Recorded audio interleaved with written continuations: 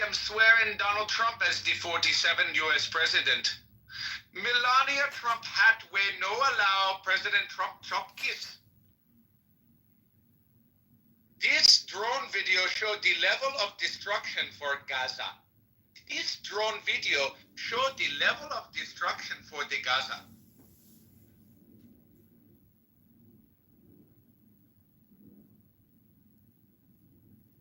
How I go take though I'm not in make foul no fit fly like other birds.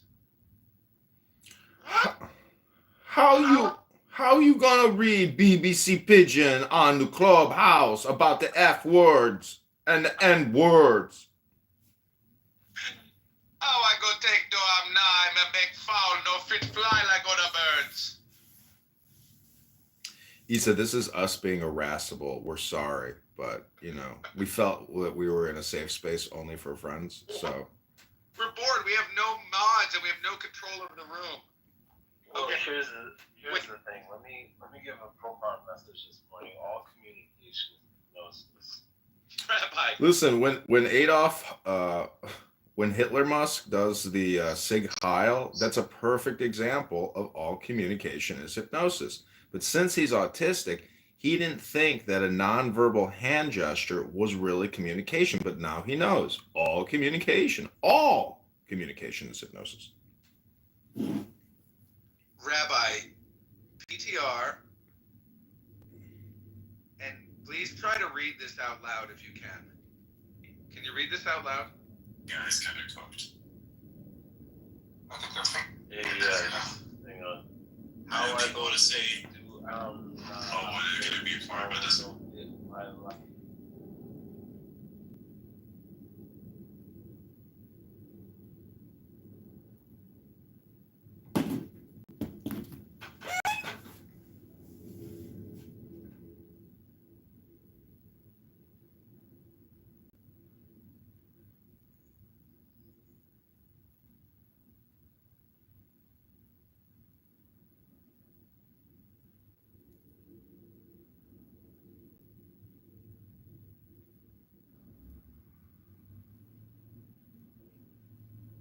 Okay, this is the Adrian Dittman Morning Show. Welcome.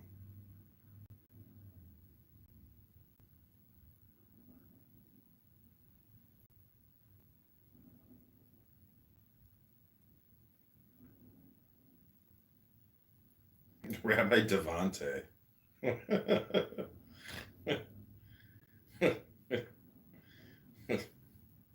He's such a goofball.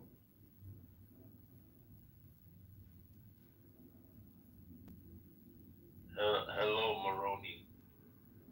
Welcome to the Adrian Morning Show,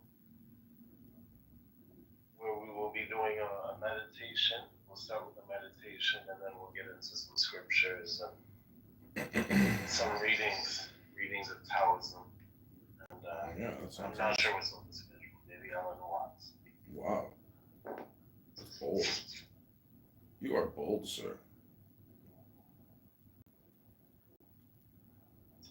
Moroni, this is a podcast show. If you want to watch Adrian Dittman, tap the link, subscribe, connect. What does he do? What do you mean, what do I do? It's my show. Yeah, he goes over powerful messages, scriptures, morning meditations, and helpful advice to navigate your life. I have pictures of fat white women crying. This is weird. This is crazy. Give it a chance. How do I get out of this? Like, my screen is stuck now. What the hell? This looks... What is she? Into psychedelics or something? Who? You. These pictures, they look trippy. What pictures? What are you talking about?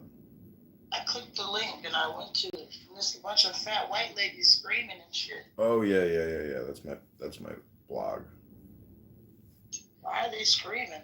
Because Trump is the president. Duh. Oh.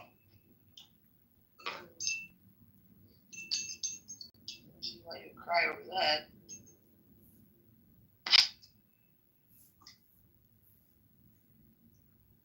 I guess I'll meditate with y'all. Awesome, yeah. It's a pleasure to have you around.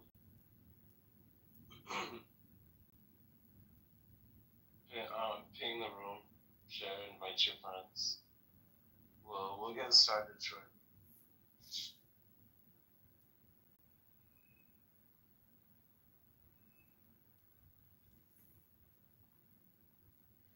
I'm Big Shiesty. We're about to meditate.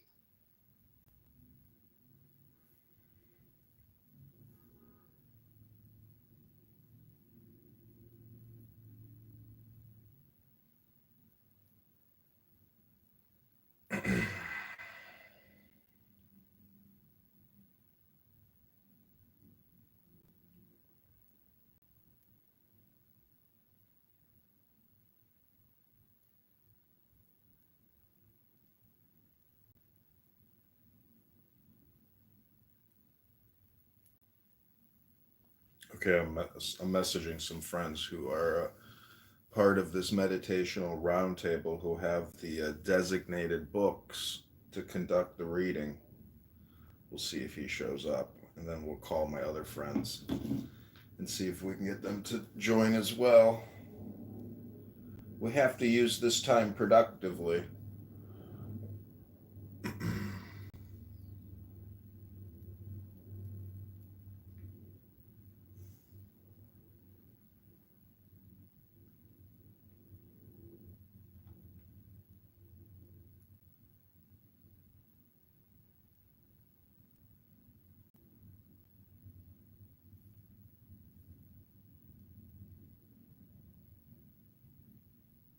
But first, let's play a little Gucci flip flop. Feels like a dream, feels like magic. Girl, I believe I can have. This is our cultural subversive moment. Bad Bobby. I'm about to watch your bag, make a double back, grab a tag. Gucci flip flops, flaky, hit your bitch in the sides. This a big watch, diamond dripping off of the clock. Pull the stakes out, winter time, dropping the socks. Give it to they pussy ass, turn this shit up a notch. Gucci flip flops, make it kick rock. It's a big clock, check the wristwatch. Gucci flip flops, flaky, hit your bitch in the sides. This a big watch, diamond dripping off of the clock.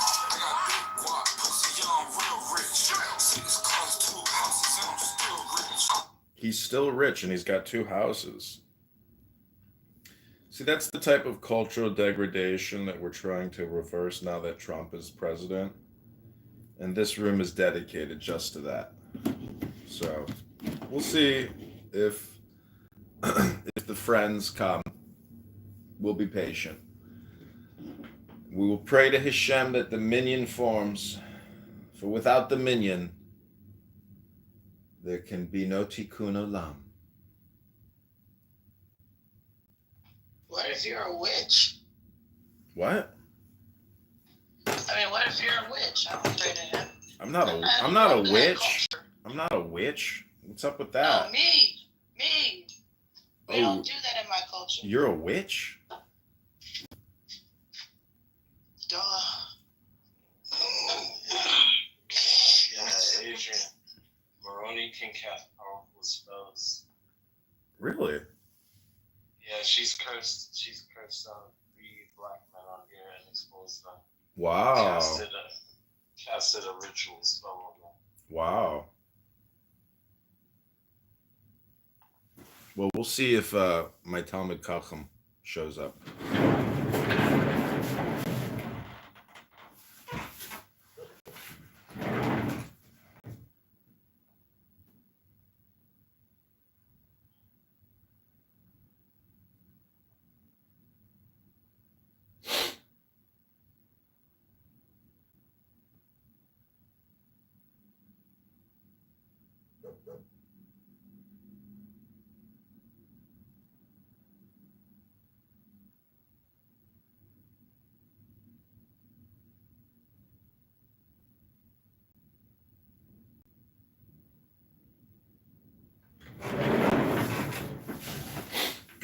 All right, I'll be right back.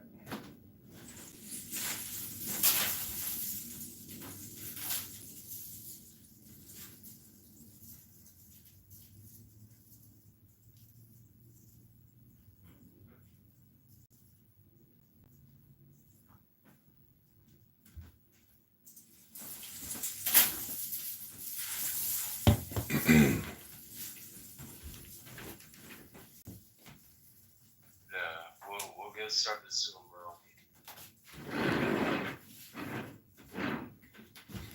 Okay, we're gonna do a Taoistic book called Shin Shin Ming. This is R.H. Blythe with commentary. It's a very rare little book. Not too many people know about it, but it's a very important book. Many people quote from it.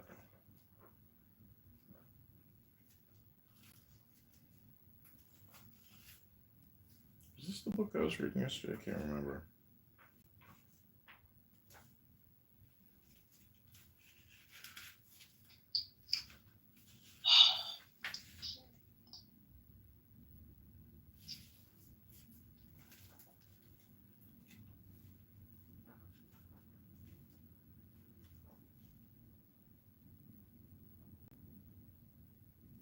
Okay, this is called Zen and Zen. Shakespeare says the lunatic, the lover, and the poet are of imagination all compact. The common feature of madness, love, and poetry is imagination. That is Zen.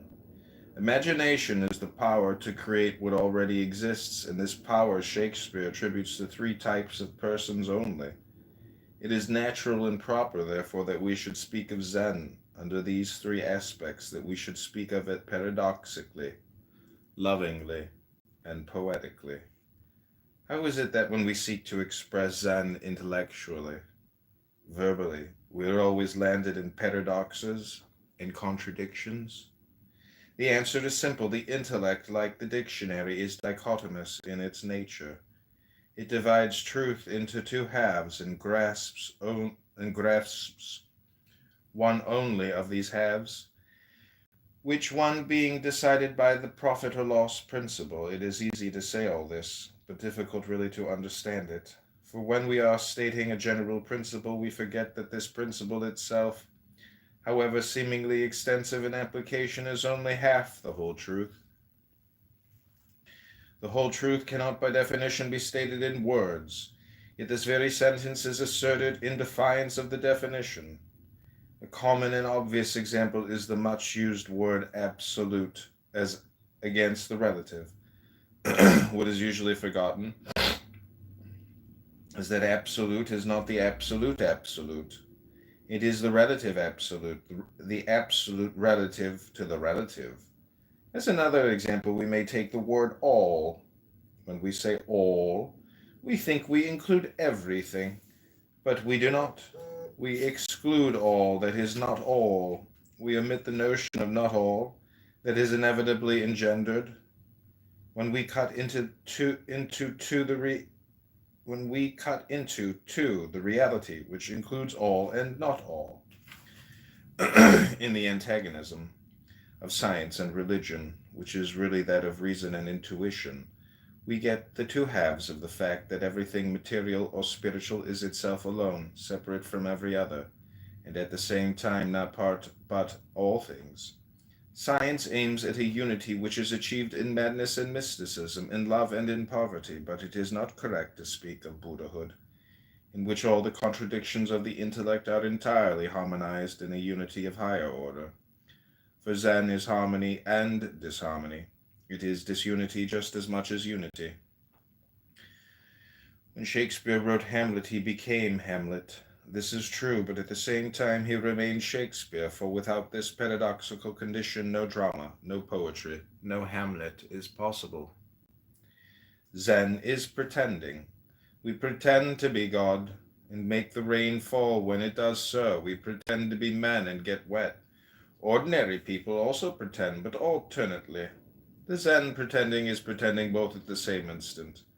When Wordsworth killed Lucy, or Shakespeare killed Desdemona, it was both murder and suicide, but at the same time neither was a murderer, neither took his own life. The lunatic view of life, the lunatic life, includes not only contradiction and paradox, but humor, a feast of unreason which, according to Aristotle and Kant, is founded upon contrast, upon the difference between fact and fancy, real and ideal. But fancy is only a different kind of fact, and the ideal is at least as real as the real. Thus, laughter is the result and the evidence of the perception of the intellectually contradictory whole truth. Again, humor, or its invariable concomitant laughter, a laughter which may be visible and audible or not, but which is always physical, is not a means, it is the end, enlightenment itself. The humor of Zen is always implicit, sometimes explicit. For example, in answer to the question, why did Bodhidharma come to China? That is, what is the essence of Zen? The dozens of answers may be the opposite to that expected by logic, or they may appear to be completely off the point and at random. But to parody Pascal, the intuition has its reasons, which reason does not know of. Putting the matter less obscurely, a question and answer is always a half question and a half answer. The Zen answer may be the other half of the answer, or better still, it may be the whole answer. When Joshu was asked, "Has this dog the Buddha nature?" he answered, "No." This is the other half answer, implying also the undichotomous nature of reality. When, however, Fuketsu was asked, both speaking and silence belong to the relative world. How can we escape from these two errors? He answered, I always think of Kodan in March. Partridges chirp among the scented blossoms. This is not the realm of the absolute, nor is it that of the relative. To understand Joshu's answer, we must remember the essence of the Hanya Shinyo.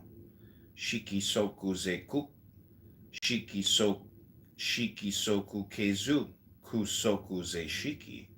Shiki means what is often called reality. These two are not really two. They say they are one is perhaps going too far. If we say that apparently unreal and changing is no different from the real, and the permanent, the relative, is the absolute, we are repeating the notion of the sutra in other words. But Joshu's words are not mere words. They are life being lived.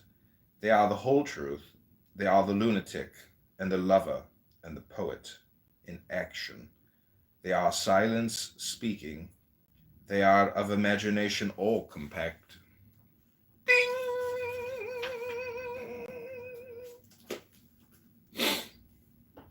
Yes. Okay, I'm going to put on some Zen meditation music, and then I'll do a reading from the Shin Shin Ming.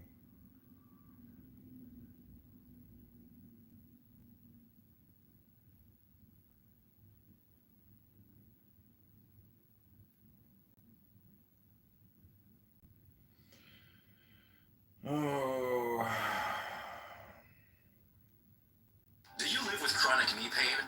As you age, the cartilage cushion in your knees naturally wears away. Okay, so make this a very peaceful day. Blessings and equilibrium are coming to you now. Joy now. Welcome to the Adrian Dittman Morning Show, where we help to program you early in the AM for rapid success.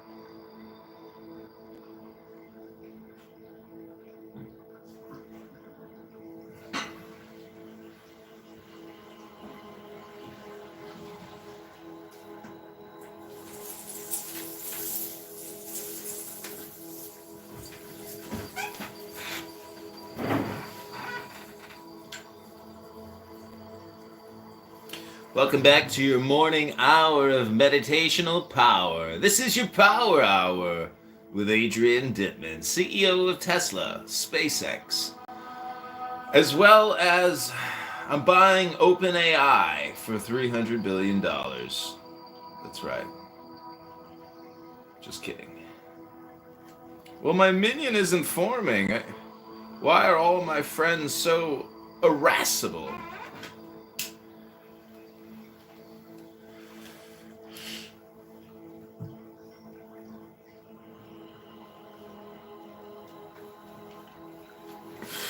So take another deep breath. Take the deepest breath of the morning. Visualize a bright white light above your head, increasing in intensity with every breath.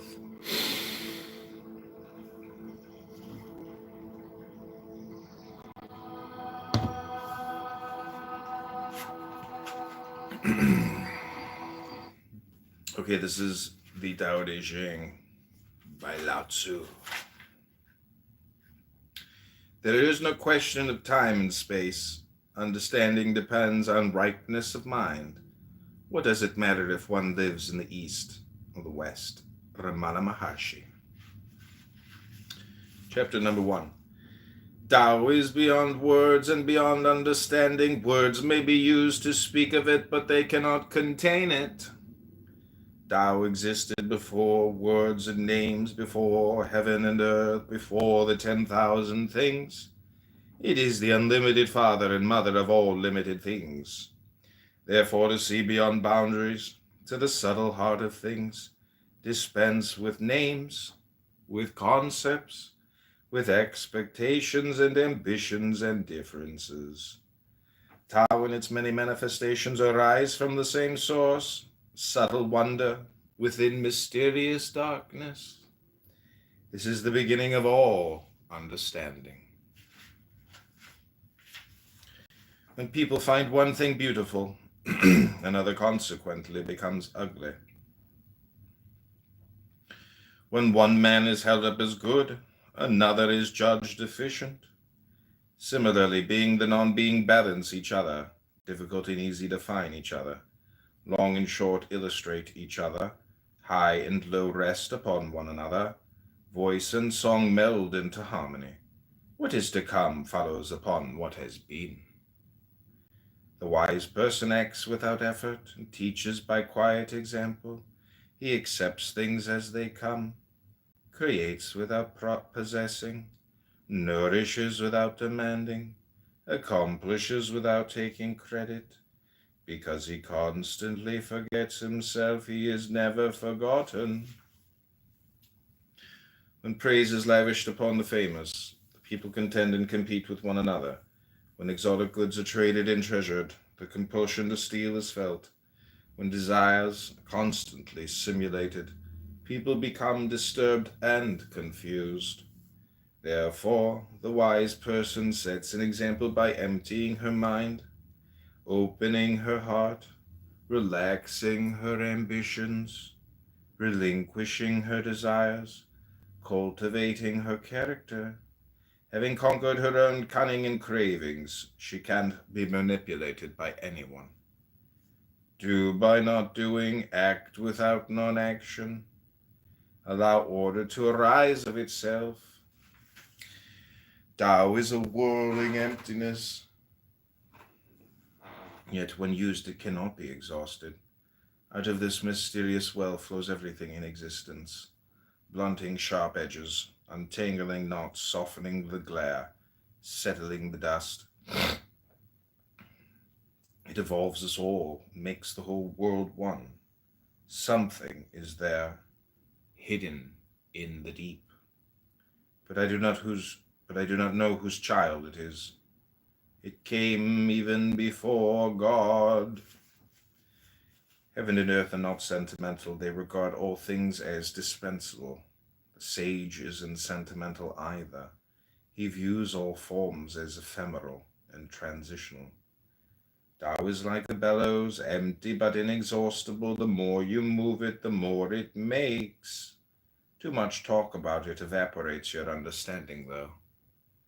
Simply stay at the center of the circle. The heart of Tao is immortal, the mysterious, fertile mother of us all, of heaven and earth, of everything and no not thing. Invisible, yet ever present. You can use it forever without using it up. Heaven is eternal, earth is everlasting. They endure this way because they do not live for themselves.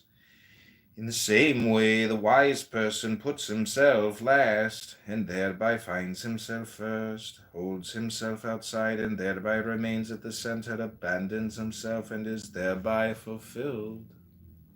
That was beautiful. The wise person puts themselves last, so they can be first. What was it? So they can be first. Says, heaven is eternal, earth everlasting. They endure this way because they do not live for themselves. In the same way, the wise person puts himself last and thereby finds himself first. Amen. Yeah, it's very smart. It's opposites, you know? It's like, it's just, yeah, people I think aren't aware of opposites, like in just about everything. And really, comedy, we read earlier, Zen and comedy. Comedy is like the pairing of opposites, and then the laugh is the truth. So it's how do you, if you were to do stand-up comedy, how can you reverse engineer the laughs? Meaning that you have to compare and contrast or point out the irony of the opposite, I suppose, if that makes any sense.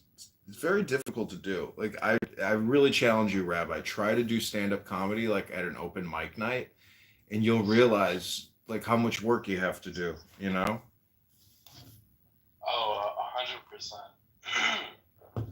Being naturally funny requires a high level of intelligence. And it's interesting. I just kind of marinated on that for a moment because I do notice that the people that tend to be the most selfless, I mean, ultimately, it comes back around, and they get more than what they've given. If that makes sense. The wise man puts themselves last, which 100% I agree with.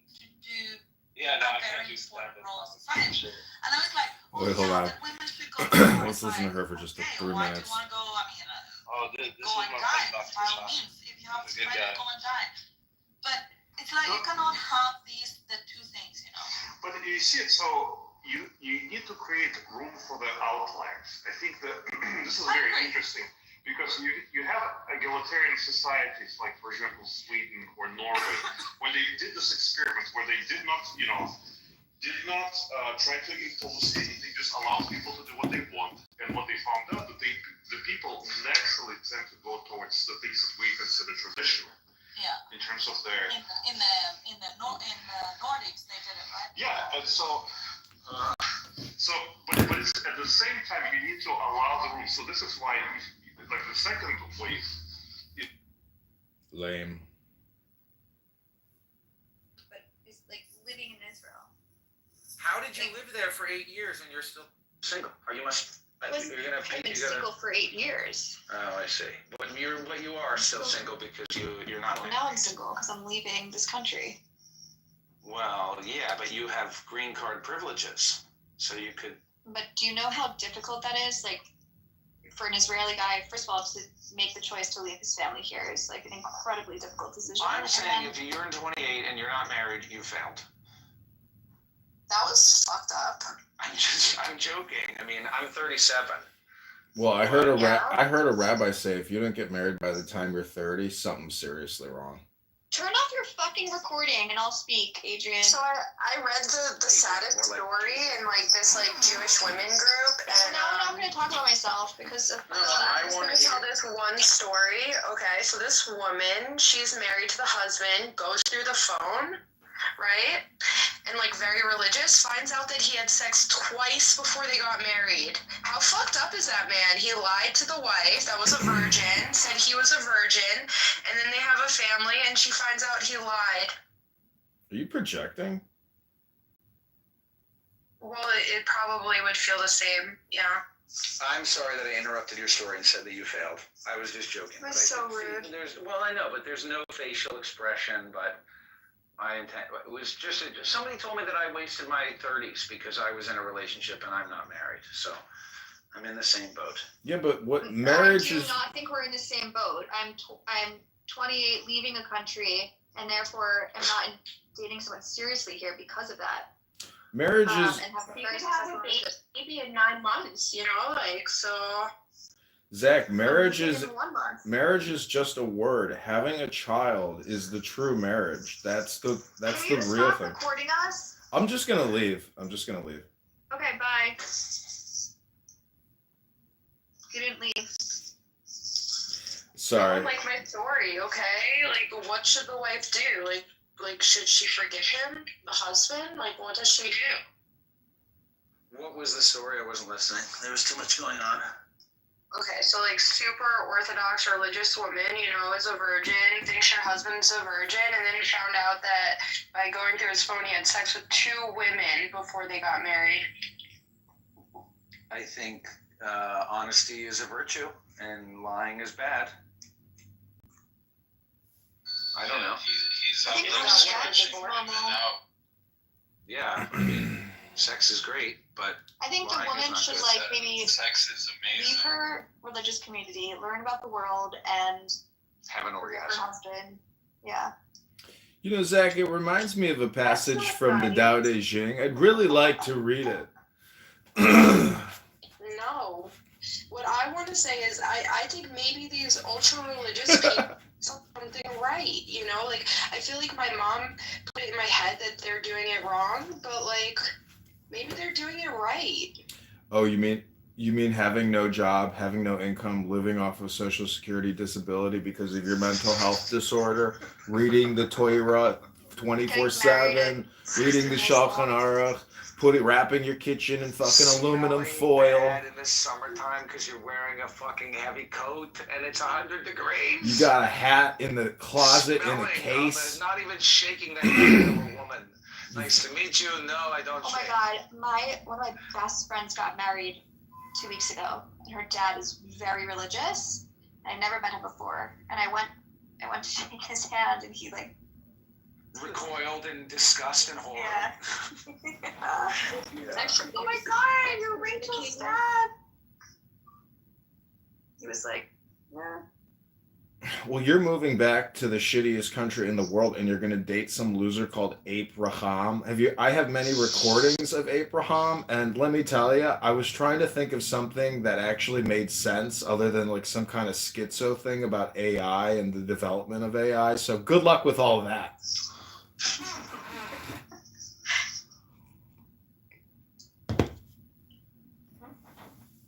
Like I literally listened to Abraham very carefully, thinking maybe there's like some kind of nugget gonna come out of what he says, and then you're just like, "Fuck, this guy's fucked." He didn't even make one coherent statement. It was all just like blithering, dribbling, like nothing specific, nothing concrete, just like the most generalized observational nothingisms about AI.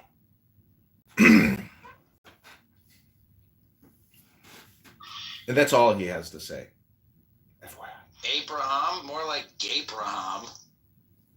You have a lot of gay jokes. I just challenge you to ever just have. Do that every time there's an A sound. Just have a conversation with Abraham and see if he says anything that is explicit. I challenge you. All right. What's with his social media being so Jewish centric? Like with his name choices. I don't think I know Abraham. You do. It's Lou. Lou Fax? No, not that. No. Not that Schwartz. Okay, so I do have another room going, it's called the Adrian Dittman Morning Show, and I was hoping, Zach, you were going to contribute to the Toiber portion of the day by helping me form my minion, because if we can form a minion, I would consider that a very unique, successful activity, because nobody actually does that. So I gave that Tanya book to my two friends here in Chicago, Max and Max, both Jews. And so the point of me buying that book or distributing it is so we can engage in Tanya and form a minion. Rabboinai Shalala.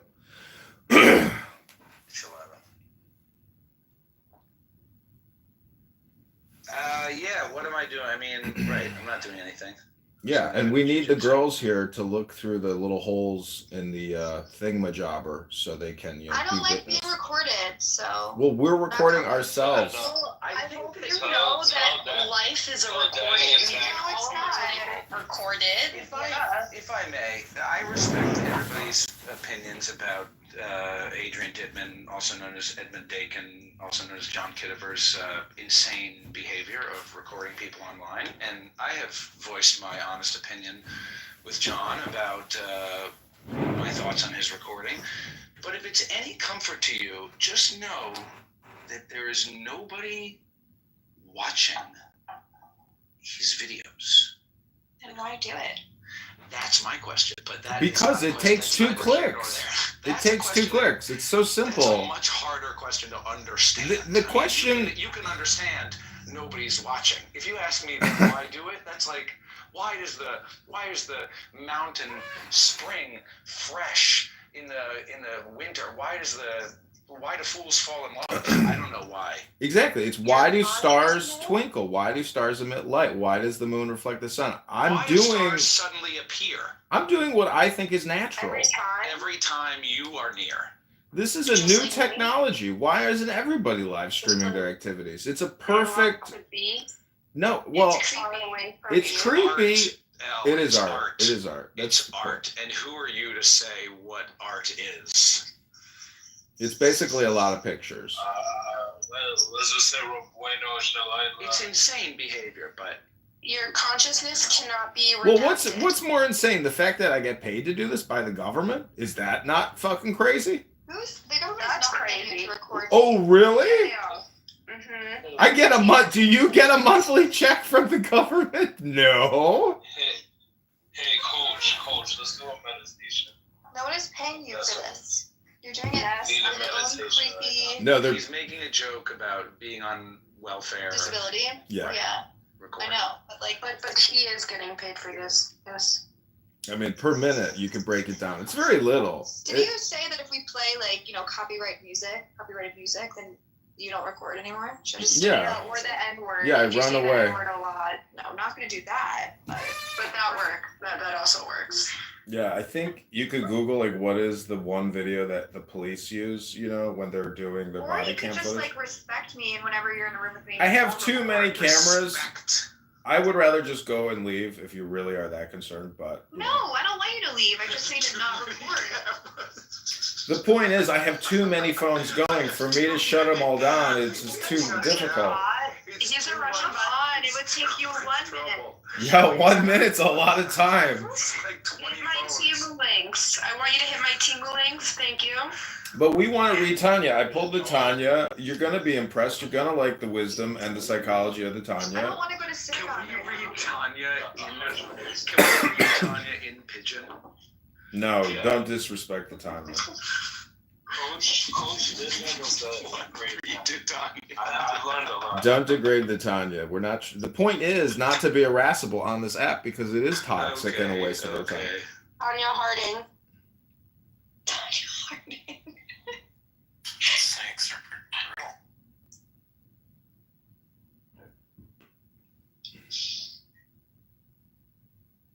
Okay, Well, invite people to the room. This, by the way, all right, PTR for the new title.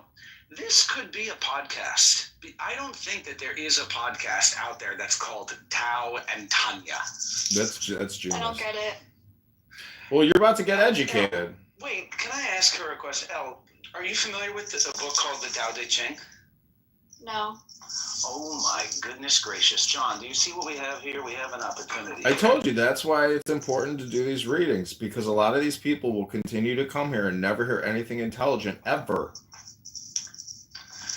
So, oh man. Oh, that's his dedication. In the Stephen Mitchell, do you like the Stephen Mitchell, John? There's so many versions, dude. Doesn't matter. Well, that's the only one I've ever read, but he dedicates it to Vicky. And there's a quote from Proverbs 31:10. Who can find a good woman? She is precious beyond all things. What is the book you're referring to? The Tao Te Ching, pronounced more or less Tao Te Ching, can be translated as the book of the immanence of the way, or the book of the way and of how it manifests itself in the world, or simply the book of the way. I kind of want to go back to talking about dating in Tel Aviv. Yeah. And how many guys did you boink? Hit me Yeah, up on I'm Instagram. done. Let's go back to dating in Tel Aviv. That's that is funny, Adrian. John. That's content. record. Yeah, And that's sex content. sells. We could do like a Margot tells it all, but like Clubhouse version, and you would actually make money from that. Well, there's people that do, dating advice, content, but really what that deals with is psychology, which is what this book deals with. No, I don't want to talk about the book. Well, you don't have to talk about the book because you don't even have the book. Can I? I'm not very good at this. Zach, why don't you just, instead of reading the preface, why don't you just read her She chapter? said, what is it? All right, can I just read one, Al, and then we'll go back to talking about sex? I want to know. No, I don't want to read any of this bullshit at all. Yeah, No, it's the perfect. You gotta. In the synagogue. No women. This is why the shul is segregated. No, it's you ladies. You don't understand. I don't know what schools You don't understand. It's a hypnosis. If you just listen to one chapter, then you can go back to talking about sex in Tel Aviv. It's so nice, so fun to talk about. It's a good. Reading this would give me a hard on. It's a good contrast because it deals with the brain. And I just want to say that I was at Rosh Hashanah, and there was a trans person, and they got to experience both sides of the room. Do you ever just look at your pen? Well, this. I dislike segregated synagogues. I understand that it's traditional, and our ancestors did it. Well, I want to ask you without pushing too hard, and I don't want to be irascible or annoying or challenging, but can you explain why you are not curious about this magic wisdom book? It's dopamine. She wants dopamine. It seems boring, but all I said about it was that it's called the Book of the Way. No, I've been Googling it. Oh, you already Googled it. I'm reading about it right now. Did you read any of it? This is very Israeli behavior. You have an American accent. You say you're from Philly, but this is an Israeli woman. Zach, I told right now. I grew up here, basically. I know, but you're saying like it seems. That's like what women would say about me. They'd be like, "You seem boring. Like you seem like you're not gonna fuck me good." I'm like, "Oh, really? Based on what? I don't understand. How could you?" We just know. Yeah, but I do fuck. But I have fucked other people good. So you're wrong. And anyway, well, Zach, can I just say one line from the book? Okay, one line. This is the first line from the book, okay? It's called the Book of the Way, like the way of the world. And the opening line, it says, the way that can be named is not the way of the world. Do you think that is boring? Yeah. You don't think that we could talk for hours about like? Dude, Zach, that's not enough. English class. Listen, ladies, the point is you are dopamine. Talking about this on your dates? When I go out on a date, I give them a book. I give them this book as a gift. Book? No, I didn't bring the book on the dates. I didn't mention. But I will tell you, look, I was in a 6.5-year relationship. That was a healthy relationship, except for all the ways that it was horrible and toxic and depressing and a waste of time. And we did discuss the Tao Te Ching on our first date, and then banged. in America. Look, all I I'm like saying. talking about cool and interesting and smart things, but this is boring me right See, now. this is your problem. This is your problem. You can find a girl that's into Abraham Lincoln because you kind of look like Abraham Lincoln. You have to realize that this book says that your opinions are bad, meaning that Zach said that's so Israeli of you. That's Zach's bad opinion. Elle says I don't want to listen to this shit. It sucks, and I don't like gender separated in the synagogue. That sucks too. Your opinion sucks. That means you suck. You suck. Whoa. All right. Anyway, I read my one line. What about dating in Tel Aviv? You don't have a date for tonight? It's 6 p.m. It's 6:30.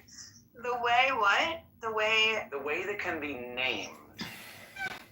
The way, the topic that can bore you is not the topic is not the eternal topic. No, say it how it says it in the book. I'm translating it for you. The topic that you can be bored by. Say it the first way you said it. The way that can be named is not the eternal way. It's a very Jewish thing, by the way. That's why Tao and Tanya go hand in hand. I mean, the Tanya is very Taoist, and this is something that John and I have been realizing in our shared study. What's it called?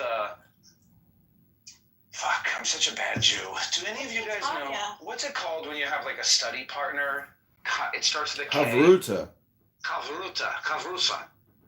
Well, right, Yeah, twin flame. My friend, you're my Kavrusa. Yeah, twin flame. That's why if you can get a minion, that's like 5 times the effect. And you're organizing people to engage in study, which is essentially de-dopamining people and giving them wisdom that, will re-energize them. Which is why it feels boring, probably. What is the Because it's Tanya? like a slowing down. What is the Tanya? Are you Jewish? Yeah. Here we have Rabbi Caleb. Caleb, please join. The minion is forming. Change the title back to Tao and Tanya. But we can keep talking about dating. Listen. I'm asking about what the Tanya is. Tanya was written by the Alter Rebbe, the founder of Hasidism, or Chabad. It's the grandfather that was in jail in Europe. I'm not like a Chabadnik, so I don't really... Well, I'm not a Chabad. Well, Elle, you have psychological dilemmas. This is what the book deals with. It deals with wisdom and irascible, behavior or thinking. It's very profound wisdom. You should really read it. Are you an okay Cupid, Nick? It's a very simple read. It's not that complicated, but it will point out opposites. Hasidic philosophy, that's like, end of sentence, don't need to look into this anymore. I think that the habit of Googling a thing and reading about it instead of reading it is like a very big difference. Curious, modern behavior. That's like going to the restaurant and eating the menu, Elle. I actually told a joke. I never go anywhere unless I look at the menu and look at all of the reviews. I tell this story on my foraging tours when I'm teaching people about plants. And I'm talking about the best way to learn how to identify plants.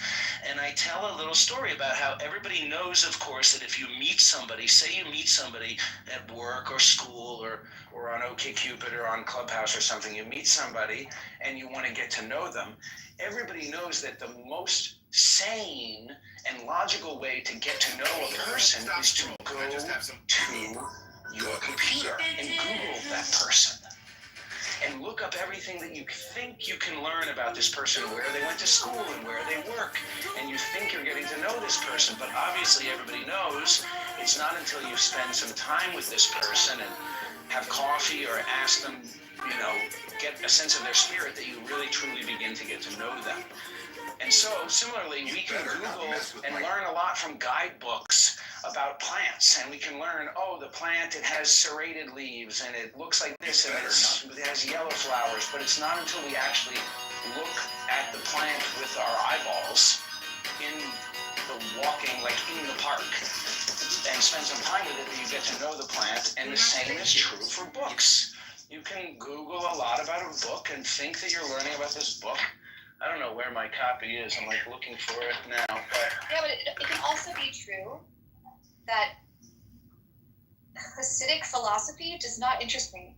Hasidic philosophy is that doesn't dumb. make me boring, and that doesn't make me dumb. That just means it doesn't interest me. It means I don't want to spend my time talking about I know it. that it says that everybody has enlightenment, but if you enjoy the way, you fly 6 feet off the ground. So if you just want to remain, on the ground, that's cool and that's fine. No, maybe I don't need like these books to help me understand my Judaism and what a Jewish soul is and all of those things. I don't need some other rabbi's text. I know, but for example, you got to understand this What applies it's- outside of just a religious context. This deals with the secular world as well, especially in business dealings, really because it deals with the human condition or brain Not science. everybody likes, I had a friend, I'll never forget, a friend of mine told me once, he said, Zach, I don't really like books.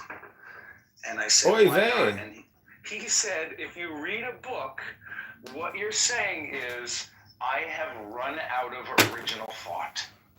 It is I so have stupid. no more thoughts in my head. They're external hard drives. If you don't like books, that means you're a fucking moron because you don't understand that it's information that lives outside of you that you can put in you. You can take an entire person's whole fucking life, their whole summation, and put that inside of you. You have any idea how valuable that is?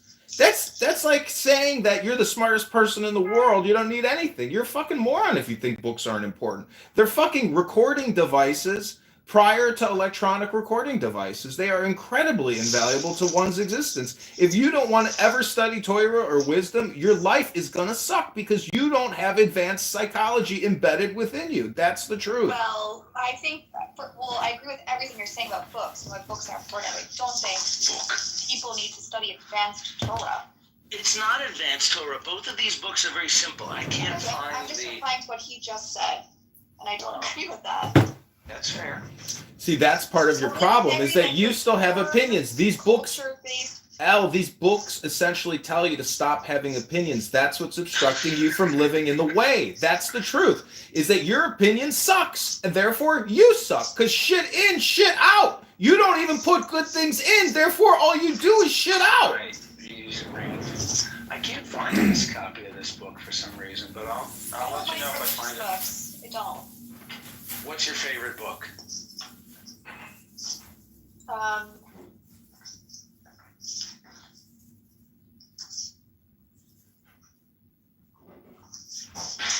Night by Ellie Wiesel. They fucked up the timing. Diary of Anne Frank.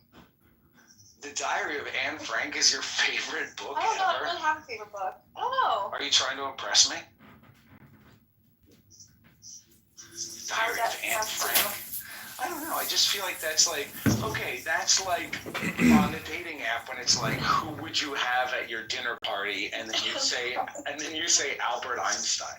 Oh, I can just point out the fact that you think that separating genders in a religious place is really stupid and that you hate that. Like, that's a perfect example of the fact that you are a rascal, meaning that there's a hidden meaning by separating gender. Gender. No, it just means that I grew up very reformed. I grew up in synagogues and communities where genders were not separated. And for me, experiencing that here is like odd. But it's odd polarity creating. Hold on, let me finish. I know if you grow up going to Chabad or you're in more of a conservative setting, it's like all you know. But looking in as a Reformed Jew, it's like strange. I get it, but from the Tao, you have to realize that the Tao Te Ching or the Shinshin Ming, you have to understand this is East Asian philosophy, Japan and China and India. It says stop thinking, end your problems. Well, as a conservative Jew, that grew up eating bacon, egg, and cheeses, whenever I go to a Reformed temple, I'd be like, who the fuck are these people? No, I feel like Reformed temples and conservative temples are very similar. The only differences are the tunes in which we sing our songs. You have to know that what Zach and I are studying is psychological maxims and aphorisms. For example, another one says, and I'm not reading this, okay, but if you want to live your life in a pile of shit and continue doing that, because clearly it doesn't sound to me like you're a very successful, accomplished, well-to-do person in a successful relationship bearing children. You don't know anything about me. Listen, the point is stop thinking and end your problems. The more you speak, the further from the truth we're going to get. I I am caught in the middle here because I was enjoying talking with you about dating in Tel Aviv and having a normal conversation, but I also do spend a lot of time with John studying this book that I can't seem to find. I have like many, there's not too many places that you could put such a book, but I found it. John, and then I realized, yeah, that's your name. Listen, dating in Tel Aviv is no different. Dao De Ching, she's not going to like the Tanya, but I think that it is kind of a shame because when I'm reading these books, I'm not thinking of it as like a Chinese thing, and I'm not thinking of this as like a Hasidim thing. I'm just thinking of it as like, both of them are very like poetry. It's Bina. This is Kabbalah. This is Bina I think wisdom it's just Chokmah. like healthy shit, but it's fine because I don't want to. I feel like I'm less zealous about it than Adrian Dittman or Edmund Dakin here. Well, and so, I just like to do my morning hour power. I have no problem leaving or just saying I'm leaving. You guys can do whatever you want. You are the green John, bean. Leave the room. Adrian, I want to make it very personal here. What is your religion? Wait, his religion. What is your what is it? You could just call me a philosopher. John, okay, can I read one? I'm not even going to read the whole No, one. you're going to get bored. I wanted him to answer the question, okay? His profession used to be the Hollywood rabbi. No, Rabbi Hollywood was my title. Okay, Rabbi Hollywood, but I just want to know, are you a conservative? I know you're patrilineal, so do you connect to the Reform movement? Listen, I'm a philosopher, and that's all I'm going to say. I'm referring back to Zach. I'm done answering your dumb questions, Danny. Well, hang on. Speaking of dumb questions, I hit a nerve. No, I hit a nerve there, and I accept you. It's kind of okay. So listen, you didn't hit a nerve. Just keep in mind. Just feel the feeling in your heart, Adrian, right now. Feel the feeling that you're feeling right now. I feel like I don't want to eat the menu. I just want to, eat dinner. Feel it. Let the hate flow through you. But now listen, okay? Moving through dullness of heart requires you to work with it rather than against it. Working with it, you must be humble before everyone. Being humble, you must not judge others until you stand in their place. There are those whose situation surrounds them with illicit delights and places them in constant temptation. And there are those in whom temptation burns like a flaming fire. You cannot know the fierceness of their struggle to resist temptation, for the inclination toward evil is unique to each of us. The inclination toward irascible bullshit on Clubhouse is unique to each of us. The inclination toward wanting to talk about this or that is unique to each of us. Therefore, weigh and examine your own place and measure your own capacity to pass this test. Now there is some commentary. Those who suffer from Timtum Halev, dullness of heart, cannot address their situation directly. They cannot simply rouse themselves to love of God or neighbor, for dull hearts lack this kind of passion. The temptation of Timtum Halev is to deny how dull your heart is by focusing on the sins of others and saying, you suck, you're dumb, blah, blah, blah. Focusing on the sins of others, that's the temptation of Timtum Halev. You're denying how dull your own heart has become. The dull of heart rarely sin. They simply lack the energy to do so. Their error is to mistake the absence of temptation as a sign that they have defeated their evil inclination. They get Zohara. They see the struggles of others to resist temptations and they imagine themselves to be morally and spiritually superior. These are the Timtum Halev, the dull of heart. Their pride masks their own dullness of heart and excuses their lack of spiritual maturation. The Rebbe's antidote to dullness of heart is to cultivate true humility by imagining yourself in the place of those for whom temptation is a serious challenge. Imagining yourself in the place of those for whom they are smoking weed every day, or on Clubhouse. In other words, or whatever. In other words, he wants you to use your imagination to set your own evil inclination ablaze like a flaming fire. This may sound counterintuitive. Isn't the evil inclination our enemy? You're supposed to set it ablaze?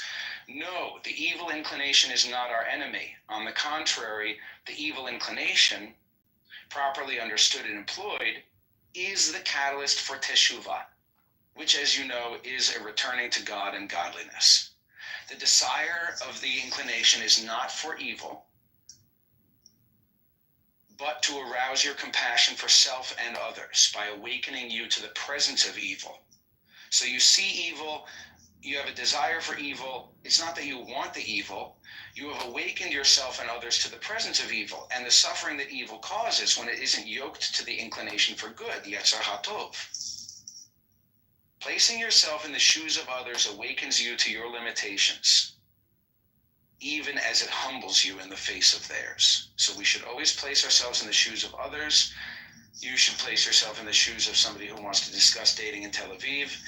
You should place yourself in the shoes of an insane person in his basement with 20 phones recording. No, I like this. This is beautiful. And I think when things relate to Judaism, I get more excited about it than just random Chinese books. Random Chinese bullshit. Random ching-chong, 1,000-year-old ching-chong. You know what these conversations remind me of, honestly? Like Jewish summer camp stuff. Yeah, we would have had a great time at Jewish summer camp together.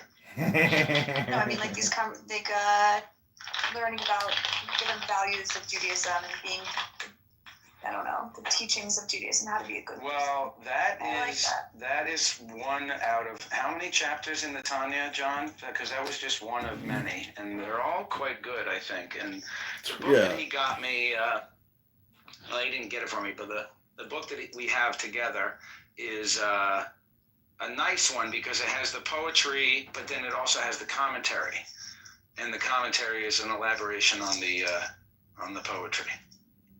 Yeah, and as a non-Hebrew speaker, like actually learning the Hebrew, and what the words mean. I mean, it really explains it in great depth. And like I have other versions of the Tanya where there's no commentary, and not having the commentary is, it kind of leaves you there with not. What I'm saying is this book is just very clear and concise.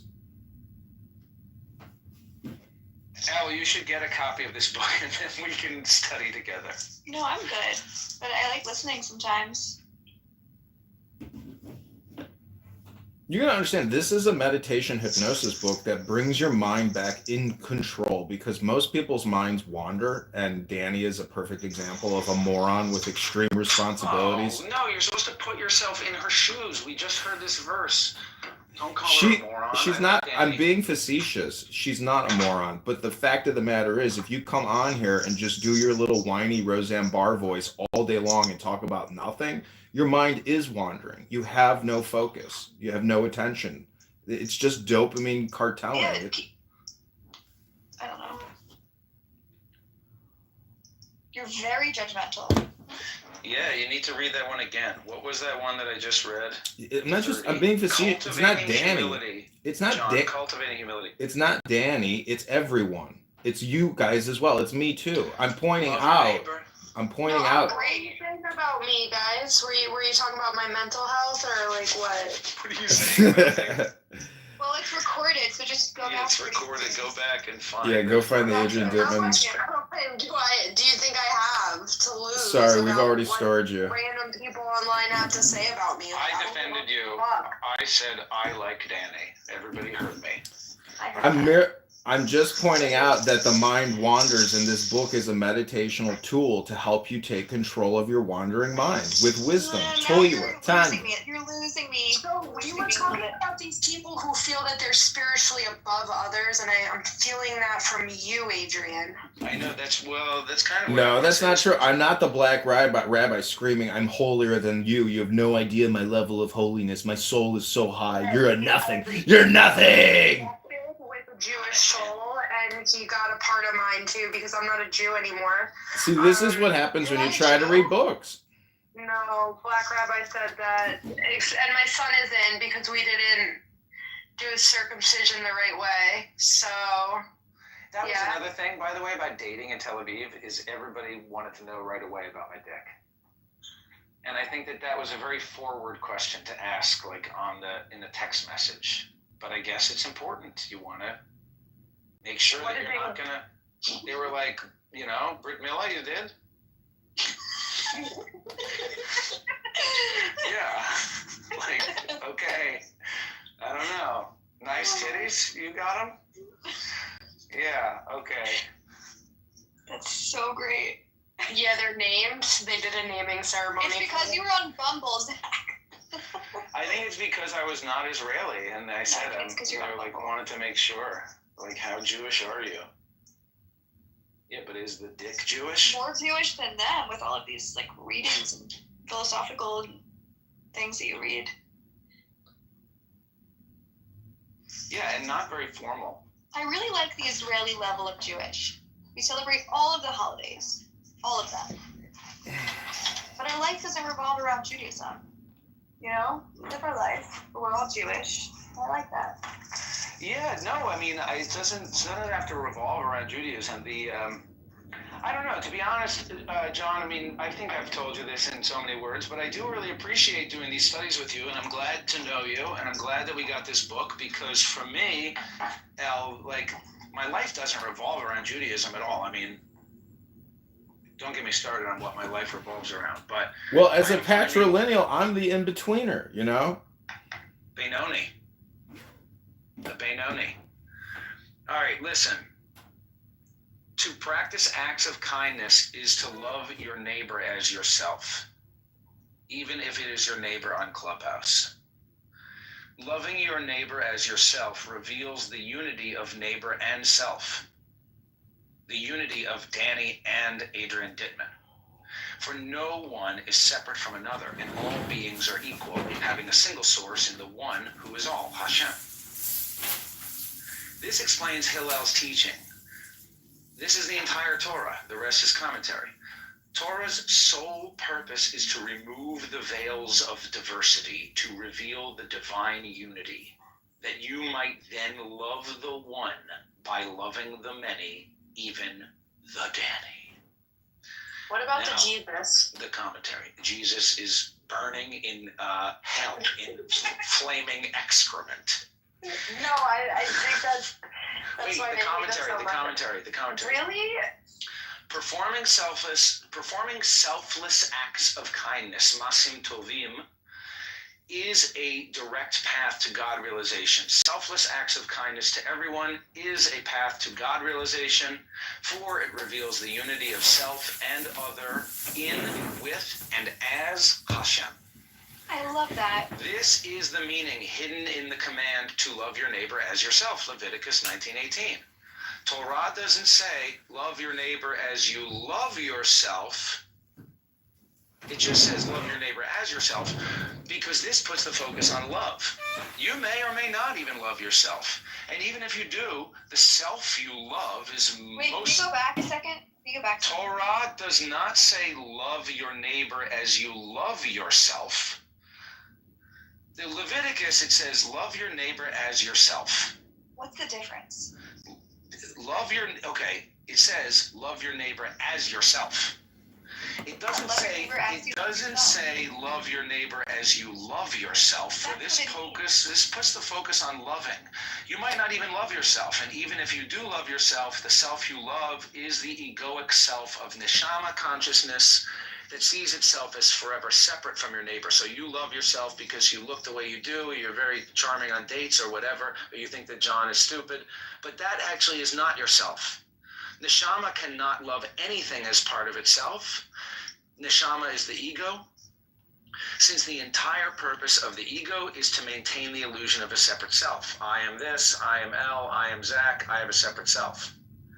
Loving another as yourself moves you beyond self to soul, beyond the ego that sees self and other as part of God, to the integrated soul, Chaya. Okay, you're losing me a little bit now. Okay. I got soul, but I'm not a soldier.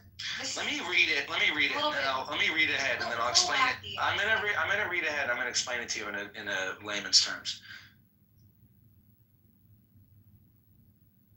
Okay, so I guess. Which is the Jewish I guess I'm conceding everyone else to make us like study. I win. I won. Hayal? Isn't that What it says basically is don't love your neighbor as you love yourself, because then it's all about the act of love. The idea is to love your neighbor as yourself, but yourself is really this three-pointed self, which is you're a finger of God and you're everybody else and you're all together. And so if I'm loving you the same way I'm loving me, that means I'm going to like get you a glass of water. But if I'm loving you as me, that means I'm seeing you as part of me. You're part of God. The love I give to you is Hashem's love coming through me. Yeah, the bonds of separation are no longer there. Those are both great. It's like the Taoistic saying, the goo is the room. You see what I'm saying? The goo is the room. The goo itself is the room. That's the power of Clown House. Goo is the room. But honestly, asking questions is part of the problem. And I took this really hot lawyer out one time, and she's like, I feel like the problem is people ask questions. So you agree with her? What? You got to understand the Socratic method. The Socratic method, or just irascible questioning, is not the way. Tanya and Dow is the way.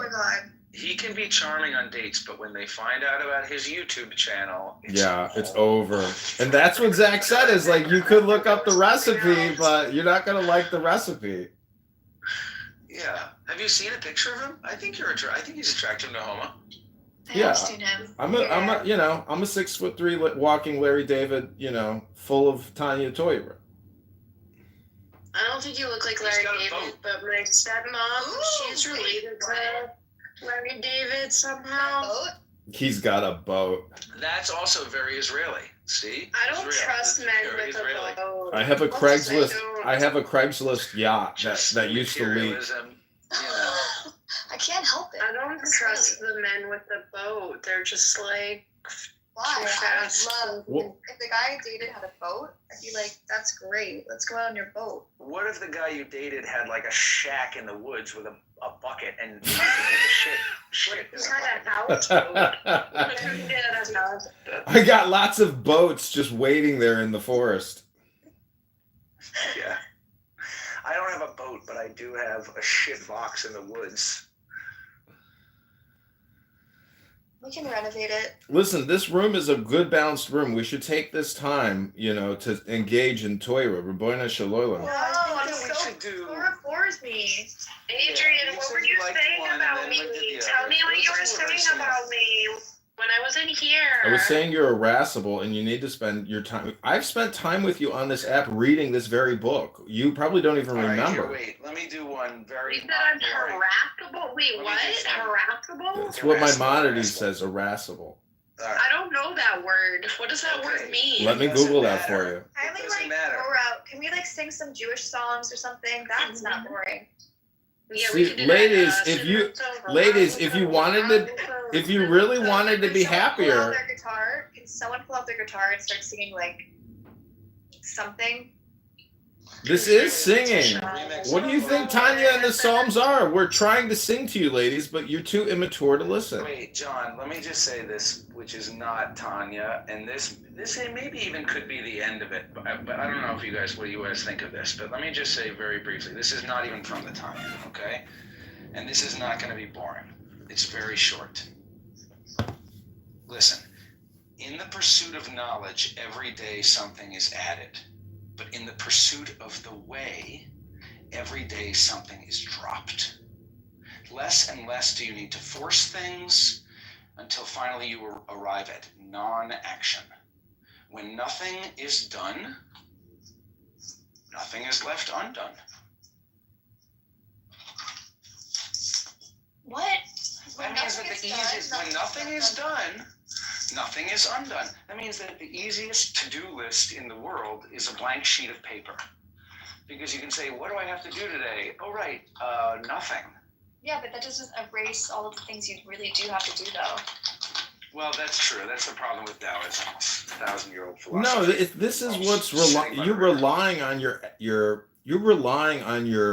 thinking as opposed to the non-thinking, which is essentially the all. So it's like you don't need a to-do list. You already know what you need to do. It's sitting there in your subconscious memory, and you don't even have to think about it. That could be Yeah, but that's not doing nothing.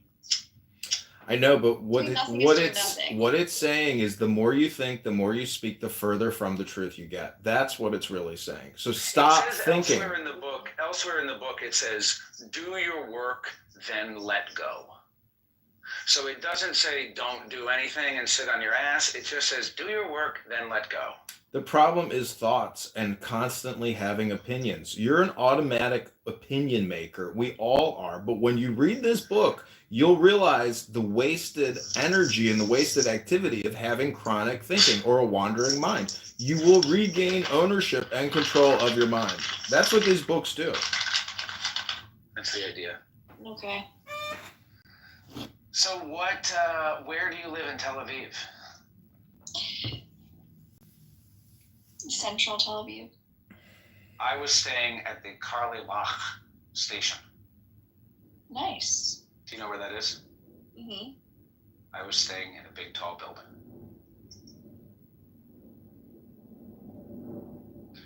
Anyway, look, that's my attempt of going back to something fun. I made an attempt. Did you two ever run into each other in this small room at Cooley Alma? Maybe that's your future wife. You guys should get married. Wait, me and John? No, Al. Yeah. We'll just spend our whole marriage fighting about how these books bore me. He's like, oh, I just want to talk about it with you. And I'm like, I really don't care. No, I don't have to talk about it. John is the one ringing about it. You guys should have a throuple. With John? Really fun. And he would record it. No, not interested in a throuple. Put it on That's gold. Besides, Al's already spoken for. Abraham, aka whatever his name is. Abraham? Yeah, she's already spoken for. You're too late, Zach. You'll have to woo her with the Tanya and the Psalms. I'll woo her with my formal nature. Extremely formal. Why don't you describe to us, if you were to take Elle out on a nature walk, what would it be like? Yeah, also I hate nature. Are you okay? I like air conditioning. She hates nature? Uh-oh, you two aren't going to work out. I don't think you know who this guy is. This guy is rewilding Maine, Al. You're going to... He wasn't joking about that shitbox in the forest. I'm being honest. I would never choose to go on a hike over being inside. He will pick the fleas and the ticks from your skin and hair scalp after the walk. I'll groom you. Actually, Ape can do that. Zach will read to you. After dinner? Actually, I like nature in Israel. I like going on hikes in Israel. I like Well, you better get used to nature in New York City. Ew. 100%. Are you going to be living in the city? I'm not speaking about myself. I'll be recording. Just wait till you take the train and see your first Hit me up in the back channel. first flea on the train or the bus. You're like, oh, that's nature.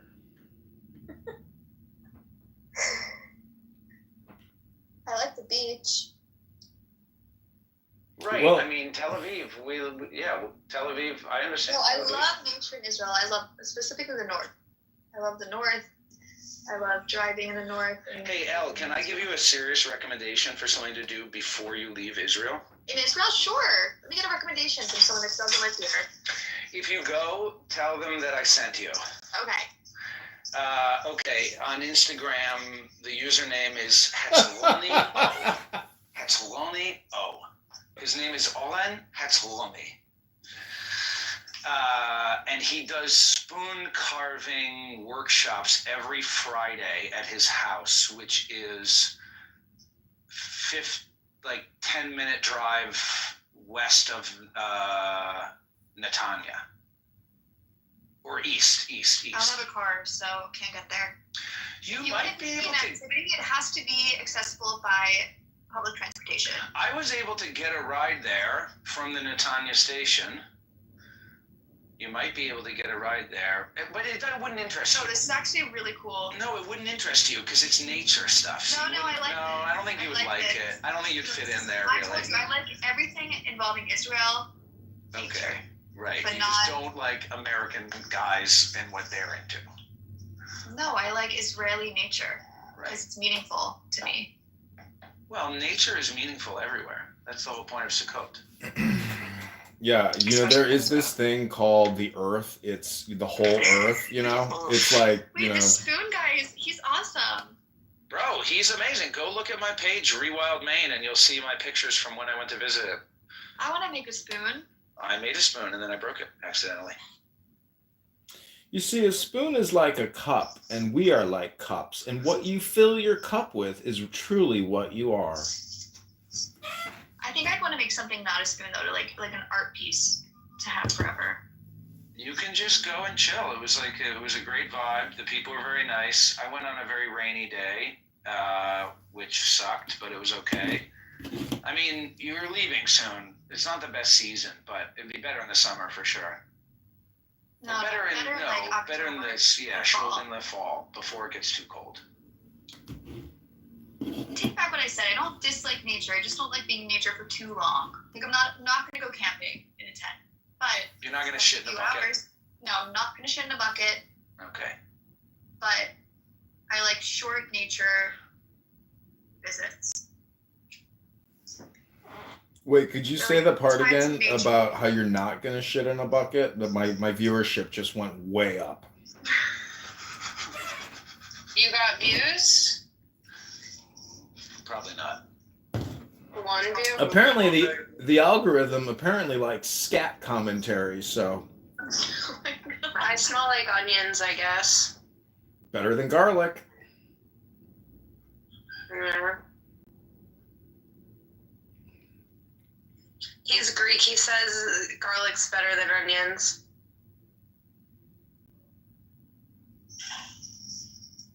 Well, if you ever go out on a date, it's truly like the vampire thing. If you eat garlic, like you will smell so bad, you're like untouchable after that. But then, like, if that's okay, then you're meant to be with that person, right? Like, because it's like... What are you trying to say?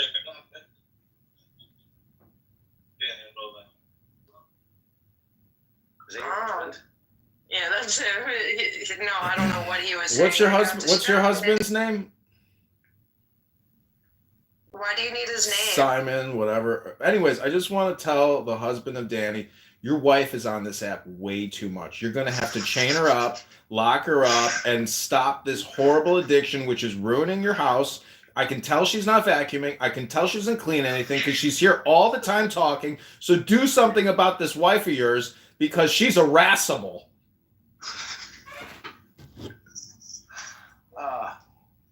I think that, I already read these two. He really wants to talk to you, but I'm not going to let him. She doesn't. That's okay. You heard me loud and clear. Your wife is wasting her time and she's wasting your family's time. See what he has to say. It's drama. She's literally draining your family. She's draining your family of your potentiality by coming here and just saying stupid Dannyisms 24/7. Tie her up, put her in a closet, start the oven, and re-instruct this woman. Trump is the president now. Reprogram her. This is not getting viewers. What I was saying is getting viewers. So let me speak. This is my opportunity to dunk. I'm dunking on Danny, okay? Why do you smell like I'm onions? sorry, onions. You're the one that smells like onions. The thing about philosophy is that I just find it boring, and I don't know how to not. What are you into? Like history is more. Well, there's philosophy in history. Let's talk about my favorite effect, okay? Because they say that there's the Mandela effect. What is he? What about the Mengele effect? I don't know. You'll have to ask your husband about that one, who lets you come on here and waste your time and everybody's time 24/7.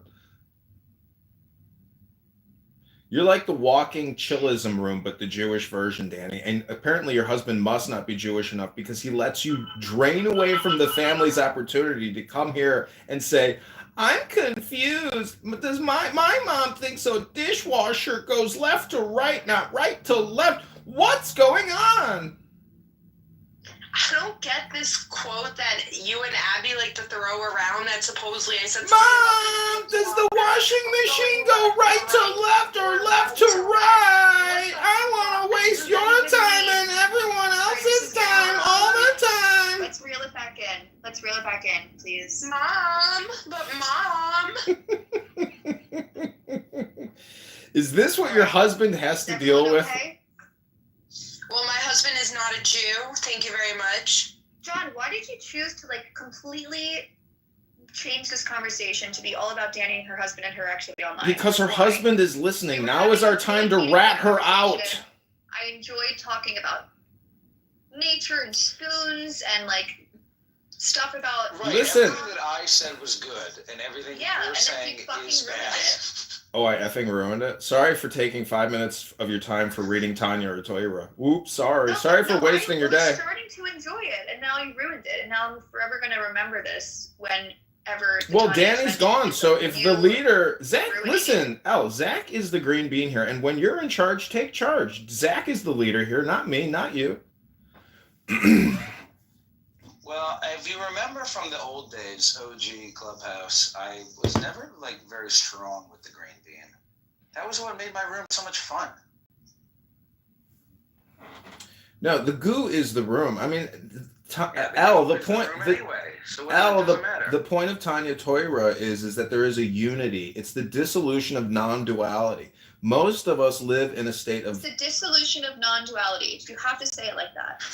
The point is that you are me are you. That's what the book does. That's how you... Dissolution of non-duality. That's another gay joke. There's a lot of gay jokes. We are the world. The Tanya and I was allowed to make gay jokes for 8 years, and now I've got a lot stored up. Listen, the Tao and the Tanya are not just wisdom books. They're therapeutic books. It's psychology books on basically behavior or decision making. I'm just saying it makes you smarter. Trump. No, it does make you smart. I liked the first thing Zach read. I liked that. Well, the two that I read were very similar. The other one was a little weird about it was love your neighbor. Right, love your neighbor as yourself. Instead of loving your neighbor, you don't want to give your neighbor a back massage. No, I disagree. I think giving your neighbor back massage is nice. Being a giving person is a good thing. Well, yeah, I mean, when the time is right. When you give, it's the right arm of God. You make yourself holy by doing charity, and you empower yourself with the power of God when you do charity. A lot of them are long, which if you're bored easily, then we don't want to do a long one. But some of them are really good. If they could make them into 1 to 2 minute TikToks. Smaller. Oh yeah, that's you can. We were talking about this. Right, we should do that. Should we? This is what I've been telling Zach to do. Right, but you gotta animate. You want to have an animator. You can do animator on TikTok. You can do animator on YouTube. Yeah. And you can even do pictures. You don't have to do video. It can be picture to picture to picture. It's very easy to do. I need some actors acting out the different things it's talking about. I need some backtracking. Like a dancing clown, animals, cute animals would be great. See, Zach, you can turn these books into movies. This is what I keep telling you. No. You missed the point, John. Not movies. Not a movie. It is a movie. 30 seconds. Technically it is a movie because whether it's 100,000 pictures or 10 pictures, it's still the same audio track. So you need background. It needs to be a short 30-second to 2 minute. Yeah, and these Tanya things are only about 2 minutes, 3 minutes each, and you don't have to read the commentary. Okay, so I take back what I said. Let's say 20 seconds. 20 seconds. Okay, let's go down to 6 seconds. Let's go down to 3 seconds. Yeah. A quick Let's do meme. Can we meme this? Can we meme this? Can we meme the Tanya? Photo per chapter. Photo. Yeah, like a meme. That's actually a Jew picking his nose with a Tanya verse overlaid. You know what? Wait, Zach, that's so Jewish again. You're sitting there take one chapter. You can work with your team to come up with one picture. That's true. I actually literally just did that shit last month with That's Masah. very nifty or very BBYO. Yeah, we passed out postcards of different Jews in the diaspora and had to describe with your partner about how they were serving the nation of Israel. That's what I did. I serve the nation of Israel by spending money every day. Well, I was thinking about the Aliyah, but you're moving back. And other people who I talked to said that, like every Israeli who I talked to told me not to move there. No, I lived a long life here, and I feel that it's time. But again, I don't want to speak about anything personal with being recorded. I don't like that. Like, that just takes the... Are you following me on Instagram? No. Oh, but you looked at my Instagram. I did look at your Instagram. But you didn't hit follow. No. But I looked at your Instagram before. So you lurked. Yeah, I lurked. You lurked. Okay. I follow you. That's the privilege of, you get to lurk because I'm brave and I put my Instagram out there so you can lurk. You didn't get that welcome. when I met you, like, we spoke for the first time and I said, how was your trip to Israel? I know, you said, I know. It didn't click? Well, yeah, I guess I saw you went to Tedder, I knew everything. Yes, that's good. I like lurking. Well, feel free to follow for follow. Did you see mine? You follow me, Sam? Yeah, Danny and Marsh. I mean, not that I want to talk to What the fuck? Sorry. Danny, I think this is a room of... I think I followed you on Facebook too. Wait, Elle, many years ago, weren't you screaming at me and telling me that I was culturally appropriating Judaism? I don't remember. I don't know if it was you or somebody else, but I was accused by some girl on the set multiple times vehemently that I am culturally appropriating her Jewish religion. No, the only thing I really cared about is like your weird recording thing, honestly. Yep, me too. Tea time. Me too. I agree. Hello. So how's the snow for those of you not in Israel? Horrible. Horrible. It's like 4 degrees here almost. Or it feels like it. And it's slippery and snowy. But the roads are fine. My house is... Must suck. It feels like it's 4. In the suburbs. Where are you? Yeah. Japan. Oh, in Japan. Oh, amazing. No, but I can't talk to myself. I'm close enough. Yeah. The more people who come in. Oh my God, shut up. This is Israelis for you, if you want to know. Holding the horn on their car, just like holding it. They drive I did notice that. That's a constant thing. The beeping. The beep beep. You hear the beeping? Yeah, well, I lived in right there. Do you know? You probably know the building that I lived in. Gindi? No, it was the, what's it called? The George Hotel. You know where that is? You know where the Carly station is? It's near Gindi. It's right by, it's the brand new neighborhood. It didn't exist 5 years ago. It's by Monday.com. Oh, okay. That's all you have to say. Yeah, that's all you got to say, Monday.com. Hey, Jeff. There's a lot of Oh, Jeff left. Jeff doesn't like, wow, that's interesting. Jeff wouldn't want to stay. I've spent all this time at Jeff's rooms. That's all right. I won't take it personally. Did you know that Jeff? He's the number one assassin of Adrian on the SAP, I heard. He is. Is that true? He is. Yeah, definitely. But did you know he's a Freemason? Hold on, bring up the El Normo. Yes, I know that. Welcome, El Normo. We're getting closer to the minion. The more Jews that come in, the closer, the stronger the inclination to return to the Tanya. No. The minion is forming! No, we did it. We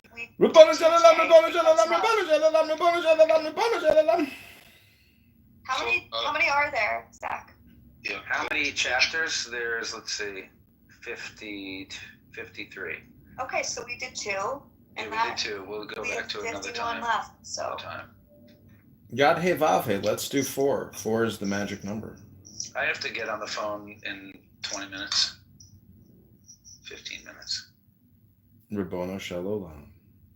Coach Adrian, did you already do a meditation? We did a little Tanya. We did a brief Tanya under duress. It's like pulling nails out of the cedars of Lebanon. This one a lot. Well, that's good. That's a win, I think. That's good. Did you read the first one in the book, or No, go in order? I did not go in order. The first one I read was number 30,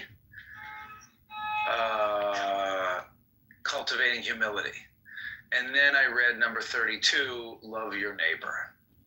Because I thought but they were both directed towards John. I liked both. They're both good. Because that was it was really a gift for John, because I think that there was all this criticism of people. It was like criticism of the dull of heart. It was like all these people are dull of heart. They're wasting time on Clubhouse. They're not accepting wisdom books. But as it says, moving through dullness of heart requires you to work with it.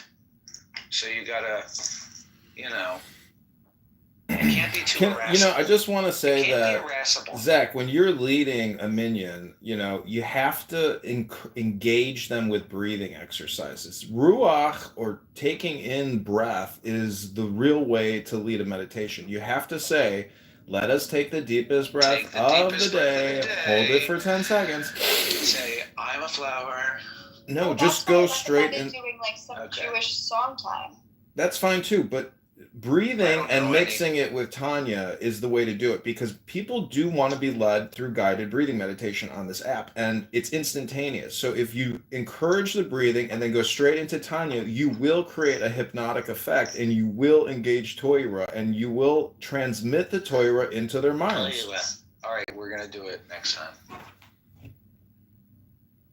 I didn't go to Jewish camp, Al. I don't know any of those songs. All I know is the Hanukkah prayer. No. That's sad. Yes.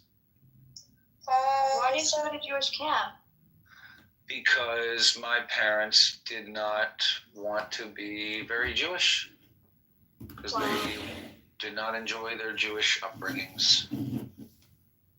Jewish camp was probably the best part of my Jewish upbringing. Yeah, that's good. I went, I'm very Jewish.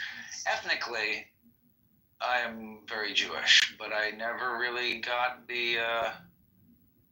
Is that why you're so interested in learning about the Tanya and other Jewish teachings? Yeah, maybe. My best friend from Masa, who I hung out with every day, was another guy who made teshuvah on his own as an adult. And he wore kippah. Zach, I gotta compliment you, man, because you do have a high level of comprehension, and I can detect it when you're, reading or talking about it, and also your memory. You know the words now, so you're very, very close, man. You're very smart. So if you did engage this study, it would actually transform you even more, psychologically. No, dude, you have the book, but you're irascible. You don't know how to stay focused. The book. That's true. No, but maybe you should go to synagogue some Friday nights. I go to Chabad sometimes. You know what's better than going to Chabad? Reading their primary source manual or their instruction book all the time. For me, I like learning about it with other people, and... Yeah, but nobody has the time to do that. Listen, you can go to Chabad. You can go to Chabad every Shabbos and every high holiday. They're never going to pull the Tanya out and read it to you, El. You got to read it yourself. So you'll learn about whatever the rabbi is talking about that week. Well, good luck. You're not going to get the Torah. The Torah is in the Tanya. Study. Yeah. Anyways, El, good luck to you, young lady. I hope you read a book sometime. That was the best part of being Ishmael the gorilla, was saying the book. So because I'd rather be in a group community Jewish setting, and that's where I feel my Judaism thrives, and I don't want to sit in my room alone and read a book alone, it means good luck to you. No, I'm just saying, it sounds like you never went to college. Really? Did you ever go to college? Did you ever read a book? Did you ever read a book in college and write an essay? Jesus Christ, did you ever study anything? No, it's not. No. I'm saying do what you want to do, but read the book on top of it. It's the icing on the cake. You're so immature and irascible. If you want people to care about Judaism, care about these books, care about these teachings, then we need to push social Jewish settings, social Jewish communities, and that's really what I think. Well, what do you think we're doing in the Tanya Torah towel room? We're trying to engage in Torah. You're telling Zach he doesn't need to go to Chabad because he has the book in front of him. And I Chabad in Maine. Go to Chabad. No, it's not really like a social environment. Well, you need to find a different Chabad. Yeah, I need to move. There's a lot of great Chabads, and when you bring the Tanya, the rabbi will celebrate it. My mom loves the Chabad. She's always gone to the parties, and I told her that she needs to donate more money because she's not giving them enough money to pay for the parties that she goes to. Yeah, sometimes they have like latke making or decorate your own. Whatever. Yeah, they take the kids to Home Depot and they make a menorah.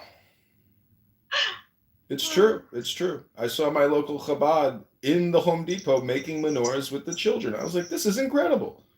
There's actually Home really Depot cute does that Chabad program in too. Israel. Chabad Tel Aviv on the coast. Yeah, Chabad on the coast. So Yeah. cute. They do like challah bakes, and I mean the community is a little. Well, now I'm being recorded, so you know what? I don't want to speak. You know what? You know what? My audience viewership just skyrocketed with what you were about to tell us because it's so exciting. Are you not gonna? I'm being my authentic self. I'm not being my authentic self right now because I know I'm being recorded. So that's a shame. And that's Well, because then of go you, John. within and just meditate and stop complaining all the time because you complain a lot. Have you ever noticed that? You are what you think and you are what you say. For Christ's sake, you complain all the time. Stop complaining, young lady, and grow up. Stop complaining about her complaining, Adrian. You're complaining about her complaining, and I've had enough of both of your complaining. I'm complaining about your complaining about her complaining, and I'm complaining about your complaining. Zach, can you take charge of this minion, please? Raboinai Shaloilim.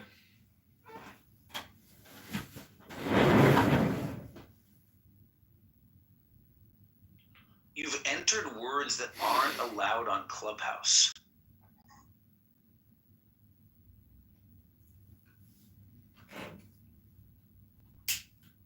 Wow. That's very weird. Am I unmuted? No. Oops. I almost spit out my coffee. I was laughing because I thought you started engaging the toilet.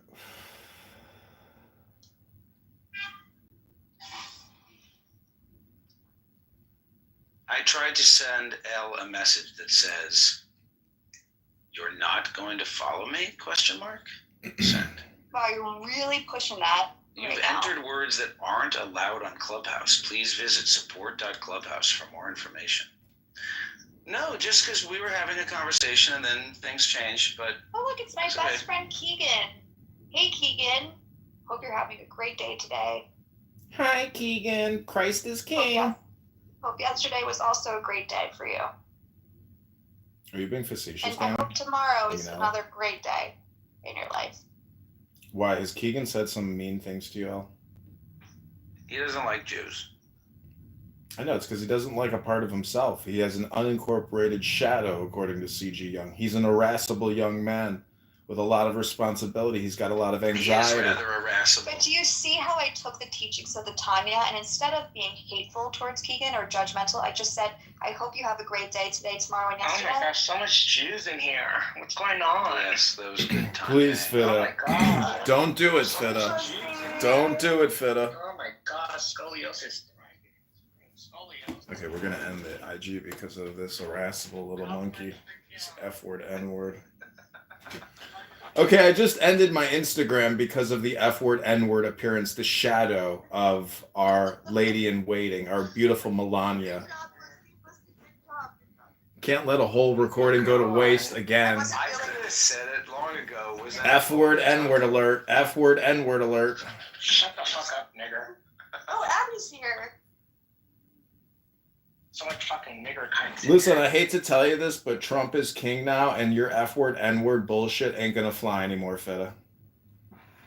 Don't you know? He's part of a Nazi regime. You're going to fucking hash chamber at this point. The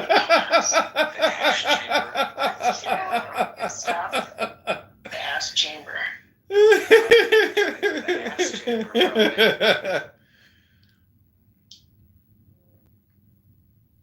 So what are you guys are talking about?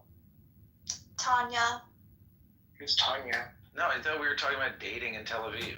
my new favorite. Okay, I just geo-targeted Kuli Alma with that video. So go to Kuli Alma's geo-target to see our conversation so everybody in Israel can see our conversation. You know that Kuliyama raised, if this is being geo-targeted to Kuliyama, let me just say directly to Kuliyama, why did you raise the entrance fee to 50 shekels? It's insane. No one wants to pay 50 shekels. That's only if you go like after 10:30, I think. Who's going before 10:30? You pay Paradise, you put up a parking lot. But also, Kuliyama, I just want to say to you that I support you always, and I will pay the 50 shekels every time.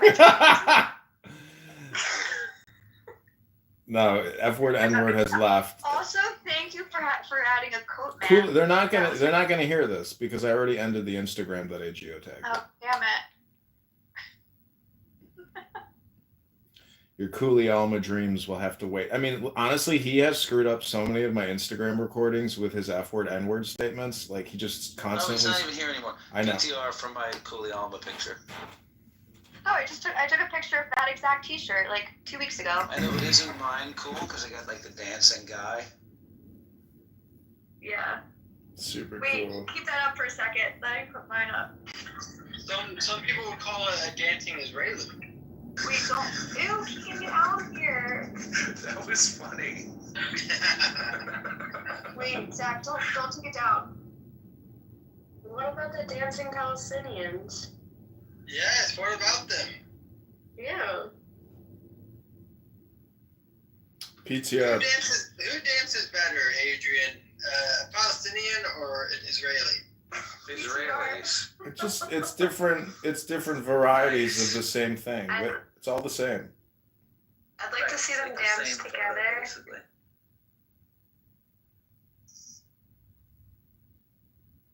Adrian, who's that woman in your PTR? It's some chick who lives close by that I met on Hinge. She's a 21-year-old Trump-hating, vape-smoking alcoholic that loves Tito's vodka. No, he's a great guy. What do you mean? I basically see what. Ugly. He comes off crazy. He's crazy. He's crazy. You don't see him with his shirt off, like on live all the time. Adrian, what is a first date like with you? Can you give us a little rundown? Well, I picked this girl up from her house, but I called her before I got there to confirm she wasn't going to kill me because she told me she was watching Dexter. And when I said I could pick her up, she said Slay, S-L-A-Y. I was like, wow. Then I called her to confirm that she was a real person and a woman and that I wasn't going to get killed by some Venezuelan narco-terrorist posing as a 21-year-old white girl in the neighborhood.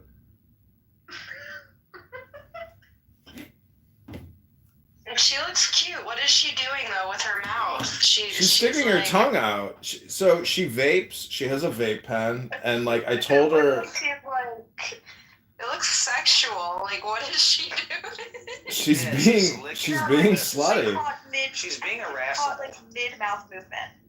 No. She's a fun little girl. Listen, her first Hinge photo is her on the toilet taking a selfie.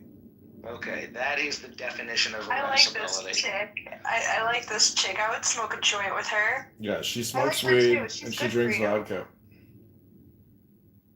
Is there gonna be more than just a first date, Adrian? I don't know. She's texting me, So, but the thing is, it's like, Has she seen your YouTube? Can you satisfy a redhead? Because, I mean, they're the hardest to satisfy, This one would be very hard to satisfy. Who told you that redheads are the hardest to satisfy, Danny? You don't know about that? I had a redheaded best friend, and I can tell you a lot.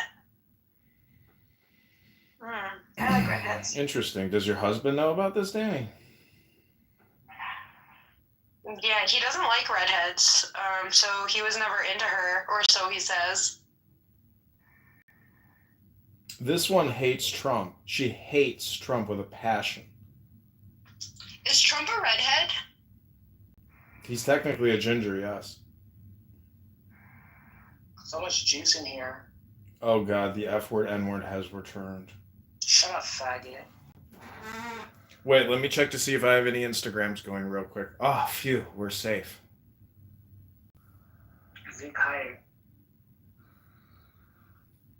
So wait, what was Melania's outfit? What was the symbol? Was it where in the world is Carmen Sandiego? What was it? Like Q? Is that what she was signaling? Like I heard she was signaling Q. Does anybody know what her outfit signaled? No idea. When is JFK Jr. coming back? You mean Robert F. Kennedy? No. Okay, good one. Haha. But that is actually what my dad is interested in as well. He's like, I hope Trump reveals who killed Kennedy. And I'm like, you may not want to know who killed Kennedy. Umbrella guy. I don't think they're going to release the truth. But I think LBJ definitely had an involvement, or, was the ringleader probably. I think it was Mengele. Good one. Do you have a lamp in your living room made of flesh? No. A flesh lamp. A fleshlight.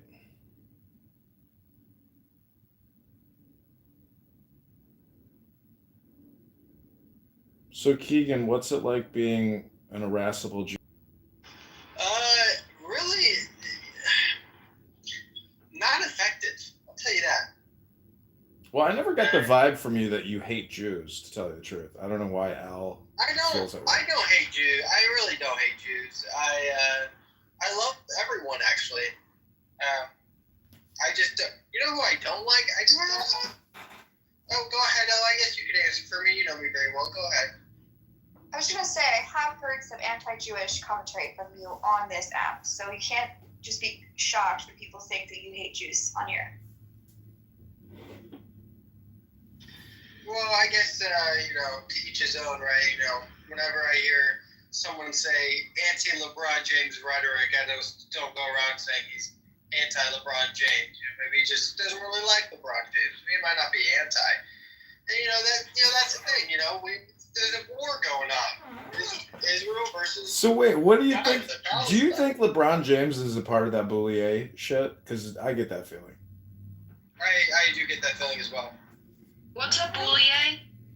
It's black Freemasonry.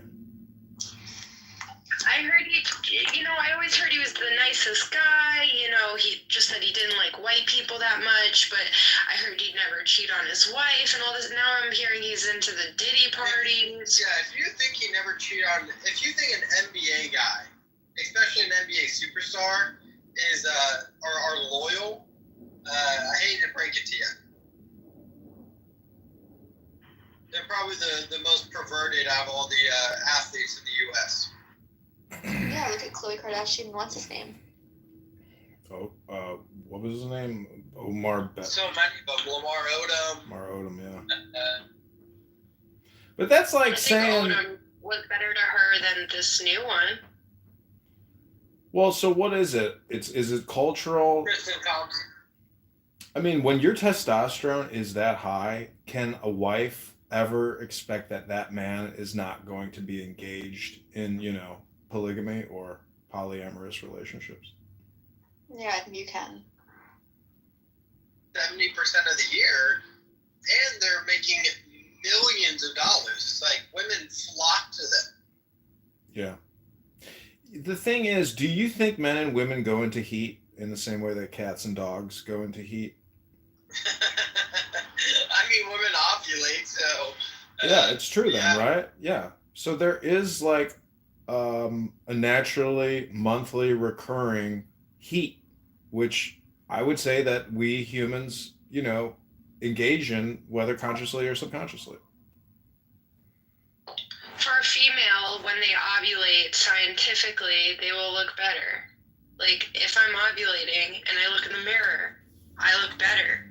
Like, for 2 days or whatever. It's just like a thing. What, like your skin clears up? You get a glow effect? Yeah, it's just like everything. You could look it up because I learned about it, and then I've noticed that it was true. So the chick in my PTR, she has like a ring, and then she does her ovulation tracking or whatever. So like, isn't that technically like a woman, using biomedical feedback to detect when she's in heat? Yeah, you could also use a calendar to keep track. The thing that I don't understand, she showed me the chart and like it dithers in the beginning and then averages off, but still it's like an average. So like to say you're not fertile during the dips and you come up from the dips so quickly, it's like you're constantly in a state of fertility. So if you think that you're not going to get pregnant, anyways, to me it's kind of disgusting because like she's telling me that she like gets cream pied or something. Anyways, disgusting.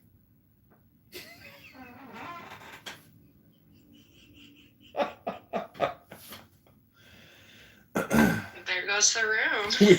We cleared. We did it, Danny. We did it. Another minion. Rabina Shalom. I kind of want to go on the mom app and hear the veteran talk about her divorce. It says that there's a divorce happening. On the mom app? What are you talking about?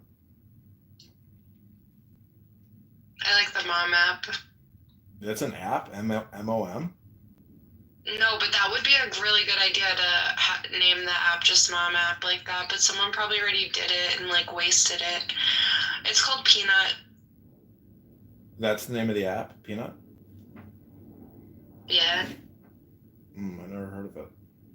Welcome, Hermes, to the Adrian Dittman Morning Show.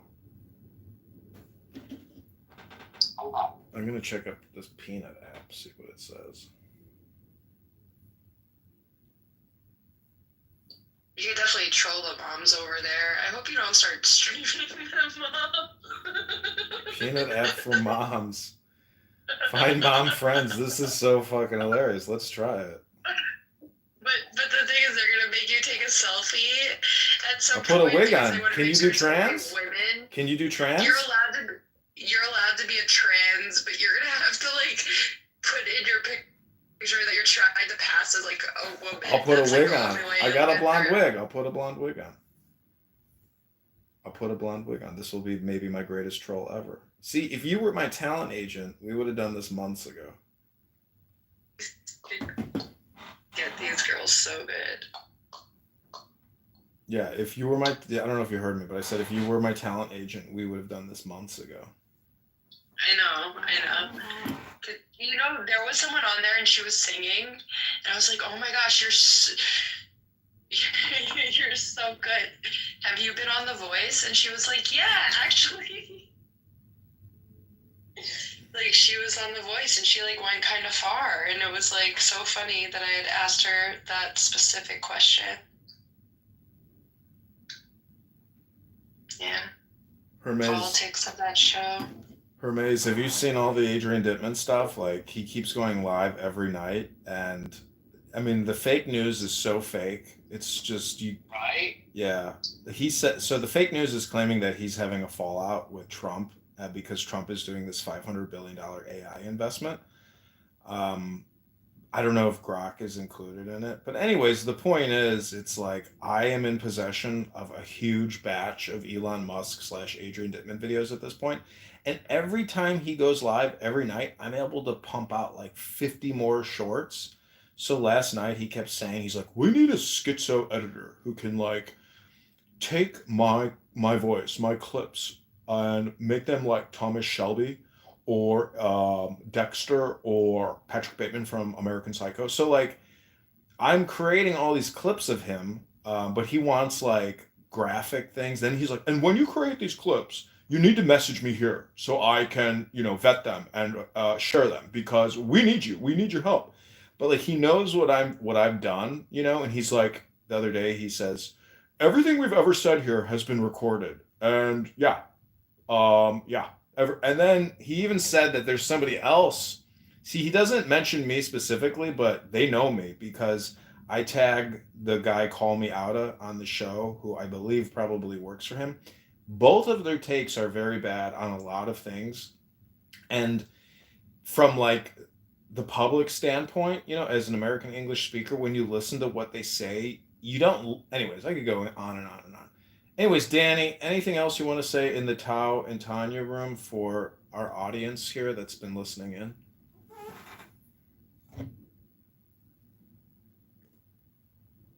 Let me ask you something. Yeah. Did you see where the Indian guy, Vivek, or whatever his name is, Shalom, He's out. Yeah, I saw.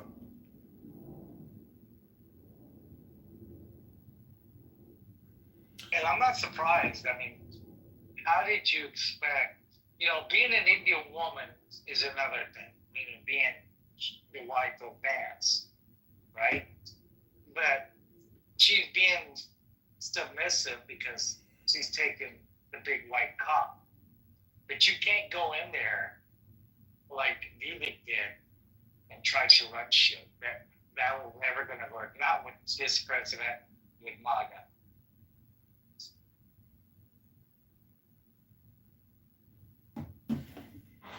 Well, people love to use that word MAGA as if it really means anything. It doesn't mean anything. It's just an acronym for what should be anyway. So it's used as a pejorative or a negative all the time. And then you hear the word maggots or all kinds of other varieties. And, as like a Zen philosopher, Buddhist or whatever, people's irascibility or negative use of terminology or asking questions all the time. People have opinions, but the truth is this is like a Trump world. Like that's the craziest thing, which is so hard to really fathom, that when you become the president, you really are in charge of the biggest organization on the planet with an infinite amount of money to spend and millions of people to do what you want them to do. And if you go to the whitehouse.gov, you can see he's like using kind of old school websites and these statements to issue his dictates now. So this is like a different type of organizing as opposed to the first time. So we will see what happens and whether he makes a lot of terminations or hires to carry out his goals and objectives. It'll be very interesting to see how he utilizes his power over the next, 1,200 plus days. If you really look at it from a calendar type perspective and we were to map it out and determine like what he's going to do on this day, like really project his schedule, it'd be very wild to think that they're already doing these like forward projections. Like what is Stephen Miller thinking? Like he has so many people now. Like I think Stephen Miller, is probably like the most dangerous person in government, and I'm not saying negatively or positively. I'm just saying that he to me is very, very lethal. I think he's a lethal person. Anyways, Eric is in the room. This is the Adrian Dittman Show. It's January 22nd, 2025. What day is it? Wednesday? Yeah. So I've been recording Elon Musk since August of 2024. And all you have to do is go on YouTube and type in Adrian Dittman. I'm sure you'll eventually see one of my videos. But, I compete with all the other YouTubers for just that term, Adrian Dittman. And I don't even show up. If you go to the short section, you will probably see me at the top, but for the most part, all the big YouTube creators, they dominate the results, based on YouTube's algorithm. So, but anyways, Elon Musk is well aware of me, as is his co-hosts, and he goes live every night about 7 p.m. And off of every single night that he goes live, I shoot like 30 shorts and I live stream every room. And he's well aware of that. And he's like, someone's been live streaming every single room we've ever done. Oh, there is a serious impersonation problem of Adrian on YouTube. Fucking hate Google. Fuck Google. Fucking hate YouTube. Let me ask you something. How do you keep hitting them? Because you don't go in there with the name. He doesn't even look. I go in there sometimes with an Adrian Dittman name. He doesn't care. Because that would require too much clicking and looking through to see who I am. He's too lazy. He doesn't give a fuck. And in fact, I don't think he really cares because he knows that people are going to record the rooms. Because he knows that people know he's Elon Musk. So he knows. Like, even if he kicks me, he knows there's others. So I think he's given up. But I do have accounts that don't have the Adrian Dittman name. So that's probably why I'm not getting caught. But he has blocked over 10 of my accounts. And the thing is, when he blocks you, I screenshot it, and then it draws more attention to the fact that Adrian Dittman is blocking people. Like, why would the CEO of X suspend accounts, block accounts? It's because he believes in censorship when it targets him. Thus, he's a hypocrite. And, he can complain and bitch and moan, and all he does is complain and bitch and moan. And even last night, I have recordings after recording. He says he doesn't like to poop. He says he doesn't like to pee. He says he doesn't like to eat. He says he only likes to use his brain. And so this is what we're dealing with. We are dealing with really essentially someone who's high on Adderall or ketamine all the time, and he is hyperverbalizing every single night, just in the same way that I'm doing now. But when you're Elon Musk and you're doing it, there's cause for being concerned. From a psychologist or a psychiatric perspective, there's a lot of concern that the US government is going to fund billions of dollars of his business and thus make him billions to take us to Mars? Are you shitting me? So we have to be concerned about, special interest affecting the White House and who's getting billions of our taxpayer dollars. We should go to Mars, don't you think? Fuck no. Are you crazy? We're already on a spaceship, which is the most luscious, well-provisioned spaceship you could ever hope to be on. And we're going to waste our money, our resources, our treasury, flying to some fucking moon, it's nothing but a fucking moon. It's stupid. It's pointless. Where we can touch ground and get right back and be like, we did it, we made it. Are you fucking crazy? What a waste of money. Yeah, but the whole concept of money is a big issue. Listen, I agree, but the whole point is that we need to secure our borders, stop regime changing. We need to stop funding the military industrial complex and put that money towards housing, clothing, and food for the American population. We have to take care of our people and secure our assets. We have to stop draining and bleeding our future, which we have already done completely and entirely. Go to usdebtclock.org. I will pin the link. Look at the balance sheet, and you're going to tell me we're going to fund Adrian Dittman to take us to fucking Mars? I don't think so. Not going to happen. It's a fucking scam. I think it's a done deal. Trump already said he was going to do it. Well, we'll see about that. It turns out that someone has secret recordings of Elon Musk saying all kinds of heinous, vulgar shit for the past 6 months under a fake pen name, surreptitious Adrian Dittman. He's a subversive. He can't even have a security clearance because he's high on ketamine, rolling his eyes at the Capitol building while people are playing music, and he's sitting there looking at his cell phone, live streaming the room into X. And I've got the recordings. I don't think the government's going to want to give Elon Musk all this money. Not when he's on X every single night, high on ketamine, hyperverbalizing about how much he hates feminism and how OnlyFans and Instagram women are whores. I don't think so. Would you give billions of dollars to this man to take us to Mars and waste our fucking money on his imagination? I don't think so. Not gonna happen. Because someone's got recordings. Secret subversive recordings of Elon Musk. Listen, Hermes, I'm only gloating because every single day, every single way, Elon Musk is the center of attention. The fact that he did Sig Heils. Do you realize that my recordings are like my future financial destiny is tied to Elon Musk because I am a parasite living on the host known as Adrian Dittman. And only I am in possession, and YouTube is in possession of my recordings. But my recordings are gold, Hermes. I'm the only one that's really doing it.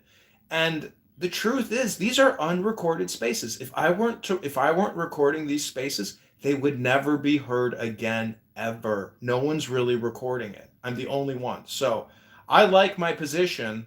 I'm defending it. And I am complete.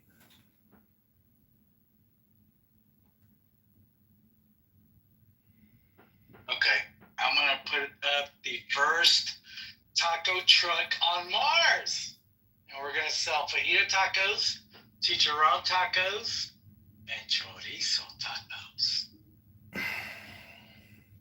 Good luck getting your food box truck all the way up to Mars. It only costs about $300 billion to sell one fucking taco there. You build it there. You build it there. Really? On a planet that doesn't support life, it's just a red, barren, dry, gasless nothing. It's a hell. You got to look at this astrologically. There's no reason to go there. They don't even know the philosophy or the psychology behind the planets. So why are we going to waste all of our taxpayer dollars trying to get someplace to sell your fucking tacos? It's not going to happen. Dude, we used to sell tacos there millions of years ago. What were we called then when we were selling tacos on Mars? Martians. It's probably a good name for a taco store, Martian Tacos. There you go. Martian Mexican, or Mexican Martian.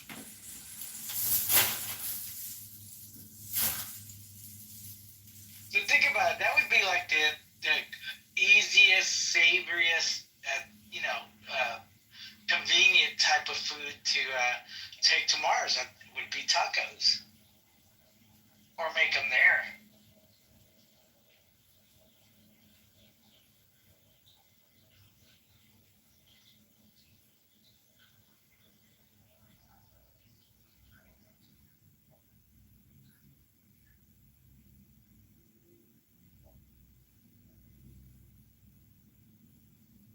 Now I can't wait. Once we've been there a couple of weeks, we need to bring the Martian putas.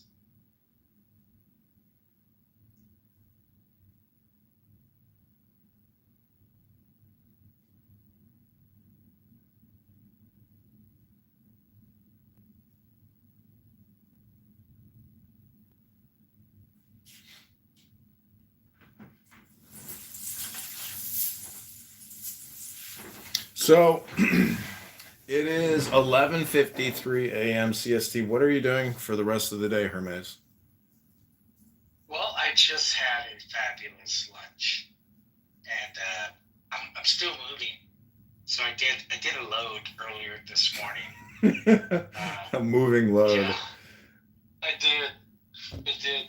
I've been moving for the past freaking month, dude, since the first.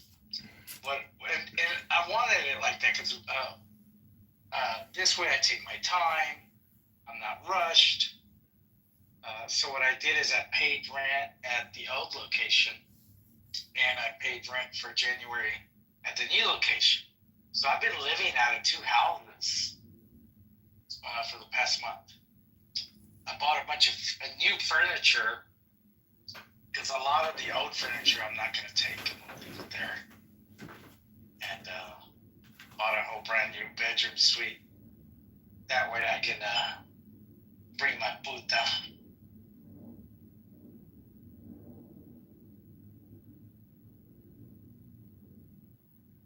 How about you? What are you doing today?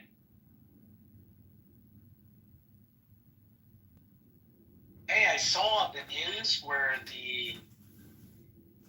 it was the mayor of your city, Chicago, that's saying that he's going to arrest ICE agents if they try to do their crap in your city. Is that correct? I saw it on TikTok.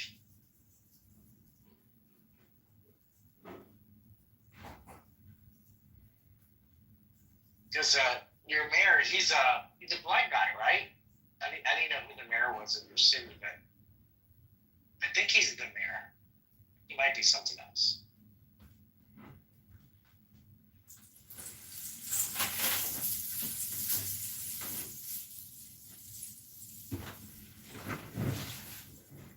Yeah, I saw some clip. I don't know if that's exactly what was said. I didn't listen to it. I just shot posted. But, if Trump really wanted to, he could send federal agents into the mayor's office and arrest him. and he could also arrest Pritzker as well and do raids on government leaders' offices because they're breaking the law, and charge them and arrest them, and bring them up on federal charges and bring them to federal court, and in the process take back control of the city with the National Guard and utilize the military to essentially govern and function as like a temporary decision-making apparatus. And if you really upheld that Constitution about defending against enemies, foreign and domestic, he would take action against lawbreakers and enforce the law and just keep saying law, law, law, law, law, law, law, law, law, law, law, law, law, law, law, law, law, law, law. Well, with that inspiration, I just have one thing to say, and that's called the Second Amendment, right? The right to bear arms to defend myself against tyranny, revolution. Yeah, I mean, the Alamo only lasted as long as it lasted because they had the arms, and that man at arms brings the law, until a superior force destroys the defenders. But the truth is, the federal government has the power and ability to supersede any local, law enforcement or private security. And you just can't stop those many soldiers and those many law enforcement employees at the federal level. There's just too many. They can overwhelm and take control. So if that's what's required, so let it be.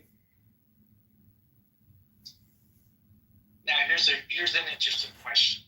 Do you really think that American troops would turn on American citizens? I don't think they would. Yeah, they would. No doubt.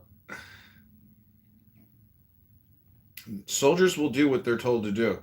And it's not like they're trying to kill people, they're just trying to arrest people.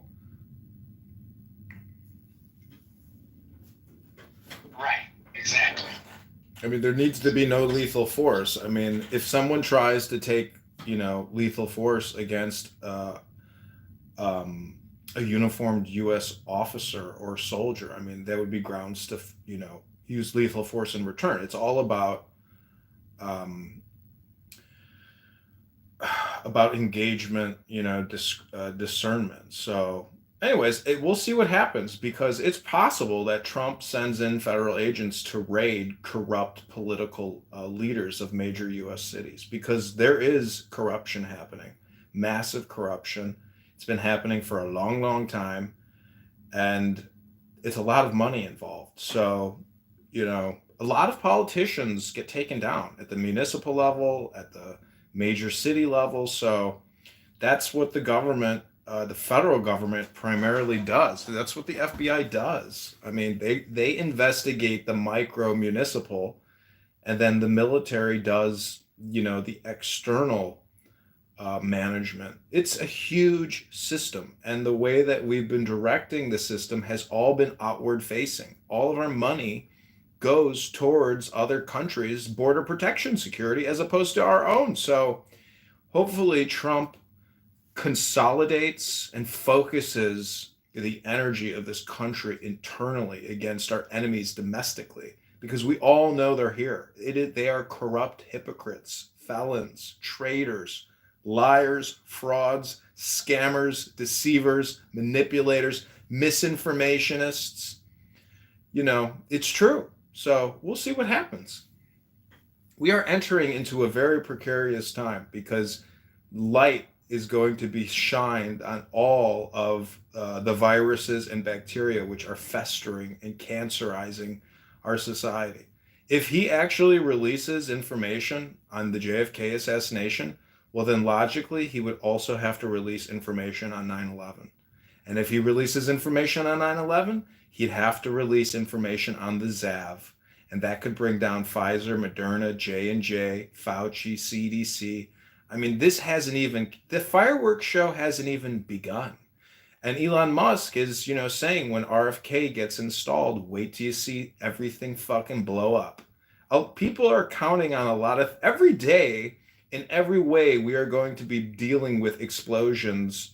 Every day is cataclysmic. Wait till you see what happens. Like, this is just the beginning, and people are already saying he did more in one day than Biden did in 4 years. So, and this is just the beginning. If it really is a golden age and Trump is like Hermes or King Midas, with the golden touch, it could be very good. And people are so pessimistic and negative, and because all of their speech pattern is constantly and chronically pessimistic and have negative opinion attitudes. Yeah.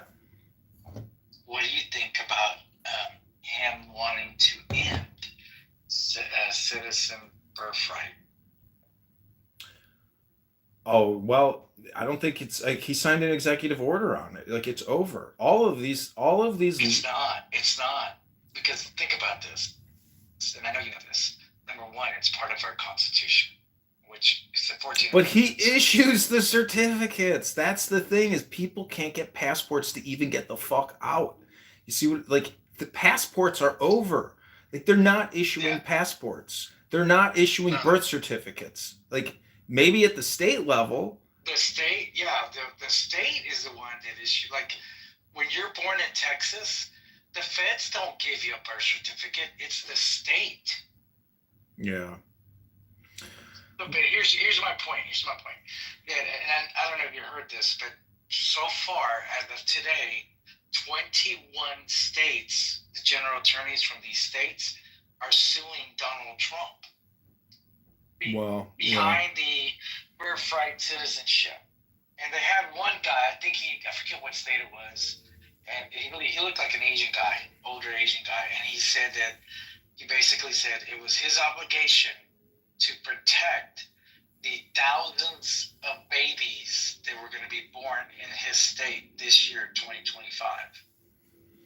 Well, I think the important thing to remember is that X is essentially becoming the de facto cellular network and the de facto mainstream media network.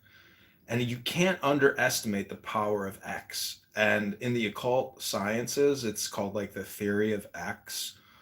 Like, Elon Musk is all wrapped up in the occult, because the whole thing about X is that it's like the fifth variable or the fifth element.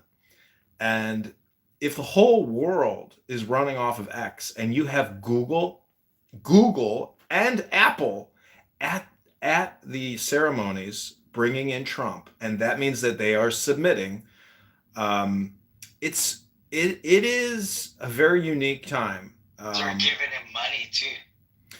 Yeah, I mean, listen, I am in possession of all of these Elon Musk recordings, and as a parasite, he even said, he's like, I am the host, and there are parasites here, like, he knows he's the host, and he's going to keep hosting. So, like, in terms of my pipeline, like, I need Elon to stay alive, and he sits there with a chronic cough, like, he's sick, and he thinks that this is a legacy. He doesn't know how much longer he has to live, and he is zapped up. So, he could stroke out eating a buttered steak live on X, and I might have that recording, Anything could happen. But anything could happen. Now, there's a clip there. I guess it was during the inauguration.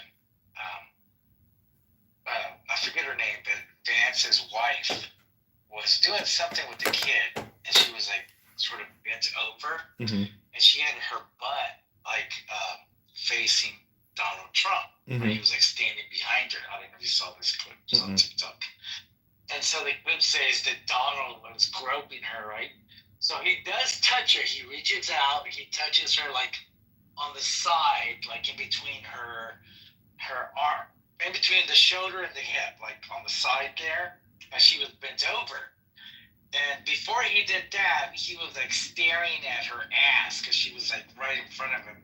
And she was bent over. And he was probably, think about it, right? He was probably talking to himself as he was looking at her butt. And he was saying, I wonder what brown pussy would be like. So did you see when Trump danced with Melania at the Commander-in-Chief ball? Yeah, yeah. You know, you can't underestimate the visual power of these images to the world. When the world sees Donald Trump and Ivanka, you know, victoriously dressed like James Bond, looking like, you know, listen, the images that have come out are really, really resplendent and unique. And you get to see all these military functionalities and all these military people in uniform, and you get to see the high school marching bands in uniform. It's very good imagery. But the thing is, when Elon Musk does the Sig Heil, you know, it throws a big wrench in the whole thing. And I am in possession of these Adrian. This big howl, is that what that is? Yeah, he did a Nazi salute. I mean, unmistakably, he did, you know, the Sig Heil.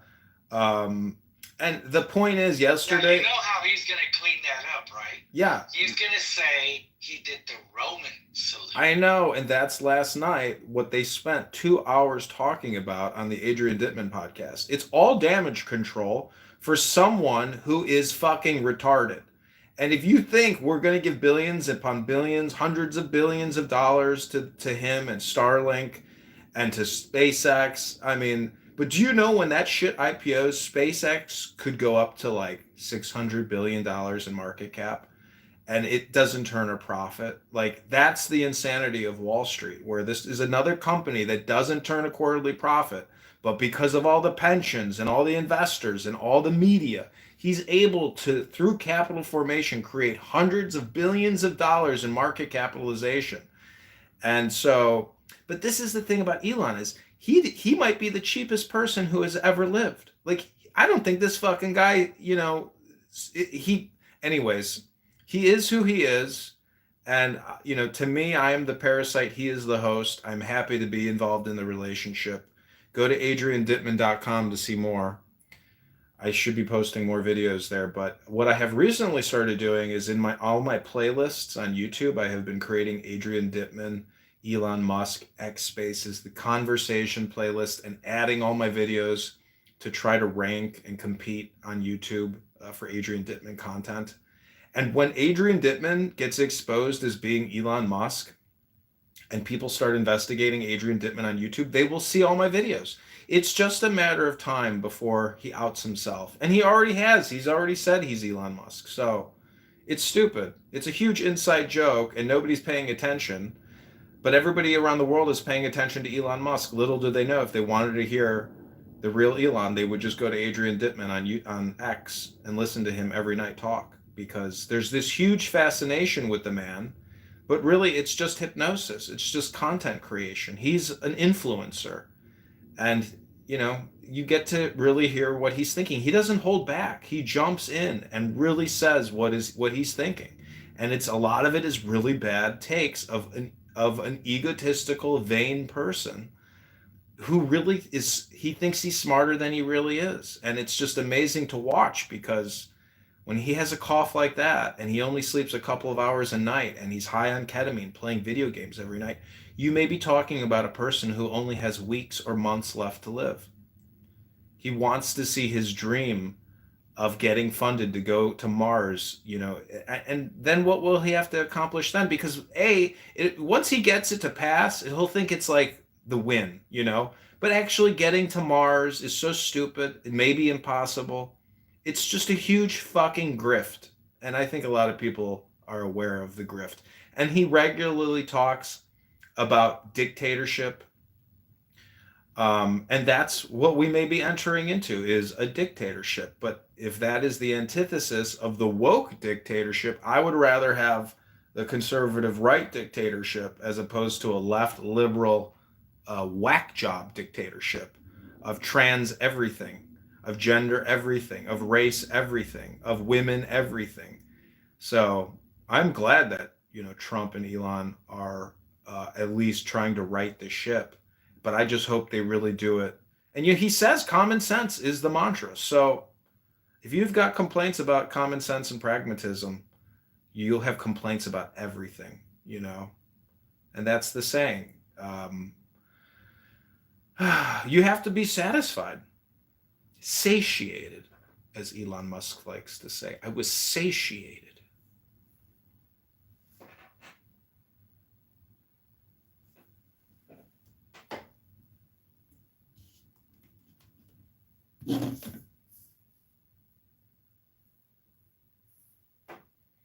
Okay, we're going to go to the next segment of the Adrian Dittman Show, and I'm going to pipe in Clown House into Clown House. Here we go. Just thinking about the King's Standard. But yeah, it's happening kind of behind the scenes, and then eventually it'll be like, there'll be a tipping point where it's distributed enough, like the coins are in enough people's hands. You start saying shit like my Lord and my Lady and Lord God, the Father. But then God applies to Zeus because he's a human with divine powers, because the word God was not around in ancient times. Because you have people like Dianne Feinstein who were in the Senate for longer than I've been alive, and I'm 35. She was in the Senate since I believe 85, 86, whatever. Point is this: I don't want to keep on a soapbox. I think Trump, even though he's a flawed human being like anybody else, he's done more for this country than I've seen, I don't know, some presidents do since, 97, since I've been here, since, Bill Clinton was president. The fact that, and I don't want to make this personal with the Democrats, because they have a lot of soul searching to do. In that party right now, the last great Democratic president, I would say, really humbly, was maybe JFK, and he only had like 2 years and he got shot. And that was because he took himself the gold standard, and I don't want to go down that rabbit hole. But really, the last great Democratic president we had was probably FDR, and God bless his soul. But the Democratic Party, and I'm saying this to you as a history major, I'm not an expert on anything, but that's what I studied, and that's what my undergrad was in, from the University of Oklahoma. I just want to say this. The last, 45 years, because of this Islamic fascist regime in Iran, 9 to 10 million Iranians, we're the biggest diaspora in the world. We've had to come to this country, and I'm glad I came here because I've learned a lot of valuable lessons about democracy, liberty. I think James said a republic, how a federal government works. Because the U.S. is not 100% democracy. Whoever says that is completely wrong. We're a constitutional republic. Thank you. We have democratic values. Anyway, I'm going to try to land the plane. What I'm trying to say is I think a lot of people, and I think James said this, or I don't want to quote anybody, a lot of people the last couple of years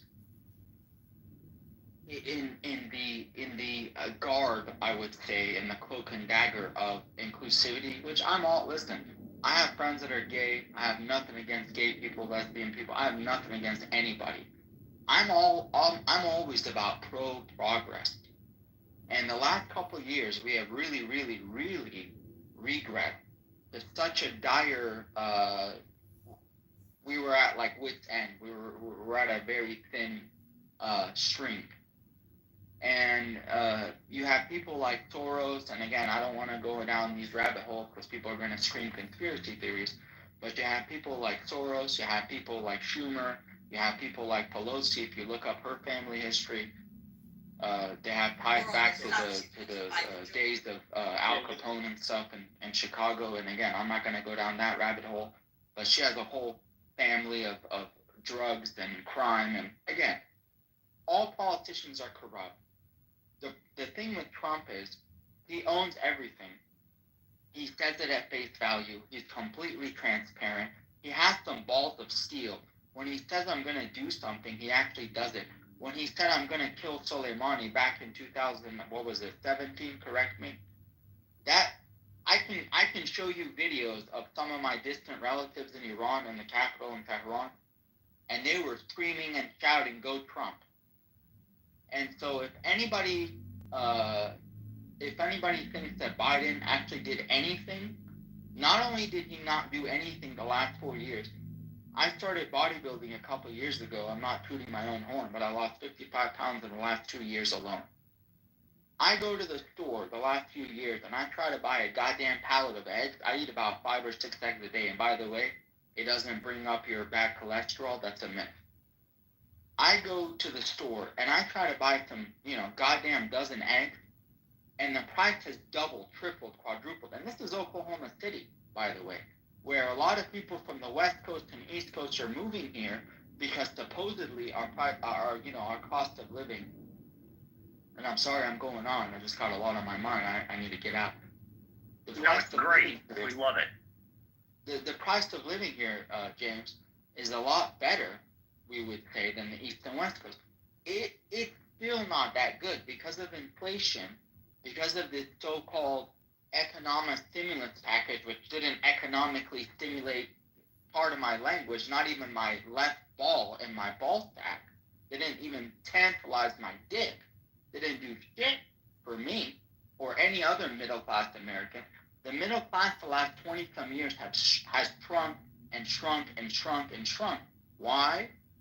I don't want to exclusively blame it on the Democrat, but if you're going to blame one party or the other, one party advocates for business, one party advocates for let corporations do their thing, and some people say, well, there's corruption in corporations. Okay, so there's not corruptions in these government-funded programs that they funnel other shit through. So that's all I want to say to our friends that are left of the aisle. And again, by the way, I'm speaking to you as an objective independent that's a historian by training. Just so you know, I'm objective. I'm an Iranian by birth. I'm a member of the Baha'i faith, which is a very unifying religion. And the point is that the reason why we're divided, because one party, since the FDR times, the same FDR that gave you food stamps, now they call them SNAP, which my mother and I, when we moved to this country, and my sister, a single mother, and God bless this great nation, put us on all these welfare programs. The point of welfare programs is when you're done with them, you're supposed to graduate and go and try to get up on your feet. The issue is that one party, who shall not be named, I think we all know, James, likes to just throw money at the problem. And it says in the Bible, many of you are Christians here, with utmost respect to Christ, he said, teach a man to fish, give a man a fish. One party says, let's just throw money at the problem, let's just give people fishes. That doesn't solve the core of the issue. So back in the 40s, you had these problems. FDR addressed them with these new deals and these fair deals, and Truman continued it. God bless them. The problem is they've gotten away from that same middle and lower class, these Democrats, that have bolstered the chunk of their voters, the vast majority of their voters. They've abandoned the very people that have put them into power for the last multiple decades. They went ultra elitist. They've forgotten what the will of the people is, like James said. You have people like me. I have a single 71-year-old mother. When I told her that Jimmy Carter died a couple weeks ago, and nobody celebrates anybody's death, but she was happy. Because Jimmy Carter, one of the worst presidents, by the way, in the history of this great nation, 200 and some years, Jimmy Carter destroyed my country. Or my country of birth, I should say, because I consider myself a proud American, and I'm a citizen naturalized 2004. I can show you my documents. I'm not illegal. I came here as a religious refugee because I'm a Baha'i, and the Muslim clergy hates my people. We're the largest religious minority in Iran, and we're persecuted and genocided left and right. And Trump is the only person or the only president that I know in the last 45 years, besides maybe Reagan, who has the balls to say we're gonna hand these mullahs in Iran, we're gonna hand their own shit to them. We're gonna bomb them back to the Stone Age, not the people. These nuclear sites. So I just want to say thank you to President Trump. Shout out to President Trump, who I voted for. Shout out to you, sir, and to J.D. Vance for having the balls to actually do something and to put your fucking money where your mouth is and try to turn the economy around. Listen, I have no ill will towards the Democratic Party, but may God have mercy on your soul. Because if you have people like, what's her face, Cortez, whatever, and all these other people, they care more about the kids in Palestine. And I feel bad for those kids because they didn't choose this war. Hamas did. again, I'm rambling, but I think some people need to do a lot of soul searching, and they need to stop being willfully ignorant. And I think all of us, including myself, we all have biases of sorts. There's not a single human being that says, I don't have biases, and I don't have maybe a little bit of prejudice here and there. If we can all just try to put our differences aside, in the words of George Washington, and try to unify. And as much as you don't like Trump as a person, again, I'm sure he's done a lot of corrupt business dealings back in the day, but at least many, many years ago, when the Shah of Iran, God bless the soul, was still living before these Ayatollah sons of bitches, genocidal maniac, he tried to do a business venture. Look it up. This isn't fake news. Trump tried to go into Kish Island, which is a very beautiful island. By the way, we have very good-looking women in Iran. We have girls that look like Pamela Anderson. We have girls that look like Kyra Banks. Beautiful women. Beautiful women. And I'm talking to one, and I'm going to marry her one day. Point is, Matt, I'm sorry. Point is, I went on way too long. Thank you very much for listening. Hopefully you listen. I just wanted to chime in and say one thing real quick. Yeah, go ahead. I think everybody's tripping out about Trump, right? But like all those other people were in charge of this country for the last 65 years, and they really fucked it up. But everybody's mad at Trump, who's only been in charge of it for 4.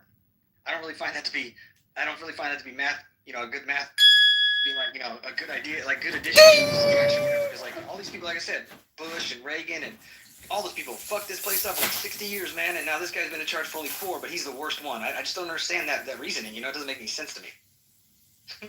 I'm more upset with the last administration. You know what I'm saying? Versus the new guy. My dear, and it's called willful ignorance. It's called putting the wool over your own cognitive eyes. Dissonance, intellectual dishonest. I know. It's a mental illness, with all due respect, and I say this, and I'm manic bipolar, and I own over 25 guns because my psychiatrist said, Shamim, you're stable. So maybe some people need to take pills. And listen, if you have a chemical imbalance in your brain, I didn't choose my bipolar disorder. It's called genetics. My father gave it to me. God rest his soul. He died 10 years ago in Iran, and I couldn't go back. Bury him in this brain. Thank you. So I think some of these Congress people maybe need to get on some medication to, balance out the different ownings in their brain, like oxytocin and norepinephrine, and I can go on and on. I have a lot of friends in the University of Wisconsin. By the way, they have some of the best neuroscience department. All I'm trying to say, I'll land it with this. All I'm trying to say is, listen, let's be genuine, because I think some of these conversations that I've been hearing on this app, I don't get on as much as I used to. A lot of these conversations, Matt, they're kind of, with all due respect from both sides, but especially the left side of the aisle, they're very disingenuous.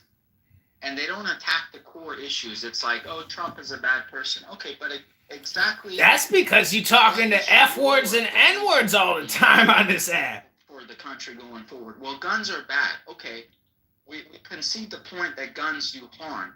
Well, what is your approach? What is your solution? You keep pointing out the problems, Mrs. Pelosi, Mrs. Cortez, whatever her fucking name is. We want you, to propose your solution I have bipolar to the disorder. problem. We don't want you to sit here and complain and bitch and moan. We have enough outside of the house and have supervision. Because men I've got some political opinions that I'd like to share with the world. So take it from me. Take it from me. Listen, take my advice. JFK got assassinated by Israel. 9/11 was a result of Israel. The vaccine was a result of Israel. Take it from me. I'm bipolar and have 30 guns. Take it from me. Take it from me, Dr. Vinny Boom Bots, your psychiatrist. Everyone's suffering from a chemical imbalance. We'll call out motherfuckers who want to, like James said, who want to undermine the very fabric upon which this society was founded on. When you have somebody in the office that's a socialist, that rather would just throw money at the problem rather than address the core issues, and then under the guise of progress, says, yeah, we did some of the most amazing economic packages since the New Deal. My ass, go look at the statistics. Inflation is through the roof. How the housing market hasn't just completely collapsed. God forbid if that happens, because then we're really fucked. And by the way, It'll happen when the stock market when collapses. the Green Revolution was happening in Iran and the Arab Spring, if you remember that, all over the Middle East in 2009, 10, I was going to OU. I was like a junior, senior, whatever. 35 now. This is 14 years ago. Now I'm too old. The point is, he went ahead and gave these Ayatollah sons of bitches, these Nazis, fascist Ayatollahs, who, God forbid, if they get a nuclear bomb, which, by the way, Trump said, over my dead body, these motherfuckers are going to get a bomb. Fuck that. And he's 100% not going to let him. I'm just telling you, because Biden was giving him money under the table. Look it up. Not a conspiracy theory. Obama's bitch ass went ahead and like a little... What room is this? I don't know, like a little bitch. Trump Tuesday in President Trump went house. ahead and gave these Ayatollahs, I forgot how much money it was, but a lot of the Shah's money, the people of Iran's money, our money, went ahead and gave it to these sons of bitches, like $4, $5, $6 billion with a B, like boy, and said, yeah, go ahead and butcher your own people and shoot women and rape them in prison and, you know, gang rape and do everything you want. And you think Guantanamo Bay is bad? Go see what they do to people in Evin prison in Tehran. So that's what we're dealing with, folks. And if you think Trump is not fit for the job and you don't think he's going to turn this country around, what, you're going to have Kamala Harris? Good luck. Thank you, Matt.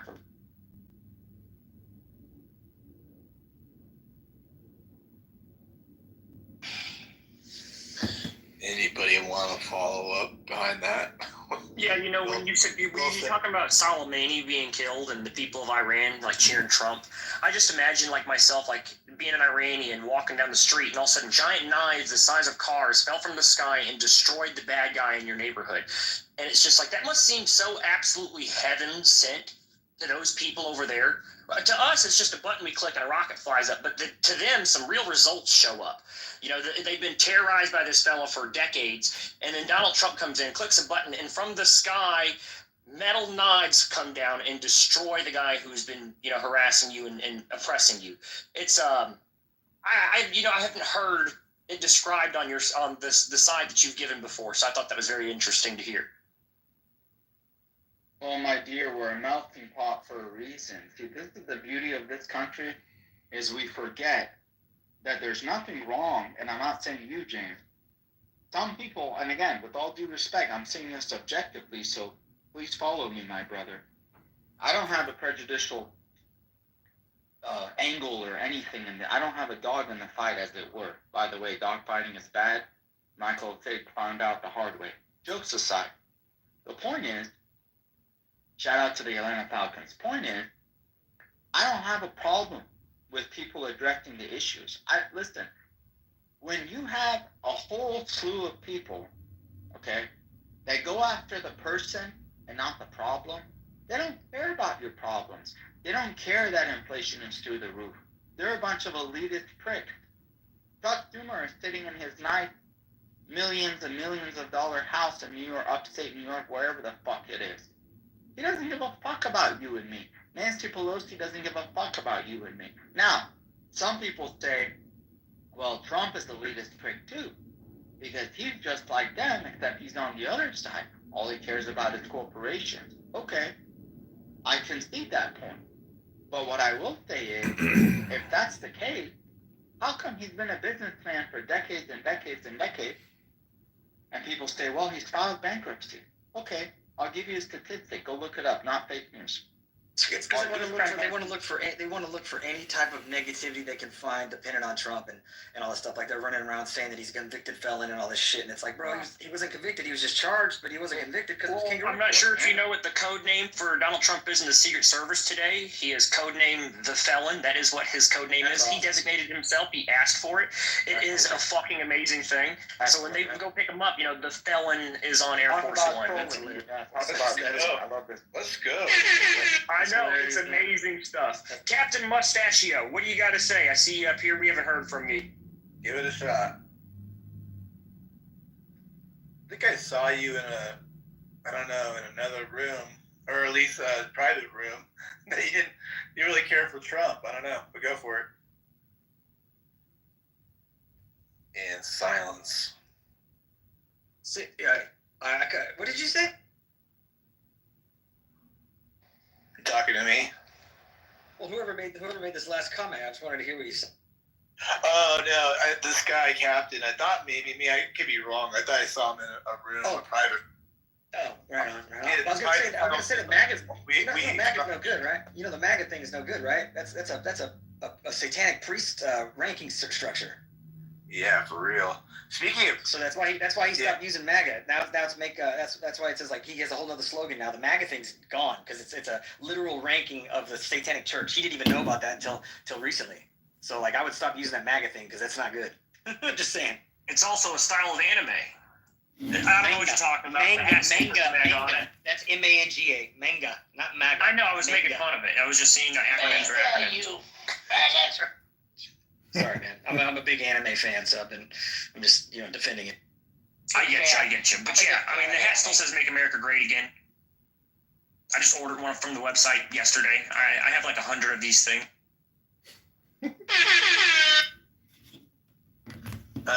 Speaking of church and bishops or whatever, did you check out the bishop who lectured Trump, James?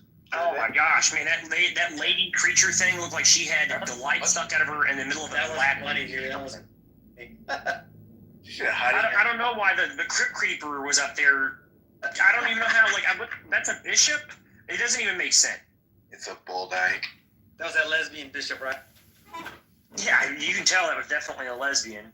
If she's not a lesbian, then she has a bunch of cats. That's for sure.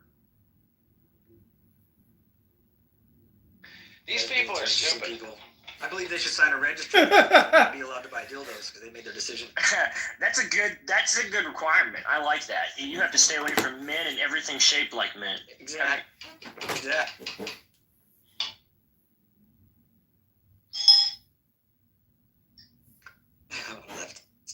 Leftists are for the gulag, man. The goo is the room. Someone did. No, but we are at war, and we need to acknowledge it, everyone. Where did Q go? That's a good question. James, you know where they all went? Yeah, they moved the QAnon people. Yeah.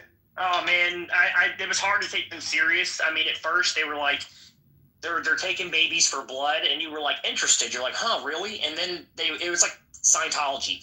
Once you got introduced to it, they're like, yeah, they're taking the blood, and guess what it's for? And you're like, what? They're like, aliens. And you're like, oh, fuck me. I knew this was a cult. Like, what the hell is this? Like, yeah, they're giving it to immortal aliens that live in space and serve Satan. And you're just like, you guys are insane people. I'm glad QAnon faded away. They're using it for the adrenochrome, though. They're doing that. I don't know. If you look at that's how it starts. They say that, and then you start talking to them, and you dive deeper, and then the aliens come in, and the demons come in, and interdimensional beings from space. You'll never hear me say that shit. I'm just saying, it's have you heard the kids screaming in the Connex boxes? Have you heard the kids screaming in the container ships?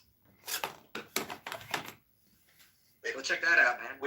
I'm sure there's trafficking of children, and I'm sure there's probably some organ, collection as well. But I'm saying, when it comes to a massive infrastructure for aliens, that's an insane thing. That's insane. Whoa.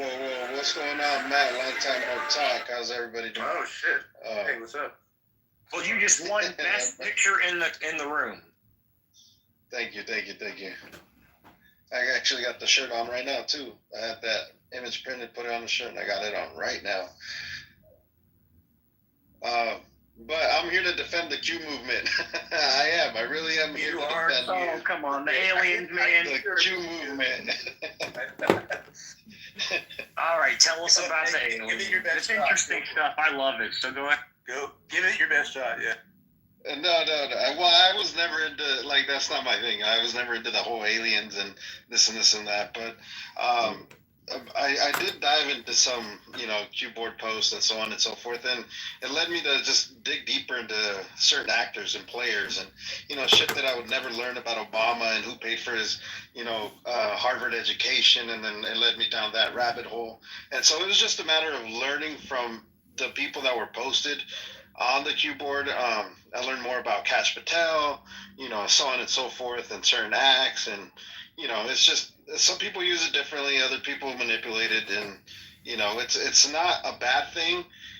It's just primarily to kind of understand the people that is in front of us, the people that we see on the day-to-day in politics and so on and so forth. So it just depends, how you look at it. Dude, the QAnon people move the goalposts too much, man. That's why I lost any kind of just looking at it. You got to take a look at it, every now and then. But they just kept moving the goalposts, and I'm just. Did they even get anything right? I forget where we were with. Well, yeah, so that was a big mistake.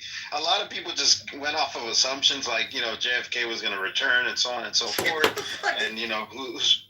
The storm. Yeah, there's. If they fake their death, they go to jail. I mean, that's what happened with us.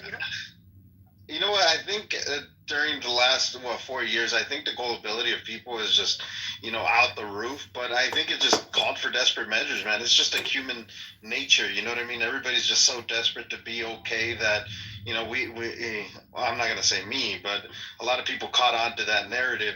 That certain people were behind the scenes and so on and so forth. But I mean, if you really look at it, there is a Q clearance, and the NSA, and whether they are the ones posting on the boards, who knows? Nobody will ever know. But some of the information that we got off of those Q boards, things like that, I would have never known myself personally. Kind of like, I don't know. I can't give an example off the top of my head right now. But JFK's memorial site's a Q. There's a Q at Jackson's. I mean, there's a lot of weird things. A lot of weird anomalies, There's a lot of weird anomalies. The only thing I know about QAnon. Yeah. The one thing I know about QAnon is that the Pizzagate guy is an absolute fucking Chad. I think that he's a hero. And I think he had convinced in his head that there were children in the basement of his pizza parlor, and he decided nobody else is going to do anything. I'm going to go fucking save these kids. And he charged in the door, guns blazing, hurt nobody, by the way, killed nobody, just guns blazing, and just was like, where's the fucking kids at? It's just like, what a hero. What if there were kids there? He would have saved them. He would have been a hero. So I consider him a hero. Well, just to piggyback on that, the whole theory was, to save the children and so on and so forth. And, long story short, it sucks to find out what really happens with, child trafficking and so on and so forth. And I've seen some wild videos, man, not for the weak. It's just, whether or not it's relatable or to the topic, but when it came to that, we come to find out, what Planned Parenthood was. They literally sold kids body parts. You know what I mean? So there was a black trade for that. You know what I mean? So it just takes you where, to where whatever information you're looking for. I don't know if y'all remember. I think his name is Fitton, Judicial Watch. He came out with this big old thing of what Planned Parenthood and how they were selling, literally aborted baby body parts and so on and so forth. So, it's all in a big spider web. They're all intertwined together. So, whether you want to believe the crazy side of it or not, some people, learned a lot from the Q movement. As an anon, not a QAnon, as an anon, that's what I guess I like to pride myself on, just being able to do some of the deep research in topics that, I was interested in. But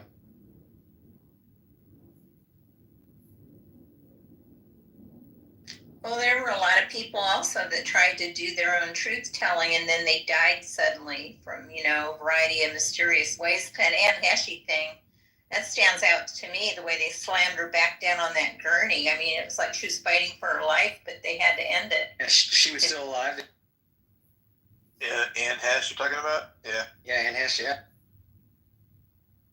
I mean, then you also have Julian Assange with WikiLeaks, and then the death of Seth Rich. He was a Democratic worker who supposedly got a hands on Hillary's emails and so on and so forth. So that story, Frazzle Drip and so on. So things like that, are just like, yeah, they seem a little far fetched, but are they really? You know what I mean? Like, some of this shit, we just got to think outside the box. And, whether we like to think it's not true, I mean, shit, there are some sick people out in the world. The other one that comes ahead is John Podesta, the keyboards talk about John Podesta. Yuck. And then when you look down his history and, the picture of him holding with his palms up, it's just like, where's the symbolism in that? And then some of the paintings that they found and, it's wild. Yeah, no doubt, dude. Biljana Đurđević, the one that draws all that artwork for John Podesta and Tony Podesta. She was a former SA, like sexual assault, satanic abuse ritual, whatever the fuck person allegedly escaped, but I'm sure they let her out so that she could tell her tale. But yeah, you got all that stuff, and Maria Abramovich, whatever her name is, the spirit. Yeah, Maria Abramovich. It's all this weird shit. You know. Everybody remember Castaway, right? Wilson, that red palm print. That's their representation of Frizzle drip. That's what happens when they pull your skin up over your face. He turns into that red shit. So that's what Wilson is the representation of Frizzle drip, because that's their little symbol amongst themselves.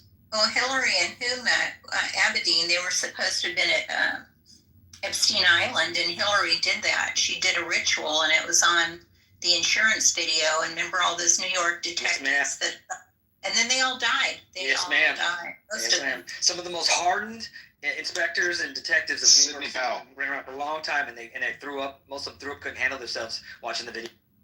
Yeah, Sidney Powell brought that up. She did a conference about that. Yeah, it's crazy, man.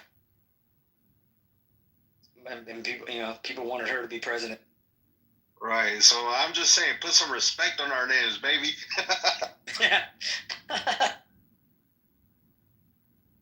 We need to get Rick up here. He's found out that we're all Jan 6ers and we're having a Jan 6er meeting, so we need to get him up here so he can speak to us. What does he want to tell us? What does he want to tell us? More delusional? I don't know. He just found out that every single one of us are all Jan 6ers, and we all just got out of jail and we all were pardoned. So we want to make sure that we all confirm to him that we are Jan 6ers. Yeah, come on up here, Rick. Let's hear your psycho delusion. Where the fuck did he go? Did he leave when we called him out? Oh. Yeah, let me tell you about how I'm a Jan 6er. So for real.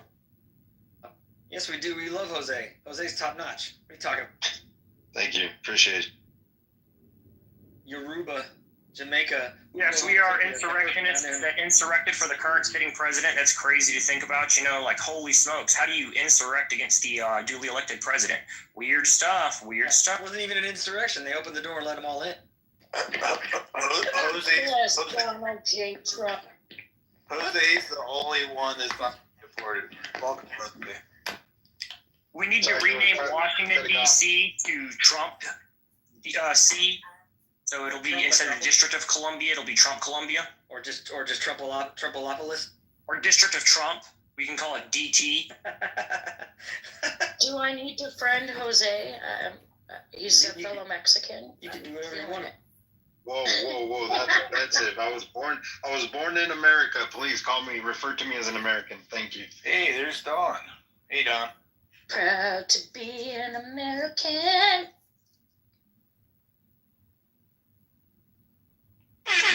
Rick Jones has a good point that civil lawsuits can be used against Mark Milley and Fauci and the Jan 6 committee and all those people to completely ruin them and their structures, along with their staffers who are not pardoned. They can be sat in prison cells. There is retaliatory actions that we can take. Sorry, Rick Jones, but guess what? We're in charge and we're coming for you, baby. You better be fucking hot. What does this person mean by civil lawsuits, though? Like, who's gonna? I don't fucking know. He thinks that he's gonna take it to the appellate court or something. Motherfucking Trump, shut the fuck up, you bastard. Who the hell is that? Some guy likes to touch himself. We got a guy from Naboo here or something. What accent is that? No, he likes to, civil lawsuits for federal crimes. You motherfucking white people, you don't even know who's your daddy. Hey, stop jerking off the movies of your mom, okay? Chill out down. You shut the fuck up, you sister fuckers. Nice. There's nobody getting reparations. Nobody's getting reparations. Is this one of Soleimani's guys? Did you survive the night? You motherfucker Christians. The drill. Were you the one that passed your seat? Great Jesus, damn. You Gosh, you're a Christian. Praise Jesus. And speak. Funny come. Aisha ended up doing wonderful things for humanity. Pretty good. Fuck humanity. Fuck you. Yeah. For everybody. Hey, down there in the bottom. Where's your next meal coming from? Out there in the bottom. It's so good. How soon do you think we're going to be able to put a dent in the whole border issue and start turning these people around? ASAP. They're starting to work on it right now. Yeah.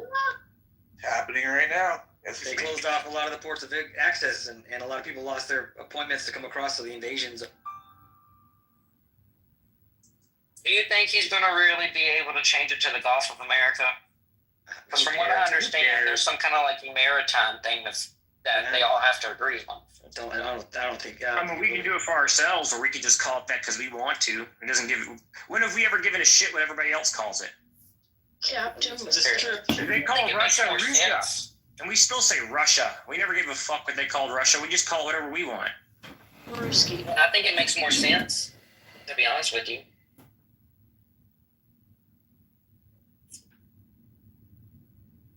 Nigerians even make more than Americans.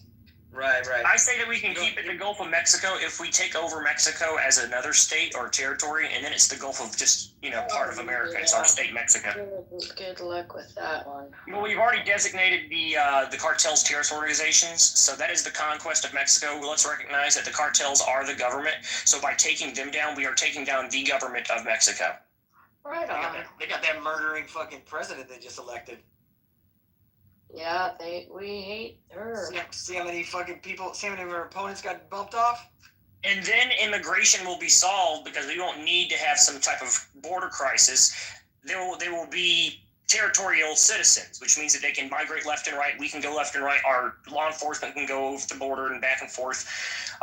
Infrastructure, economy. It would be beneficial for both us and Mexico to unite as the USA, for them to join our republic. If we had everyone Canada, man, that would be something. Manifest destiny will be achieved. Mexico and Canada will fall under the U.S. flag. It will happen. The cartels do take care of their own guys, so that's 1 point plus for them. I always thought it would have been smart for us not to invest so much into the Middle East and invest in our bordering countries and become more unified with Canada and Mexico and have them become part of the United States. It seemed to make better sense because is in Mexico. We need to make sure we keep the border though. Hell yeah, a lot. We wouldn't even have border issues if they became a part of our country. Exactly, there would be no immigration issue. We would. At the very bottom of Mexico would be a nice little tight point where then we could control the border if we want to for central Mexico. Instead of having a 1,000-mile wide border, you have a 25-mile wide little narrow field or whatever it is. And Mexico's awesome.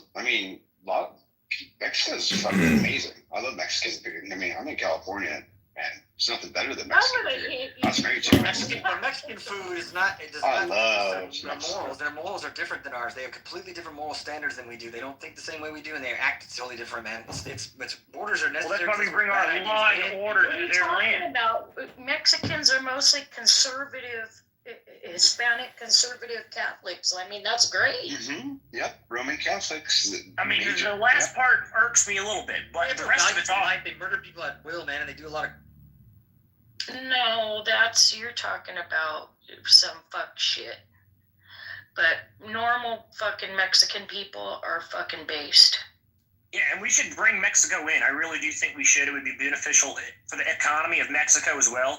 Their wages would immediately increase. I'm not sure if you know, Juarez, right across from El Paso, the wage is like 30 cents an hour compared to ours over there. Well, no wonder they walk over here to work, or they have to. It's like you're stuck working that. But it's really just Juarez. Juarez is one of the worst places, the worst examples to give. But it's still a good example because if it was under the U.S. federal system, they couldn't pay him that. That would be slavery, and they would be making crime. It just makes sense. It makes motherfucking sense for them to join the Republic. In fact, it makes sense for all of North and South America to be under the one Republic of the United States.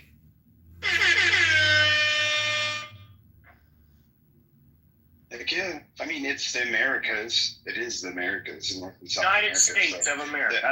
On the Gulf of Mexico thing, it does make sense to call it the Gulf of America. Or call it the Gulf of Americas. Whatever you wanted to call it, but I think it's the Gulf of America. Just sounds good. Makes sense.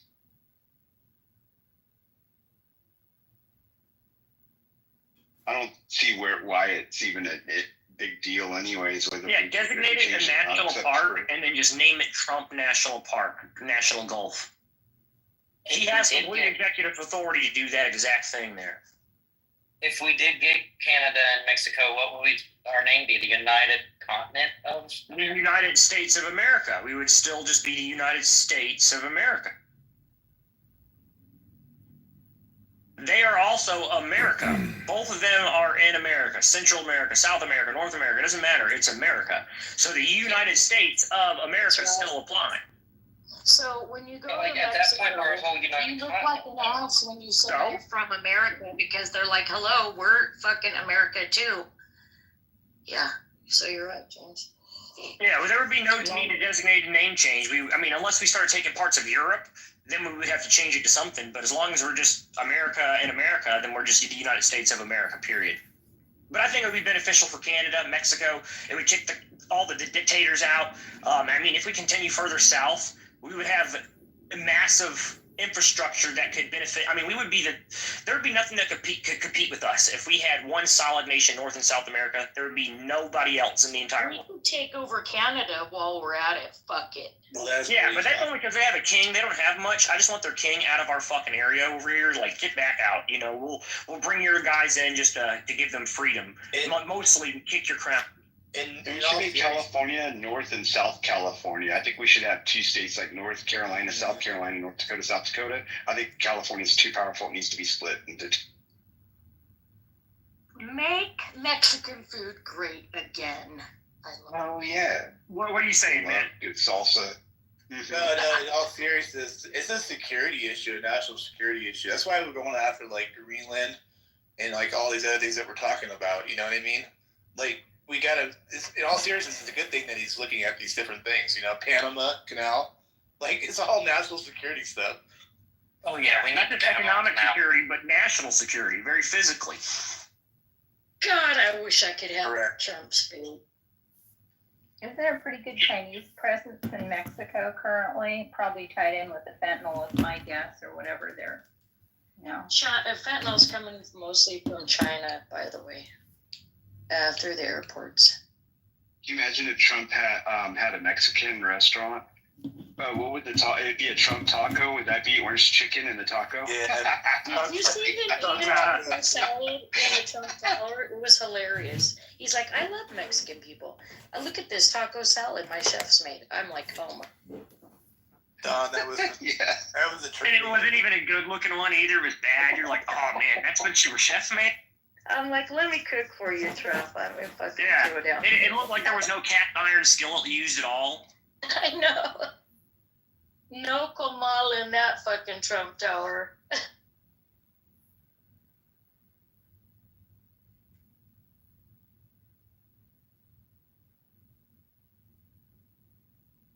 Maggot It's so Tuesday. crazy, the liberals. Hell yeah. So what's happening today? Anyone? Any interesting, cool updates? Because I know now it's just going to be entertaining every single day the next 4 years. Oh yeah, I forgot about that. I remember that today I turned on the news again. I was like, I forgot that I do this every day when Trump's president. Or I turn it on, there's something crazy fucking there, and it's like, yes, it's. The media is making money again. I mean, these people are the reporters are just like, oh my god, thank God, finally we can actually interview the president. We actually get some transparency again. Yeah. So you know what's back to is the midnight tweets. Hell yes. You don't have True Social? You need to get it. Yeah, right? True Social. I say Trump Social. Oh shit. But yeah, True Social. The only thing, the funniest Trumpism that Trump ever did, because he's done lots of companies that have failed. The one that always floored me that I think is so funny to this day is when he had Trump vodka, because the man does not drink. I'm all, dude, how can you have your name on something that you don't drink? You're selling vodka, but how do you do vodka wrong? It was expensive. That was the only reason why it failed. It was bougie. It looks like a that's what he wants to do. Is he tries to make luxury items, and the thing is, luxury items sometimes only have a certain shelf life. They're popular for 6 months, and then nobody gives a fuck after. You gotta make sure you get the correct amount to sell. He had overstock, which is what he does often. But hey, as he's always said, you have to fail 1,000 times so that you can win once. And when you win big once, there you go. It's kind of like a gamble. Well, Rick Jones, you're an insane person. If he partners with my family, we'll do Trump tequila for him.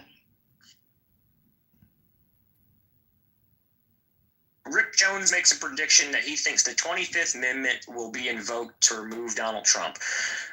I'm wondering, Rick Jones, you don't seem to be an American at all, because not even the craziest lunatic liberal in the United States who claims such a thing, because they've realized how many times they have failed already.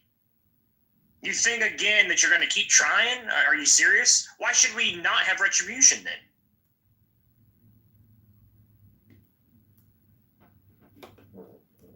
So for the people saying the world does not revolve around the USA, actually, all the other countries look to us. It does. They look to us. Yeah, the center of economic our children, because they have an American allowance. Every country gets money from the United States of America. We give them an allowance. Why do you think they're our children?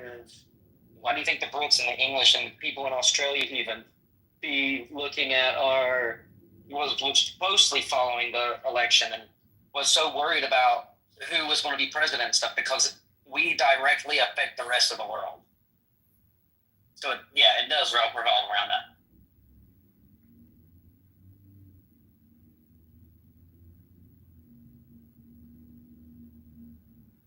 Both allies and foes. Here's something that you guys over there on the other side of the world don't know yet. We don't have allies. We may call you allies to make you feel good, but what we have is something called non-aggressor submissive states. That's what you are. You are non-aggressor submissive states, which means that you do what the fuck we say and you don't fight us when we tell you to do it. That's all you ever will be. You're not our friends. You have been our foes before, and you can be our foes easily again.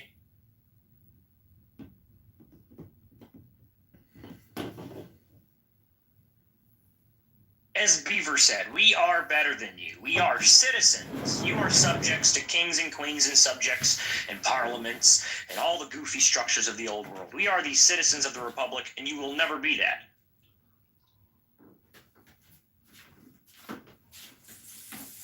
But we also have to remain strong. I mean, that's why America First is so important, because if we continue to spend all our resources elsewhere, and we get weaker and weaker and weaker and run out of money, that's the best way to defeat us. I mean, I said it from the beginning. The whole September 11th was just a one way to ignite us becoming poorer and more in debt as a country, because it got us involved into other things for a very long time. And that, honestly, that was the terror. That was exactly what the terrorists wanted us to do.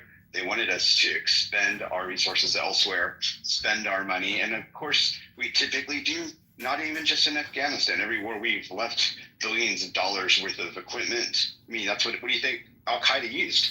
They used the equipment that we left with them when we were supporting them in the Afghan-Russian war.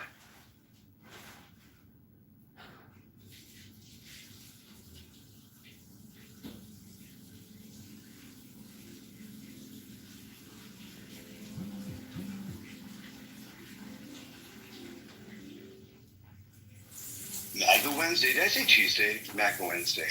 MAGA Wednesday. I took Monday off, so it does feel like Tuesday. I was celebrating the inauguration day. And did the same. I took Monday off to watch the inauguration with my daughter, and I needed her to understand how important this was. And, I want her to know that she needs to go out there and vote when she's voting.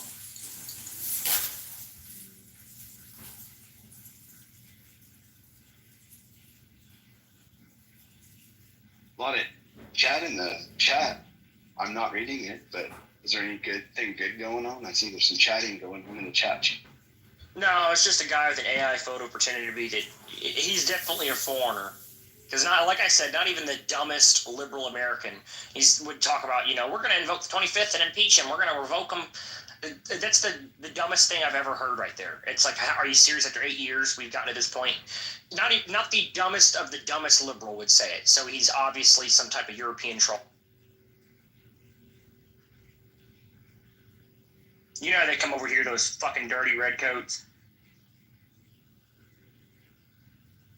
Hey, did you guys watch the? If you watched the inauguration, did you see the Capitol Visitor Center where all the military were?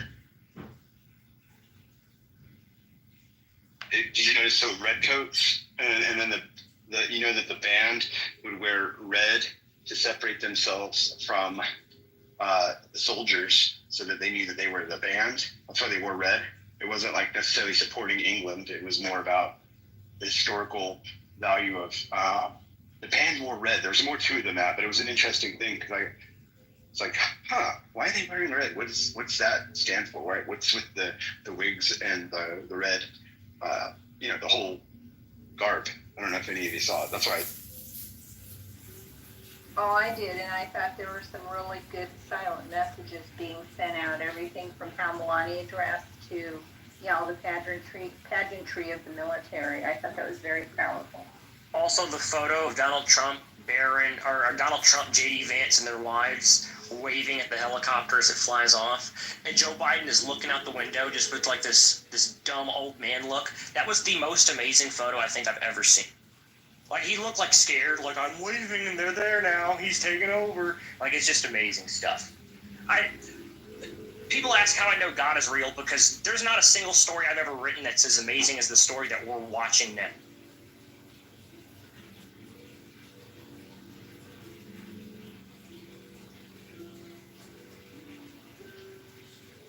I love jokes, and I don't care if they're towards anyone. I think good jokes are good jokes. The one I loved the most was the one where they were talking about what Melania wore, and someone was comparing it to with the Hamburglar from McDonald's. I thought that was absolutely hysterical. I was like, oh, no shit. That's fucking hilarious.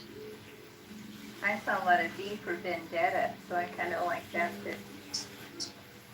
The only thing I didn't like about her outfit was that I didn't mind the hat, but you couldn't see her face.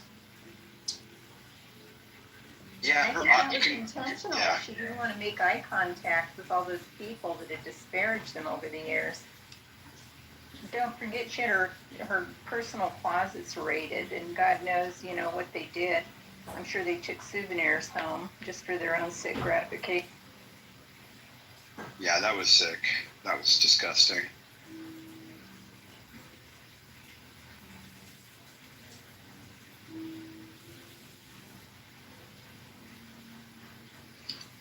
Is this Rick Jones guy a prick or what?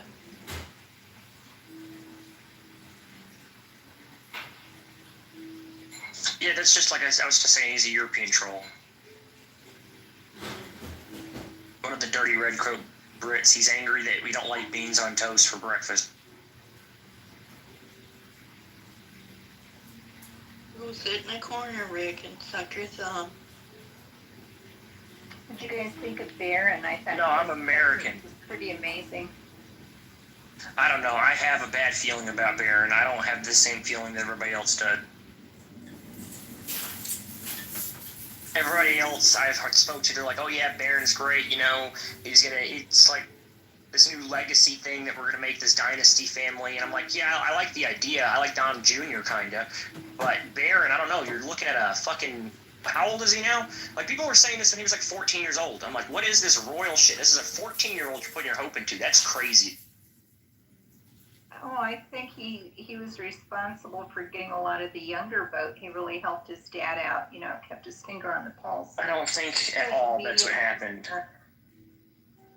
Well, you're certainly entitled to your opinion. That's fine, but you think that people my age and younger than me all went to TikTok and everything and started sharing stuff because of Barron Trump? I never. Are you being real? I never said that. You're kind of putting words in my mouth. I'm just trying to have a little peaceful discussion and a little banter here, so there's no hostility. Well, Barron Trump, and this was Trump said this on Aiden Ross's stream. I don't know if you guys know who Aiden Ross is, knowing the demographic here, but I'm 25, so I know who Aiden Ross is, and he's a streamer. And Barron Trump watches Aiden Ross and told his dad, hey, go on Aiden Ross. He's one of the largest streamers in the world. And then he also told him, hey, the Noke Boys, a few years ago, and Trump's been on the Noke Boys like multiple times now.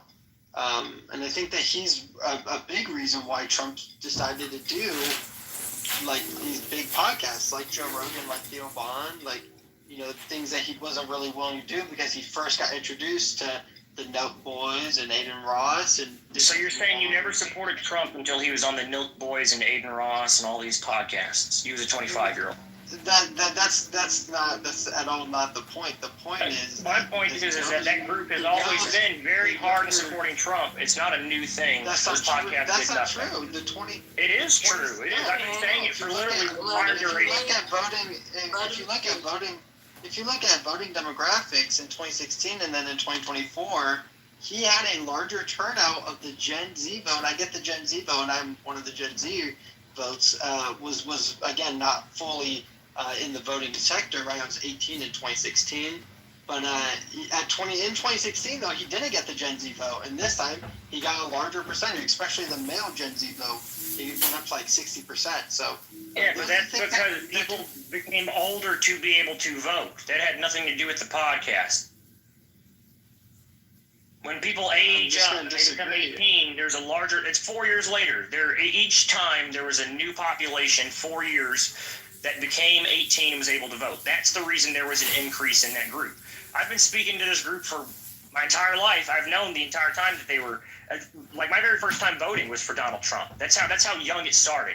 So as we get older, the Gen Z is going to be more and more stronger because we've always been there. Not because of podcasts or anything, but because we are simply there. I just think giving credit to Barron Trump is ridiculous. It's a dumb thing. I'm just going to disagree. I think that a lot of people who wouldn't have voted at all decided. It's like giving credit to Steve Bannon because he went on Fox News. We like Donald Trump because we like Donald Trump. It's not because of Steve Bannon's weird ass. It's not because of his kid. It's not because of this or that. It's because of the things that we've always believed and think that this guy will get that stuff through. It's always been there. That political ideology has always existed. It's not a new thing that started because of this. Why even campaign then, James? Is your point that you're making is we were already all going to vote for Trump, so why did he campaign, right? To sway the independent voters. And Gen Zers was a lot of just non-voters to begin with. Well, I mean, when he goes to campaign, where was it at? It was like a steel mill. And I'm sorry to tell you, but that's not a bunch of Gen Z voters that are, 18 years old just starting out. That's 30, 40-year-olds. He was targeting the older men. He went to the no. That's why he went on the Nelk Boys and Aiden Ross and Andrew and the Schultz podcast, Andrew Schultz podcast. I mean, I think you're being ridiculous if you actually think that did anything to increase Donald Trump's support. I mean, he was always going to win this. The support was already there. You're in an imaginary world if you give that support to people who did absolutely really nothing. 200,000 people, 300,000 people watching their show does not do really anything. 1 million people watching their show does not do anything. It's 76 million people that voted for Donald Trump. And they did not vote for Donald Trump because of the Nelk Boys or anything ridiculous. Hey, shut up. One mic. It's the same point of him going to Pennsylvania to steel mills to try to get the independent voters of the working class. Is it him going on a stream that's going to be watched by 3 million people? That does the same thing. It's just trying to get the votes, and that's all he was trying. I mean, it's a good campaign strategy. That's the reason why we're going to see you're going to stop seeing CNN interviews and Fox News interviews. You will now see the next presidential election, 2028, will just be podcasts.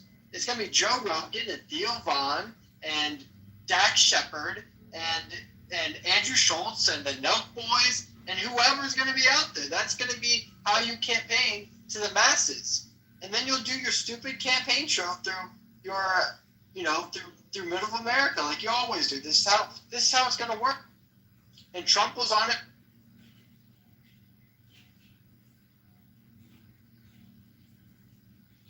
Yeah, it's just crazy to say, he showed up on like 10 podcasts and that was the thing that did it. I'm sorry, but that's not the thing that... No matter how much credit you put behind him, no matter how much you're a fan of these people that do not really are relevant, it's not Donald Trump. It's not part of the movement. There is an actual movement happening.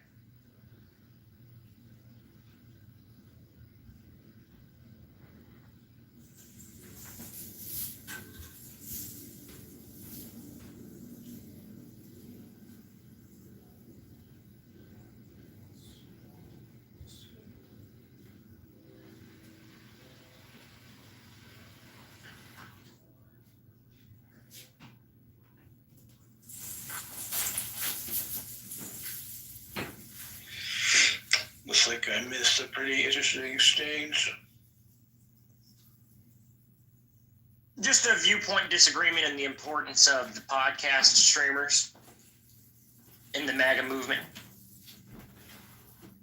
So are you thinking that they didn't play a role? Is that what your stance is, or what? My stance is that Trump was going to win whether he went on those podcasts or not. That there was a political movement that backed him and gave him power, not the Nelk Boys or Aiden Ross.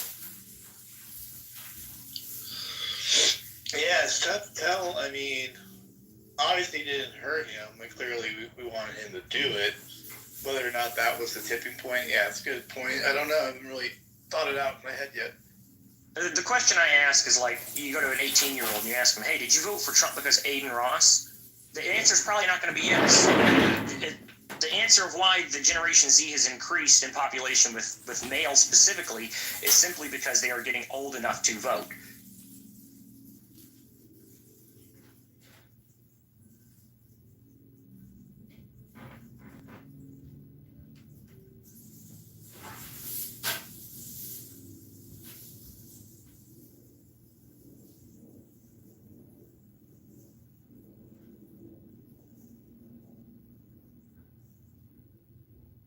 Yeah, I just don't. Maybe I do have a bias. I am a politician, and I don't like the idea of these fucking streamers coming in and possibly being my competition in the future. So you're right. Maybe I cut them down for that.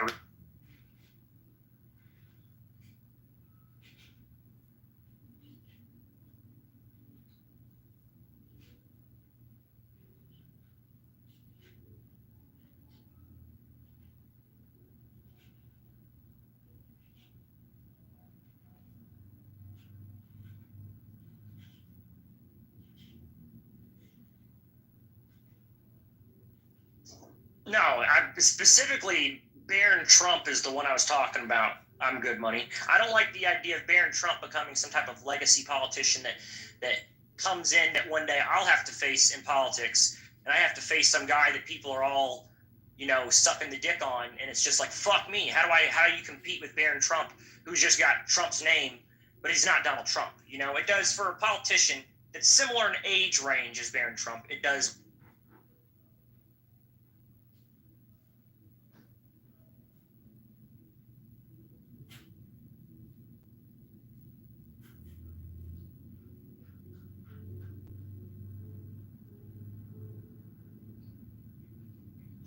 I don't like the idea of princes taking over for their fathers. It just spells for disaster.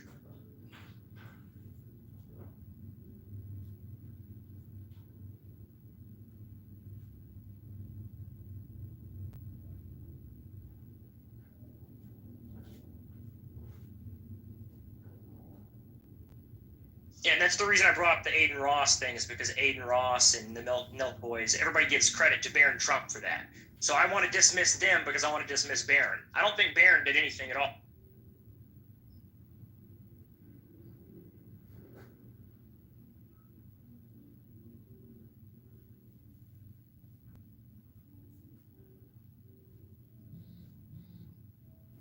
So, James, are you saying Barron's irrelevant?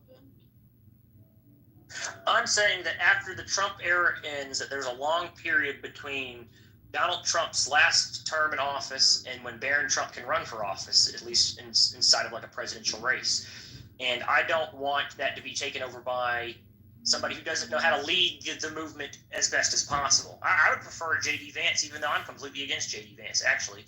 But over a Barron Trump or even a Don Jr., I don't want any of the Trumps, in fact, to take over the mantle after he's gone. I want a regular politician or a regular businessman to take it over and continue it on.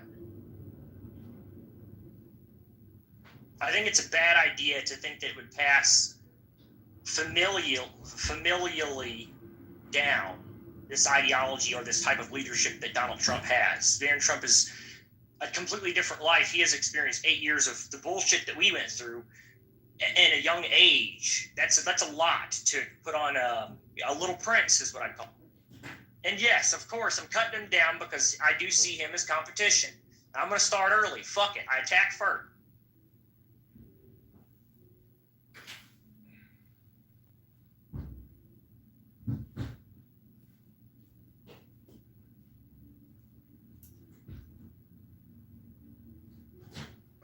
Joby, can you bring up I'm Good Money? I think I can't get him up. I don't know why.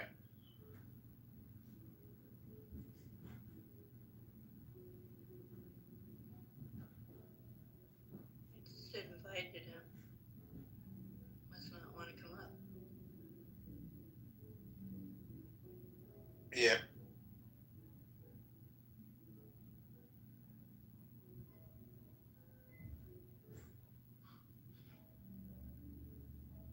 Has anybody seen the video of Barron shaking Joe Biden's hand, and then like Joe Biden had this bewildered face after? Yeah, he did Biden and Kamala, right? He made the rounds. Yeah, what do you think he said to him? I think actually I thought I saw him say the words "good job." So I think that's what it might have been. Because something bewildered him, and I was thinking he had to have complimented Joe, and Joe didn't expect. Well, Joe's completely out to lunch, anyways. It could have been anybody, but yeah, I get your point. Yeah, he just looked like he was just like lost at, like you said, he was lost at lunch or something. This bewildered look. Maybe he didn't. Maybe he thought, "Is that young Donald? What the heck?" Maybe Barron Trump will be great, you know. And if he is, then it's like I'll go full support behind him. But at the moment, I'm very skeptical. I like Barron. No Barron bashing. Come on now. I don't even know him. Everybody says they like him. And it's like, well, what do you know about him other than him like waving at a crowd? Like, come on, man, you know nothing. I know, I get it, but yeah, it's just fun to think about a little bit. And we don't. It just worries me because I mean that there is a support that he has that can transform into a political support, and it's just like shit. You know, that means I am looking for who my age range opposition is going to be. At the moment, I'm like fighting fucking old men in politics.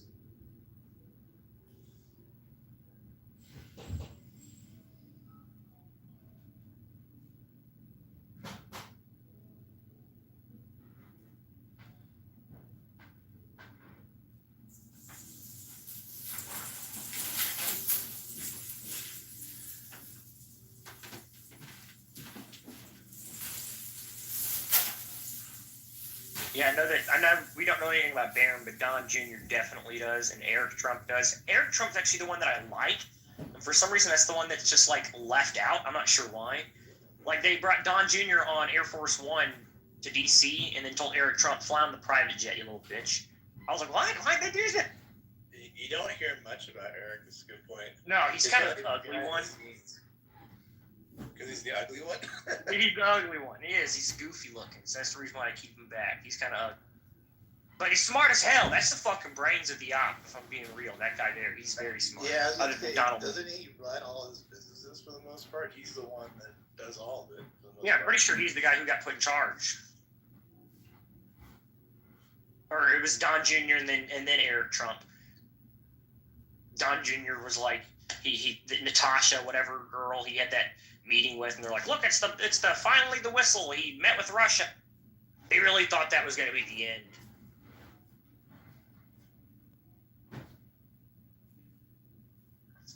Yeah, like what Good Money said, the only time I've actually heard Barron Trump say anything is in a video when he was like 4, and he's talking in this weird accent to his mom.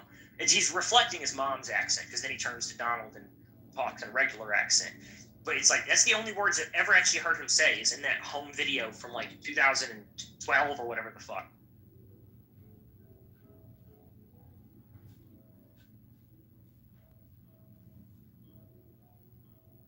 And he'll be a force to reckon with if he does enter politics. That Trump name is going to be fucking big. It's going to be big to fucking deal with. And he looks just like Donald. I'm not sure if you look at him, but he looks just like the fucking guy.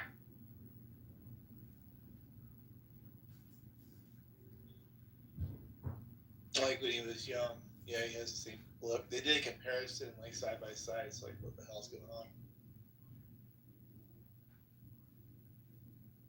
Yeah, what I think is the most crazy thing is I remember in 2002, Donald Trump, they had some type of interview with him on like NBC, and I just turned on the news, and they were asking him, will you ever run for president? And he said something like, well, I don't know if I'll ever run for president. I think I'd win if I did. He goes, and I think I win because I've said it so many times to so many people. He goes, it would call it a self-fulfilling prophecy. I think I've said it so many times that people would just know the name Trump and president and they would vote for me. And that right there inspired me to say that I was going to do the same. Since 2002, I have told everybody I've ever met I'm going to be the president because Donald Trump said it. And now he's president, and I'm like, holy shit, he's right. I'm going to keep doing it, guys. I'm going to be the president, okay? Remember that? James Snyder, president. I'm following Donald Trump fucking roll there. 2002 is when he said that, and it's like 20 years later, it became real. It's crazy.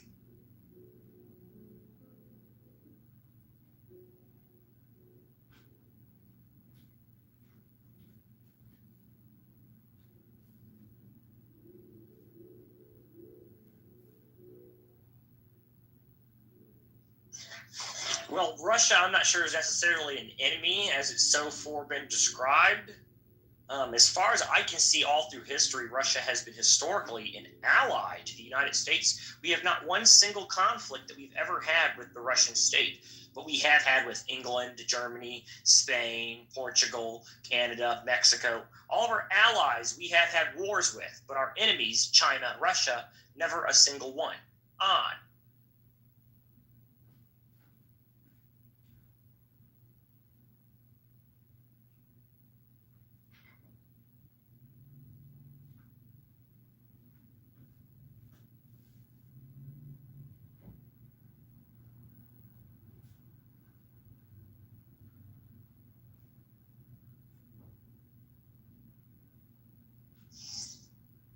These people talking in chat need to come up here so that we can speak, so I don't have to wait for you to type and respond. I think No Way's here to bring it up. What's up to all my Trumpies? What up? What's up, bro? I know y'all are hella happy. Did you get the meme coin yet or no? No way. I bought a couple, but it went down. But I'm gonna stay in because I learned about crypto is all about the long run. So I'm gonna hold on to it. I'm the same with my Hawk 2 coin. I think it's gonna go, dude. I just wish I would have found out the first goddamn day. Black people are always last to the party. God damn. Did y'all see the knives that Trump posted on Truth Social that he given? I mean, you got to pay the shipping, which is like $10, but they're decent Trump knives. What is it? Trump is partnered with somebody, and they're giving away knives. It's a pocket knife. You're saying knife? Okay.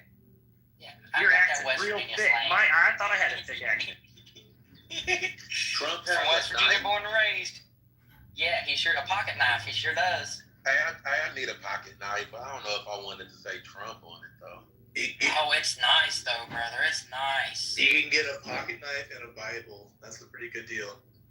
Hey, that's crazy work to get a Bible with Trump name on it. That is crazy. What he needs to do is start selling fucking AR-15s, and then I'll buy one. As long as it has it's like coated in a Trump latex filter. He's already got the 9mm. That's the next. Dude, I'll buy that. I will straight up get a 9mm with Trump on it.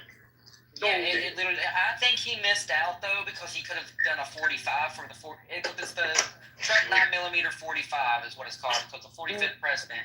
Got 45, and it's like an engraving of his face on it, and it says Trump down the barrel. But if he would have done a 45, he could have. Man, that would have been wicked. Wouldn't it be wicked if like Pablo Escobar was found with that pistol? You know, like he was still alive and he's got that fucking Trump 45. We need to find something like that. Hey, but hey, can y'all be honest with me? So my white brethren, can y'all just be honest with me? Did Elon do a Nazi sign? Just be honest with me. No, I didn't see Elon do nothing Nazi-wise. Every few weeks they say somebody threw up a Nazi sign. Why would you believe them now? I know Elon's South African, but he's not really African. I know he don't really like black folks, even though my little brother works for him. But I'm just saying. He doesn't like black people now? I don't know. I'm just saying that, but I don't know if he does or doesn't. I think he's too autistic to not like black people. That's kind of a regular people thing. Being autistic myself, I can vouch for that. That's totally a regular person thing. All people are kind of scary to autistic people. It doesn't matter what color they are. Yeah. Now, do y'all think Elon is running the show, or he just has a major influence? I think he's just happy to be part of it. He's like the Make-A-Wish kid that you brought along. I have to agree. A great, intelligent genius, but he's there to do his genius shit and then clap and feel part of the. No pun intended, but I think he's got Trump's ear. So now, yeah, he definitely does when it comes to the science stuff. Like Trump said, he saw that rocket come down. He was like, I can't. It was funny the way he described. I've never seen something so great. It was like chopsticks caught a building. So I think we're going to Mars. That's for sure. Hopefully in the next 4 years. Oh Lord. So, all right, I got one more question for my Trumpers. What about these Mexicans? Are y'all gonna miss them or not? Yeah, we were talking about that earlier. We were saying that we should annex Mexico into a U.S. state. That way there is no immigration problem. They can just freely travel left and right. There would be free economics left and right. There would be free law enforcement left and right. We could fight the cartels. Economic benefits such as wage increases for them. There would be no jobs lost. We could work whichever way we want. That is the solution. So are you against that? Wait, you said turn Mexico into a U.S. state? Yeah, we take it over. It's hard. Hell no. We're going to take over the entire. You don't want that? Are you serious? Hell no, because then no. All right, let me be serious now here. Hell no, because then that's really going to take away a lot of jobs from people. Because we're really, you know how many Mexicans is in Mexico, and you allowing them free, all of them citizenship? They would have to learn fucking Spanish. Well, I mean, Spanish is a language that the Americas speak. We should probably have. There's 2 languages of the United States of America in my vision, and that is when we take over North and South America, there will be English and Spanish. Yeah, 100%.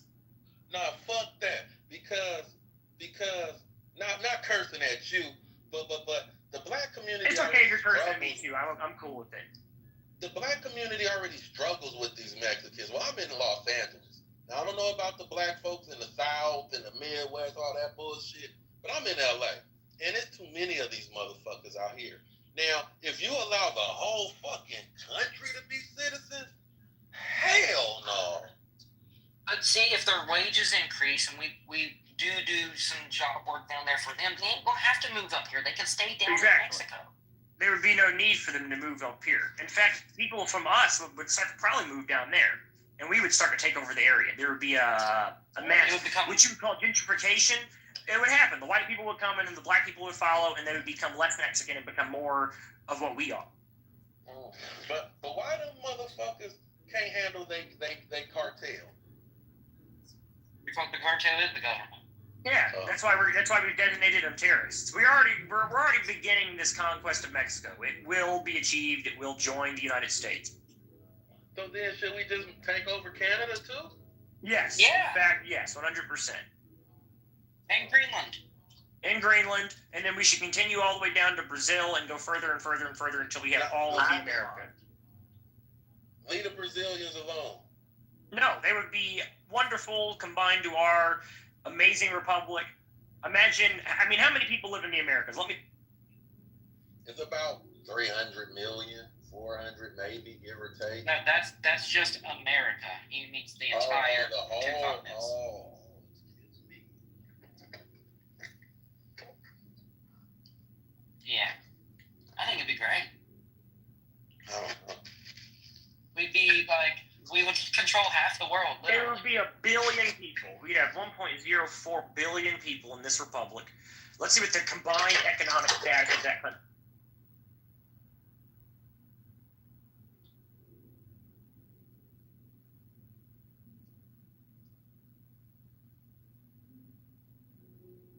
If we had 1 billion people and had both continents, ain't nobody trying to fuck with us. The combined net worth of North and South America would be almost $100 trillion.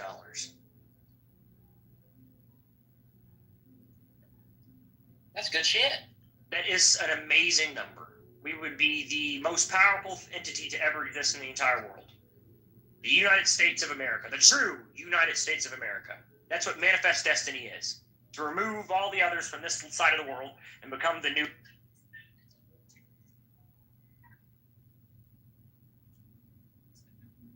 No more kings and queens, only the republic. Yeah, I mean, $100 trillion worth of fucking a billion people. That would be a powerhouse of economics and industry. Holy shit, why have we not done this? What is holding us back? All right, now, what about this? What if now we get all of these illegal immigrants that's willing to take low-wage jobs, we have them replace all the workers in the country, and us citizens just live good? But we had that, and you guys didn't want that. We had to free you before. Fuck you. I'm just saying, that's what you've just described. That's the reason I gave you that analogy. Did I really describe I wanted to shock you a bit. No. My people weren't getting paid. We didn't get paid. It was all free labor. I'm saying. I mean, 8 cents on the dollar is not really getting paid either. Well, that might be, yeah, that could be slavery. All right, let me take that back.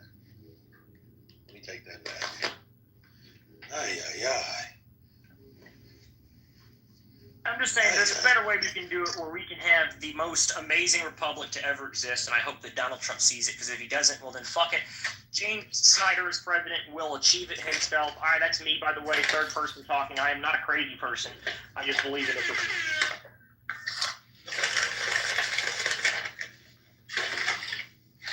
I'm just saying, there isn't a way that, I don't get it. It's so much money in America. Why can't everybody just have a decent life?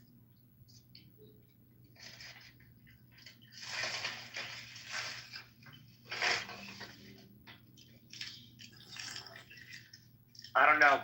Your question seems a little fanciful. However you pronounce the word I'm trying to say. Yeah, you're trying to get fancy on me. Yeah, I tried a little bit. My mouth doesn't do the same as my brain. I can think of the word, can't say the word. I'm not sure what that is. Yeah. I never won a spelling bee either. Not once, damn it. Not once, never. Didn't even qualify. Like, I probably made it to like the third. They said the qualification is spell your name, and I fucked it up on the first letter. It sucks. I would have loved to win a spelling bee in elementary school. It would have been amazing.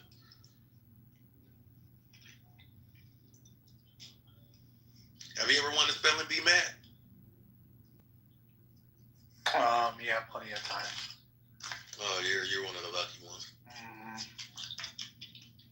James. I know Dr. Joe B.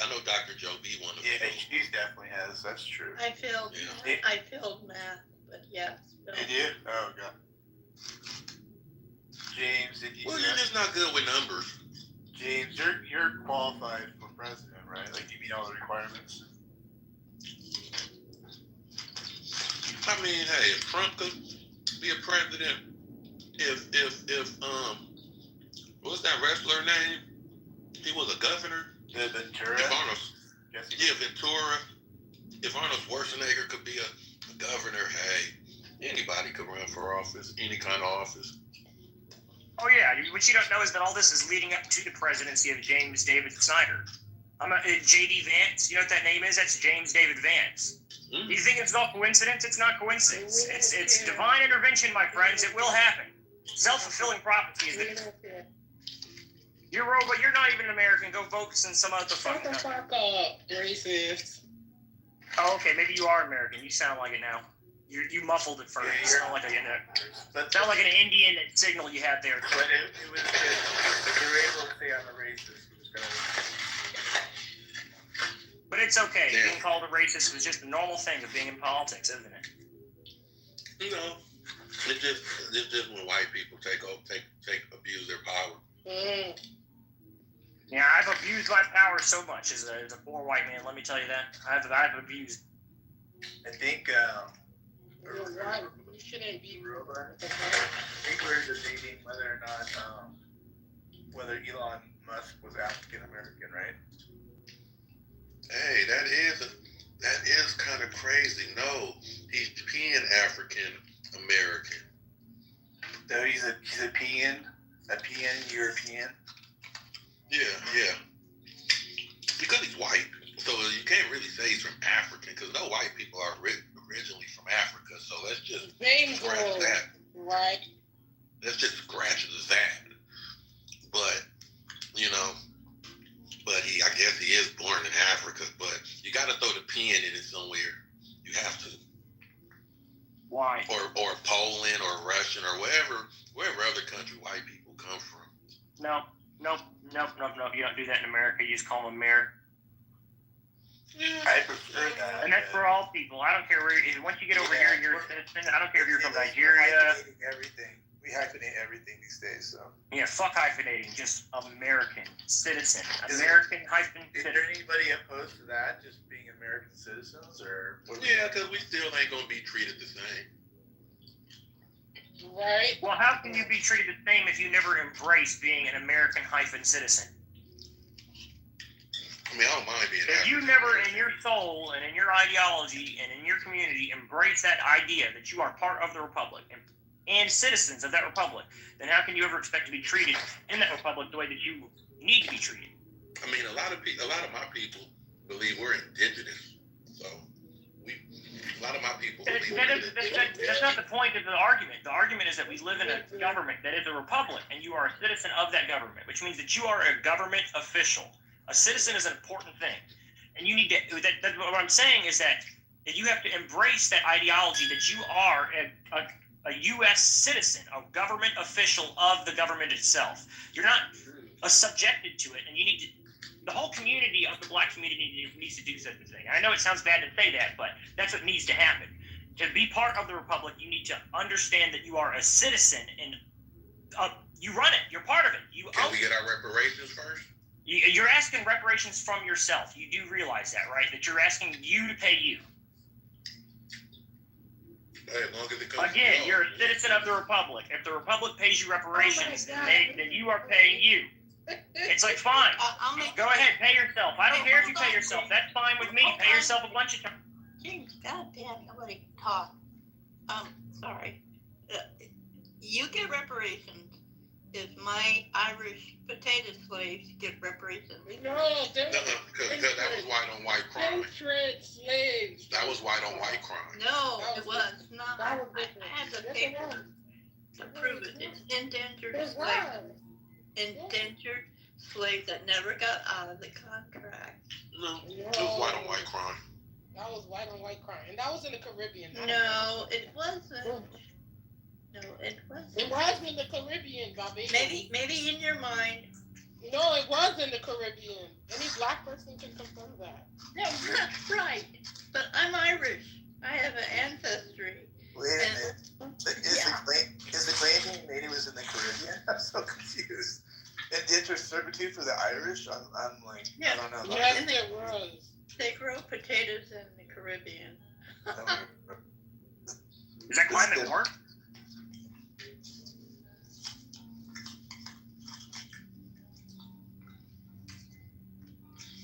No way.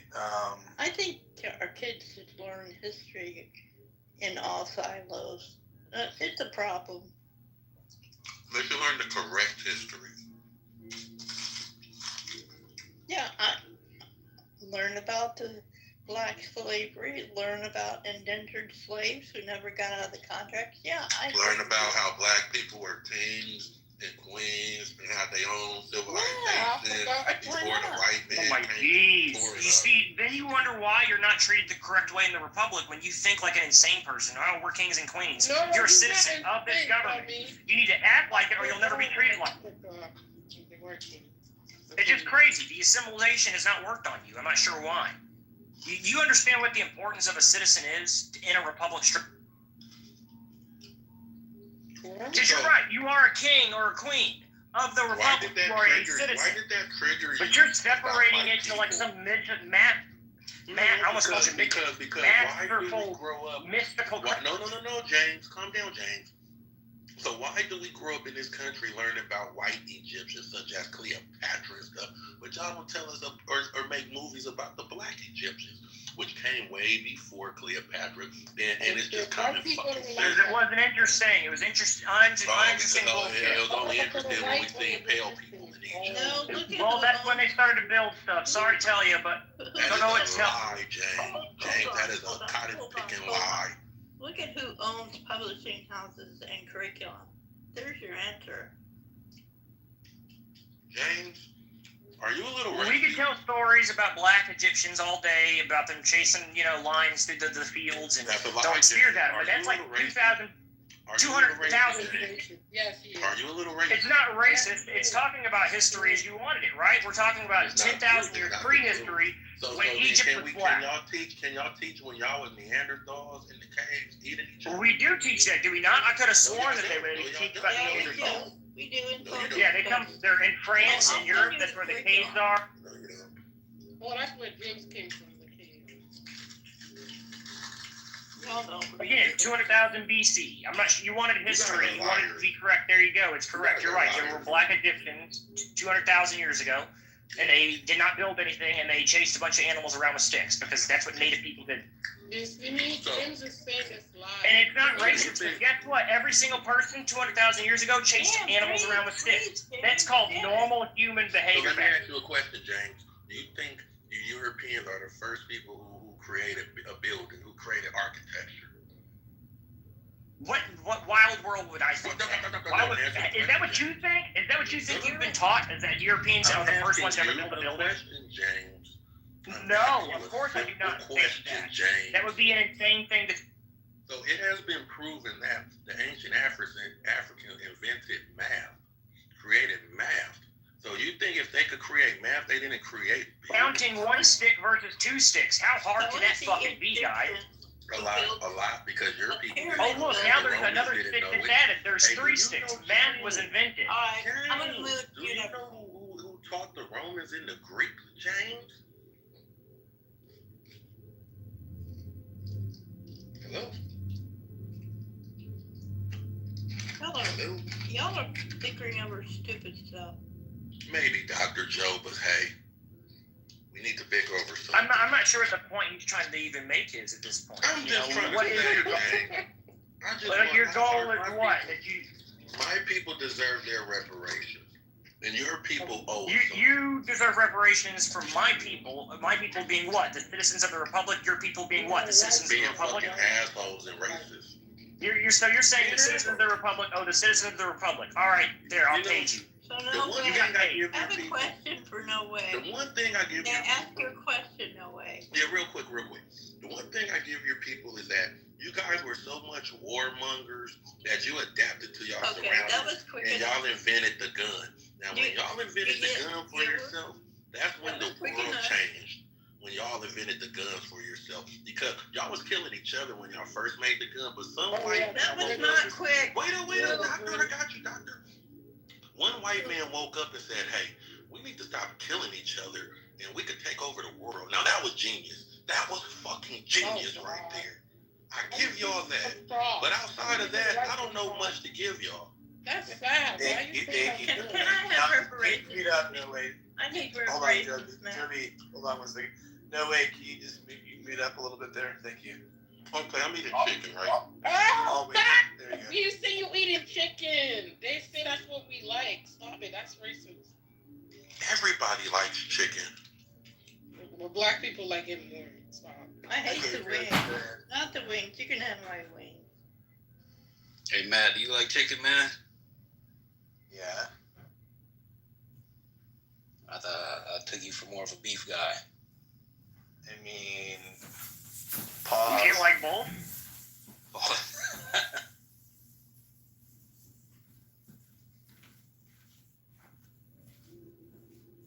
Joby, you're gonna say something. Go for it. I was gonna ask No Way.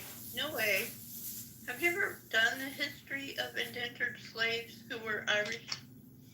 Shout out to my Irish folks. Shout out to them. But So see, you don't know the history. no, listen to me. Listen to me. I can't get mad at what the Scottish, what the French, what the Italians maybe, what the Europeans and British done to the Irish. I can't get mad at that because you know what? What y'all throw in our face is, oh, your own people sold you into slavery. Your people sold you into slavery. So why should I care if other white people were whooping the Irish asses? Because we were brought over to be slaves, 300,000 of us. Well, maybe 300,000, maybe, but what happened? Y'all weren't strong enough to stay slaves? No, we couldn't get out of the fucking contract. No, Irish has. What fucking They have, contract? sorry. They have always been like poor, Irish, like low income. No reparations, eat shit, fuck you, I'm leaving. Like in Rihanna's family, they're poor. What was wrong with James? He's You scary. got him mad. He's scary. That guy is scary. Like, jeez. It was just an opinion, a statement. You're gonna kill me over my constitutional right? Jeez. It doesn't work for us, but it could work for you. Jeez. I'm just eating French fries with a lot of ketchup on it. Damn, you're making me hungry. Go get something to eat. No, you sound like you eating wing dings. I'm at Wingstop. They had a 20-piece boneless wing and French fry meal for $20.89. I normally don't eat boneless. I normally eat bone and paws, but I just said fuck it. Let me try it out.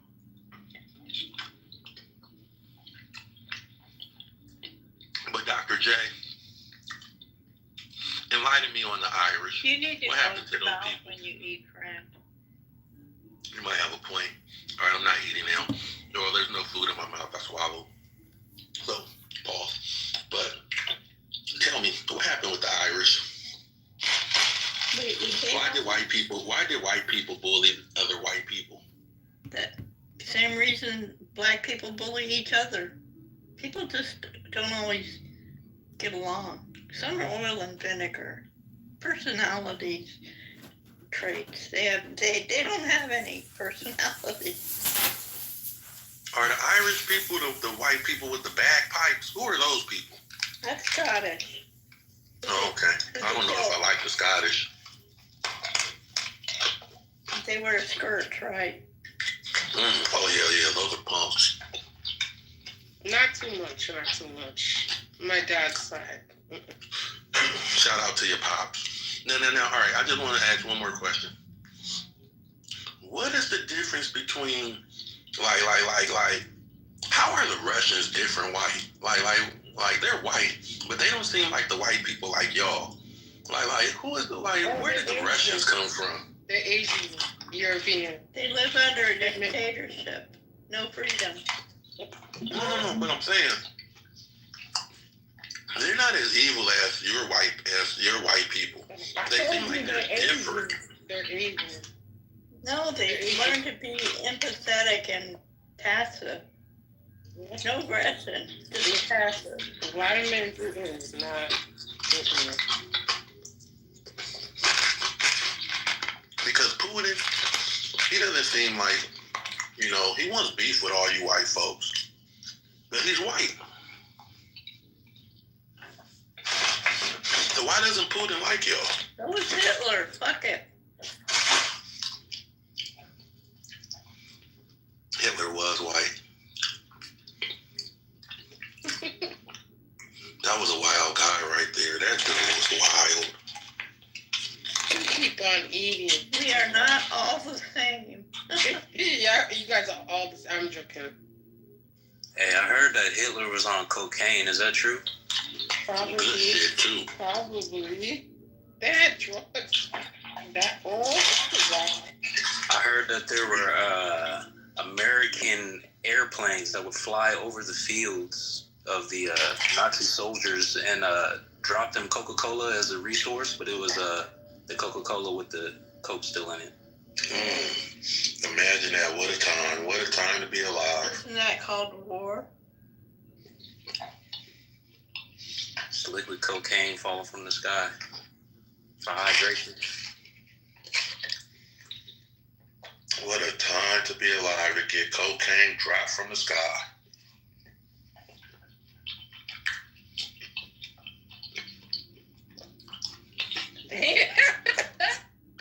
This nigga was hungry. Sound like a little piggy. I'm just saying. Now, I don't want to offend anyone, but was Hitler really that bad? Yes. You're offending the Jews. You're offending the Jews. You're offending Jews. Oh, my bad. Shout out to the Jews. All eyes on this guy. Everybody's looking at you now. Maybe you should watch some Holocaust shows. So now, to all my Jewish people, my white Jewish people with the curly hair. Oh my gosh, could you please chew and then speak? Exactly. Please? We've been telling him that, Monica. My bad, Monica. All right, I swallow. Your mic is very good, which is cool, except for when you're chewing in our ear. My bad. You're doing it on purpose now, I can tell. Move it back. I'm not. Yes. I'm not him You're murder. squishing your tongue around your teeth. We can hear it. He's gonna choke on a bone any minute now. Oh, it's boneless. It's boneless. Damn, bro, you starving? Yeah. I had food You poisoning. need to remove the yesterday. fat on Let me that. tell you Ah, something. Let me tell you, Monica. Let me tell you something I weird don't about my. want to hear from you. But you're speaking to me. Well, that's the only way you can get out. Monica, stop. Why did she leave? I don't know. She said she didn't want to hear from me. But she was speaking to me. It's ironic. It's crazy. It's just so weird. You want to speak to me, but you don't want to hear from me. That's only some white shit right there. I think we all should give it. If I'm going to speak to you, I should give you the chance to speak back to me. Like, isn't that fair? You only think. But to my Jewish homies, got a question. The ones with the curly hair. How do y'all feel about the black Jews? Oh, he do this good life. They hate y'all. They hate y'all.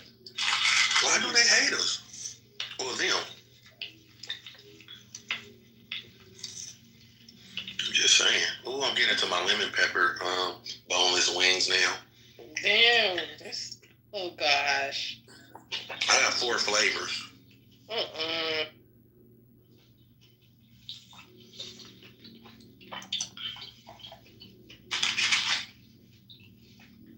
I'm almost finished. Oh, you said you had food poisoning yesterday? Ew. Yeah, I did. Monday night, after I left the club, I went to Taco Bell. That was the number one mistake. And I ordered a Mexican pizza because I love Mexican pizzas. And I don't know, it didn't smell good. And it didn't even taste right, but my dumb ass continued to eat it. And that should have been the sign once. If it doesn't pass the smell test, you shouldn't eat it. But then, if it doesn't pass the taste test, you shouldn't continue to eat it. But I kept continuing to eating it, and I paid for it yesterday. I literally shit it a minimum 30 times yesterday. TMI. Yeah, but I mean, we all been through it, so it's okay. Well, yeah. I had an appetite and was supposed to go out to dinner with my kids. Smacking his mouth. Oh my God. Yeah. This guy said he's almost finished a 20-piece. That's crazy. He's smacking his mouth. Yeah. Oh, he's doing that on purpose. Matt, No, I'm not. do we do 3 strikes? Matt, do we do 3 strikes or do we put up with it? I had an important question. I wanted to ask Jose a question. Go ahead, brother. Jose, you there? Yeah, I'm here. Which one? What's going on, man? Jose or No Way Jose? Oh, Seaway Jose. What up, Seaway?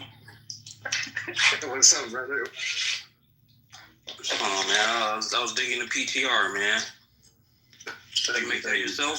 Is that the sketch or? No, I didn't make that. I just took it off online and I just pasted the MAGA 2024 on top. Oh, okay. We were asking questions about the Mexican American alliance. How do you feel about us annexing Mexico and South America?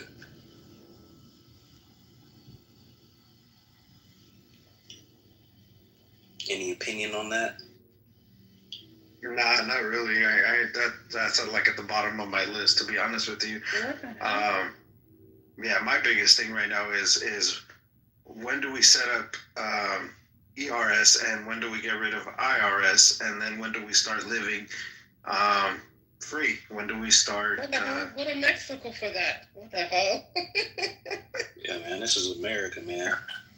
You can pay taxes around here. I'm good. Don't say you good. You can live a good life in Mexico. I don't like socialist governments. I'm good. That's where your people's from. What the hell? That's true. My people's as in my mom and my dad were from there, but then they escaped and became naturalized American citizens. So therefore, I was born here. Therefore, these are my people. How did they escape and become a naturalized citizen? You're chomping food. Next one. My fault. Let me swallow real quick. Thank you. Next one. I swallow. Otherwise, you just eat your wings in the goop. All right, I swallowed. So, how can you escape and be a naturalized citizen? Well, who are you talking about? You nasty. Keep eating. That's Seaway. Seaway, my bad. Yeah, no, they became American citizens. You know how it goes. Okay, but you can live in two countries, you know? Okay. That's fine, but we don't live in shitty countries. We like to live in the greatest country. There we go. He's a fake ass Mexican. Nah, he's a fake ass Mexican right there. He can tell. You think he's white. Again, I was born here. White people don't know I guess that. There's a lot of, a proper black people proper term is Ticano, right? The proper term is No, Ticano. you're not a Chicano. You act like you're white. I know a lot of Mexicans act like they're white. I like white. What's wrong with white? You act like you're white. You're not white. That's the You guys are not white. We always have to tell you that. What's wrong with white? Tell you that. You're not white. White people own property. White people, own businesses. White people make money. What's wrong with white? Wait. Quick question. So wait, you said that Mexican people don't own businesses? I didn't say that. I didn't say that. Oh, I thought Seaway just said that. He said he likes being white because they own businesses. And Yeah, if I was Mexican, I would be proud of being Mexican. He's not. That's what I'm saying. Why would I be proud of a shithole country? What? That's your shithole. What? I would never date a Hispanic man. Don't you dare talk about America this way. Yeah, don't do that. Be proud of your shithole. Yeah, be proud of being Mexican. Like, what the fuck? You're not fucking white. Wait, why can't he be white? What's going on here? What the fuck is check it off on applications, and check off white on applications. It's lived experience. He wants to be I white. told you. He said he checked out white. No, you're not white. Stop. That's too much. Y'all get bent over this too much. Like, I would never date a Mexican like you who act like they're white. Yeah. Are you guys happy that men are men again and women are women again? Yes. Let's go. Clearly defined. I'm really offended by, it's like that bishop, that really hot bishop, was saying that shit, that Trump was at, and JD Vance, that really hot bitch, she was saying, be nice and compassionate, and remember, these guys might be, picking your crops and shit, and so we gotta think about that. That bitch was hot, right? No? All right, sorry. Scat man, what the hell are you talking about? I'm kidding. Hey, listen, Matt. Are you actually black? What? Matt, are you black? No, he's white. I'm gonna say. Someone told me he was black the other day. Would that be a problem? Oh, a huge problem. That'd make me really scared of him all of a sudden, then, What the fuck? I mean, he might be a Oreo. It's okay. Yeah, man. Oreo. He's I like heard an of a Oreo, guy so named he's on your Clayton. side. He said, "Gotcha." What the fuck? He's on your side if he's an Oreo. No, I just was like, wow, that's a really, white sounding black man. If he is, He's white. Well, That's racist.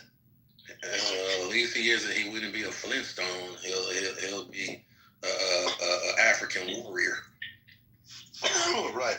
Yeah, man. I am foundationally white. Oh, but you are black. Yes. Matt's not black. Hey Matt, how you like them Trump executive orders? Is that ML? I don't even see him on stage. Hold on, let me Oh refresh. shit, ML, the black American with the accent. Who's this? Wait, ML, what was your question? ML, you unfriend me. I didn't do nothing to you. Oh shit. Did he have his I am inauguration friendly? on Martin Luther That's a King different Day account. for on We used to be purpose? friends on here. Oh, I don't even know you. I don't remember you. You do? But it's a different You do. account. You do. This is a different account. I recognize the voice. I know who it is. So, Matt, how do you like them executive orders? Any of them hit home yet? I just so much winning, ML. I'm just like in shock right now. I'm like, oh my gosh, this is so good. You know your dream list of everything possible under the GOP. You know every party that overreaches loses the next couple of elections. Yeah, you guys know, 'Cause you know that pretty well. Because Democrats be fucking up, and now you're about to fuck you up. gotta admit, you guys fucked up. Yeah, you just said it, right? Yeah. No, they just Democrats didn't do shit. Democrats didn't realize that how much the population has moved, and how much people were willing to give fucking fucked out a chance just to get rid of their asses. They were just fucking. They like to sit in the ivory tower and talk down to the masses. I guess they just didn't get it. I don't know. But Trump's about to tax y'all more and give me a tax break. So I'm smiling. Oh, you're a rich guy. Good, ML. I'm glad you found some common ground. You rich? But to my Trumpies, are y'all ready for this recession that's going to happen? That always happens under Republicans. four Republican presidents. Oh yeah, they're poor. The Trump. Are y'all ready for this Trump? See, they don't. They're poor, like the poorest of the poor. I'm just saying, like I know it was a voting Democrat is always me I know voting it was against the my recession interests. the last time Trump was in office. I know it was the recession when Bush was in office. I know it was a recession when Bush daddy was in office. I know it was a recession. I don't know about Reagan, but it probably was a recession when Reagan was in office. So all I'm saying to my Trumpies, are y'all ready for another recession? And do y'all have money to buy all of these houses when the housing market goes down? They don't. You already know they don't. I thought all Republicans were rich because since they subscribe to trickle down economics. That's only on Clubhouse. Reagan economics. Reagan's stupid. Trickle down, Reaganomics is the same. Because he was the one who. Fuck Reagan because he put dope in the hood. And the cocaine that was put in the hood funded this government. Whoa, Matt, Matt, you know Trump is. Matt, Trump's deploying troops to the border already? Trump ain't playing around. That's time, ML. Oh shit. That's all. I don't like the fact Paul doesn't say anything. Paul's an Italian American man. He's ignoring us. They don't like niggas in the Italians. I heard that. So when I come in the room, Paul just gets quiet. Hey, so I did have a question. Now she said that reminded me. Are Italians like the top of like the racist totem pole? Yes. And then like everybody else falls under their. No, it's them England. It's them dudes from England. Them British.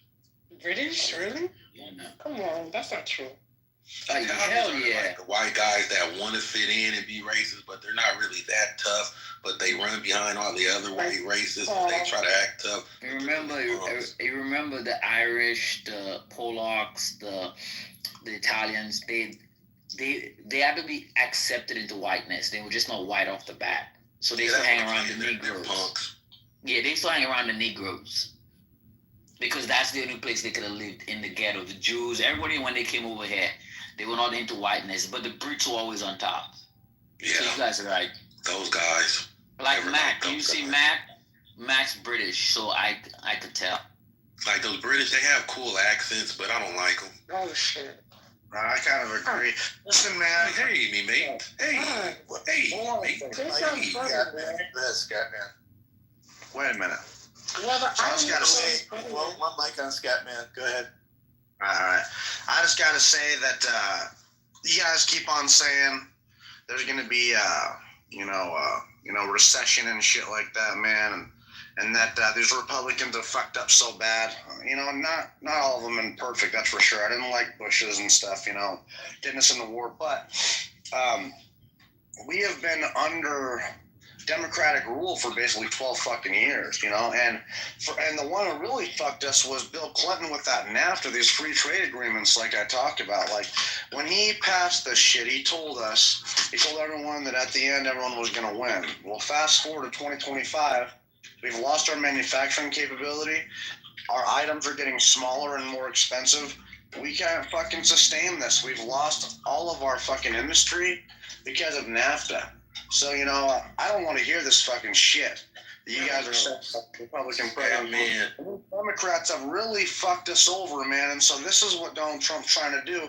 By bringing these tariffs back, it's going to actually bring industry back. It's going to actually make it to where they don't get a fucking free ride. It's destroyed our industry by giving these other countries a free ride. Y'all love them shit. Man, I don't know about NAFTA. I don't know about NAFTA, NASA, or FAFTA. But I just know every 2 days ago, Samsung fucking just announced that they are bringing their dryer division into America. They're thinking about it. Every time a Republican is in office, the fucking country goes into a freaking recession, and I don't get it. You white people need to make up your mind, because you white people say when Clinton was in office, the economy was great, but now all of a sudden he fucked the country up. Make up your goddamn minds. The economy was great because of the problem. It was great for them. The fucking Soviet Union collapsed. We were the sole superpower of the entire fucking world. And I'm not going to say this shit. I don't really like saying this, but it's true, man. A lot of Reagan's accomplishments went into effect, you know what I mean, with this motherfucker. It was a great time. It went from Reagan to Bush. Yo, literally, Reagan started the wealth inequality and changed the tax code. When Reagan came into power, he added so many thousands of pages to the tax code. That's what has allowed the huge wealth transfer from the middle class to the upper echelon of society. And then you have huge. When Reagan was in power, a CEO of a company made sometimes 50 times what an average worker made in a company. Now, do you know what the number is?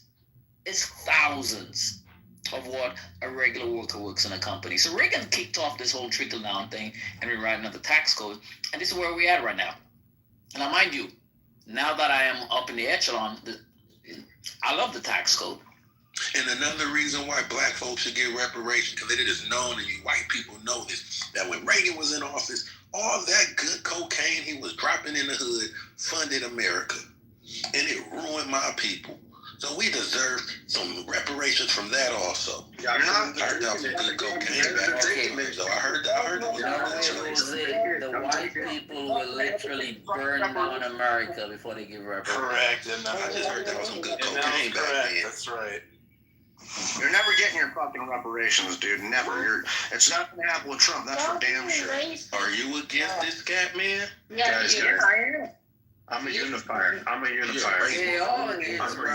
We're all going to get reparations. You want to give Negroes money? What's wrong with you? We're all going to get reparations. And the only way we're all going to get reparations is when your president, Donald J. Trump, gets rid of the federal income tax.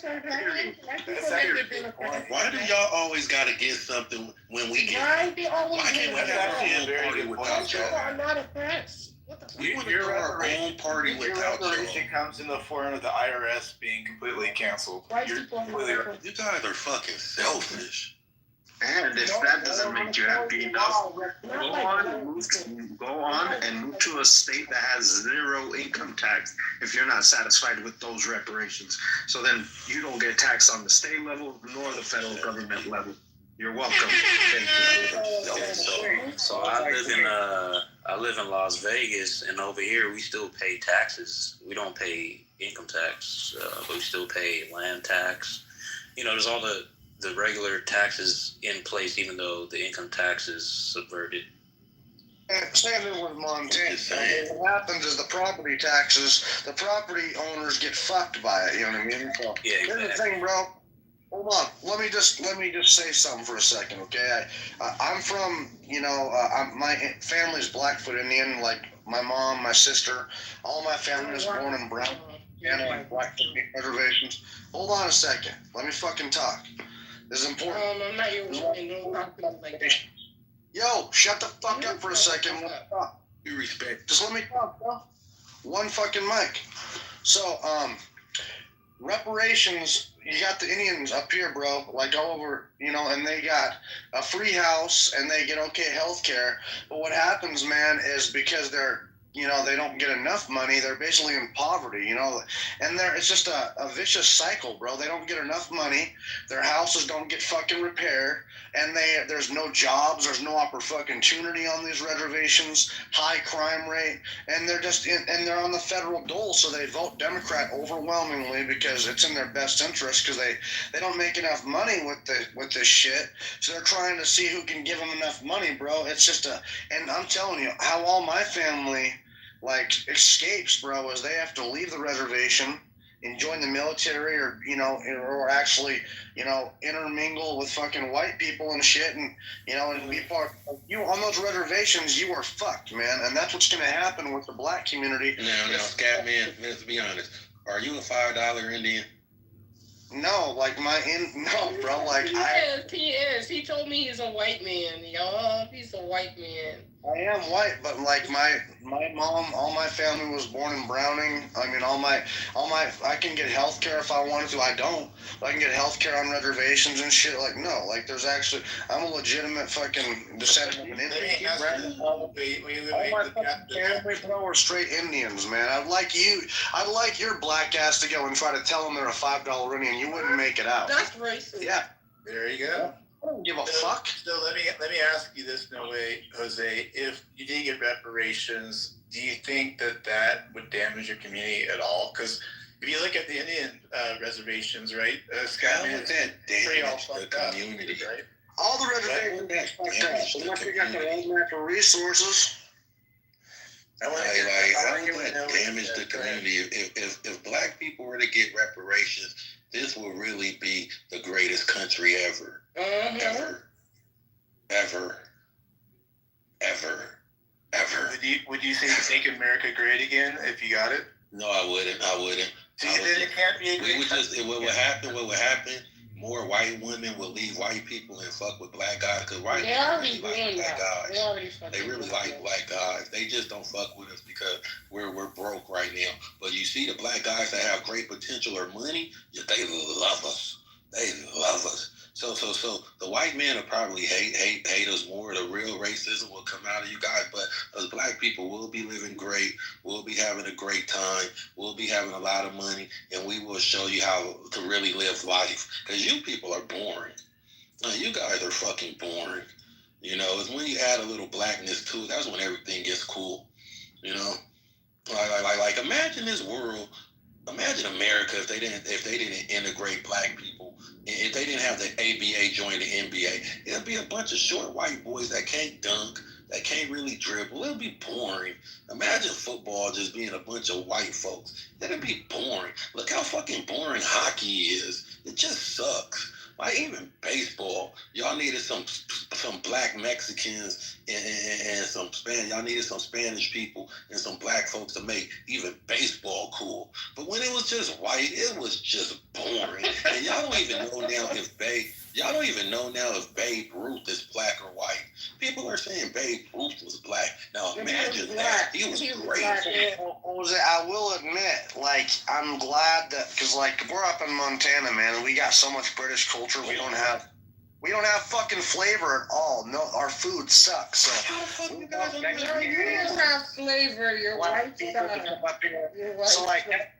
I agree, bro. Like, you know, you guys bring a good flavor. You know, it would be a little boring, you know. Though you guys are. People don't know how to mix seasonings. No, how about saying powder, paprika? Yo, hold on, and I'm gonna say this just because I can. I'm gonna have my people bring some of my food up there. It's You are not Mexican. You're white. You're American. You're not Mexican. You're not a Chicano.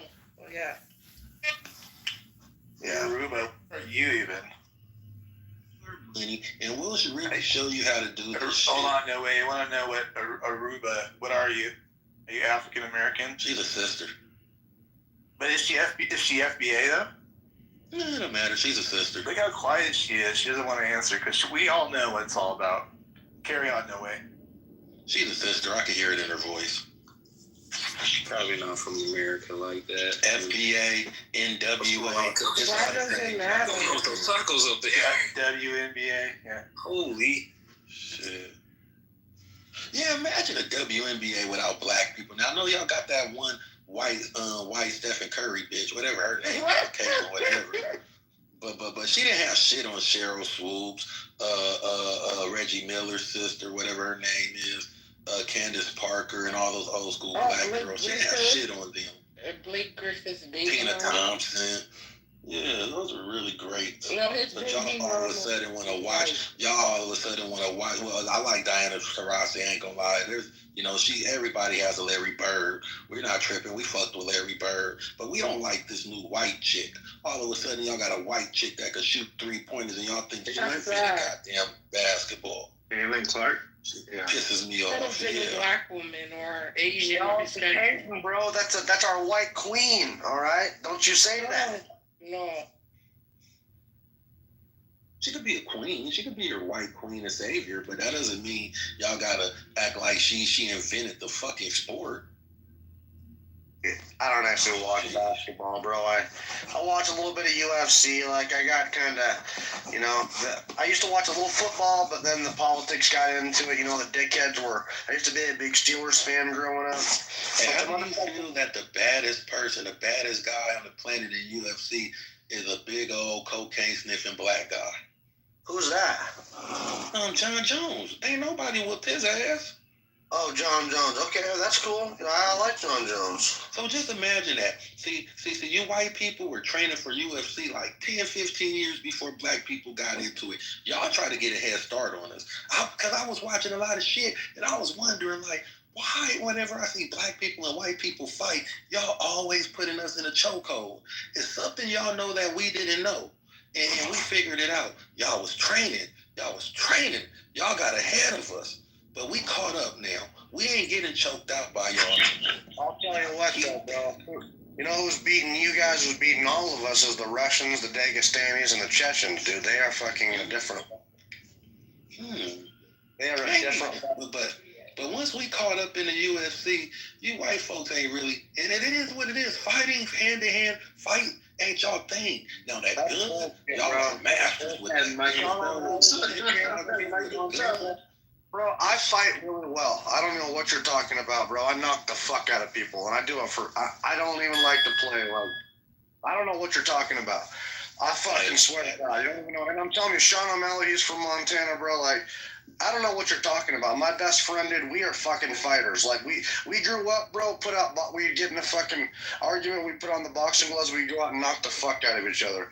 And it's been that way since I was a little kid, dude. That's the way we do. I don't know what you're talking about. What's your record against black people? Be honest. White boys do fucking fight, and you don't know what you're talking about. What's your record against black people? Be honest. You just ran into the wrong white boy or the right one. What's your record against black people? Be honest. What? What's your record against black people? Be honest. I've never had to fight a black person. So how do you know you could fight then?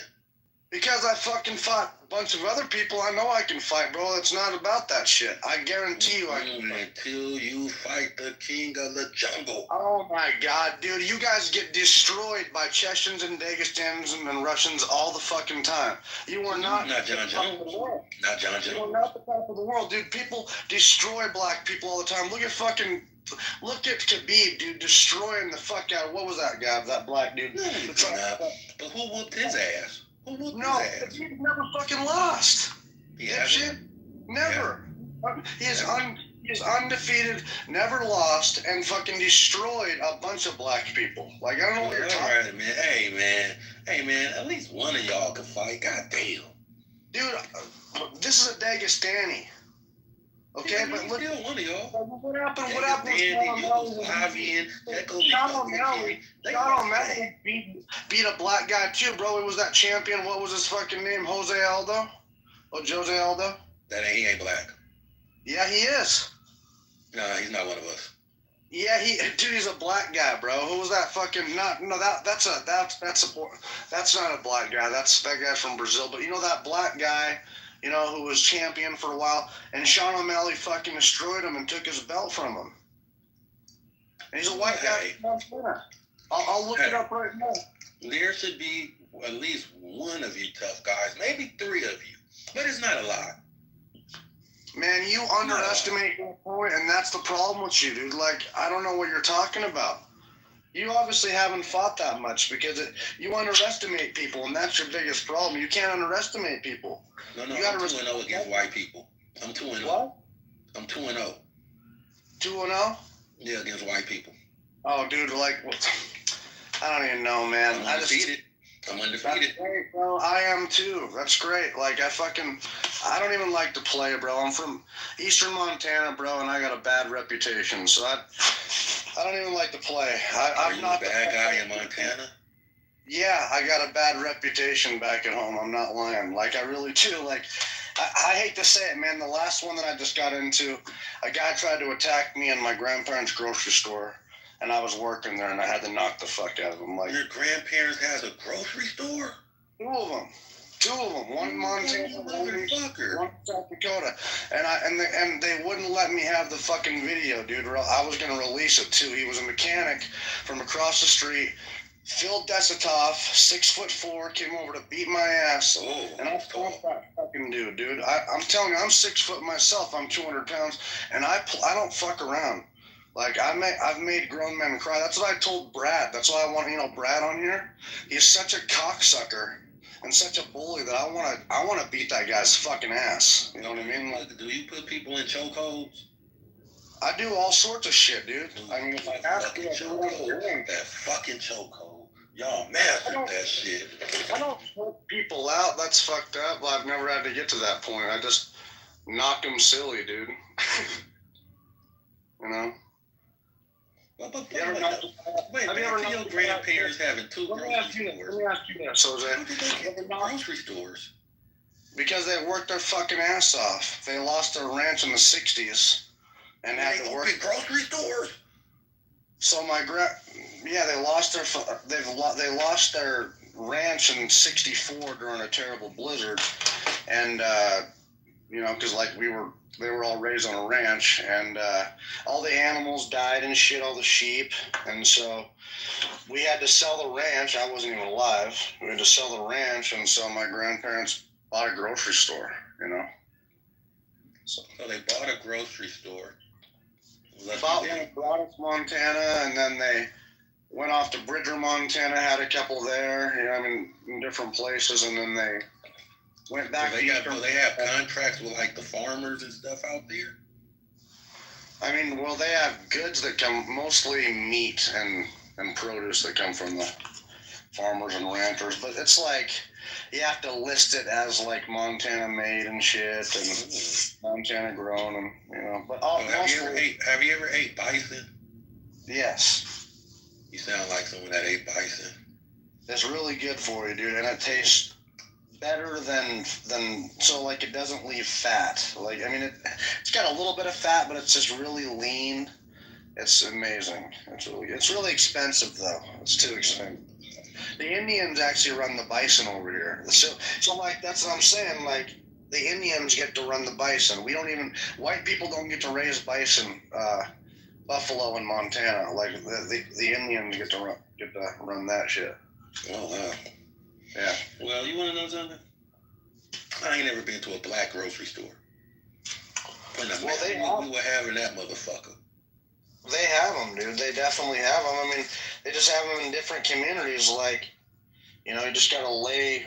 I don't know. I mean, they definitely have them, dude. We've had black people work for us too. I mean, No. They worked for you. But that's Have you ever been to a black grocery store? That don't sound right. Well, what's wrong with a black person working for us? I've worked for the grocery store. Because you're like a worker manager. You were working, but you were the manager. I had to earn my stripes, dude, and eventually it wasn't my thing, and I went off and worked in the oil field because, I don't. How did you get in the oil field? Just Look at the opportunities you have. Bro, it's called applying. You have to apply for these jobs. Oh.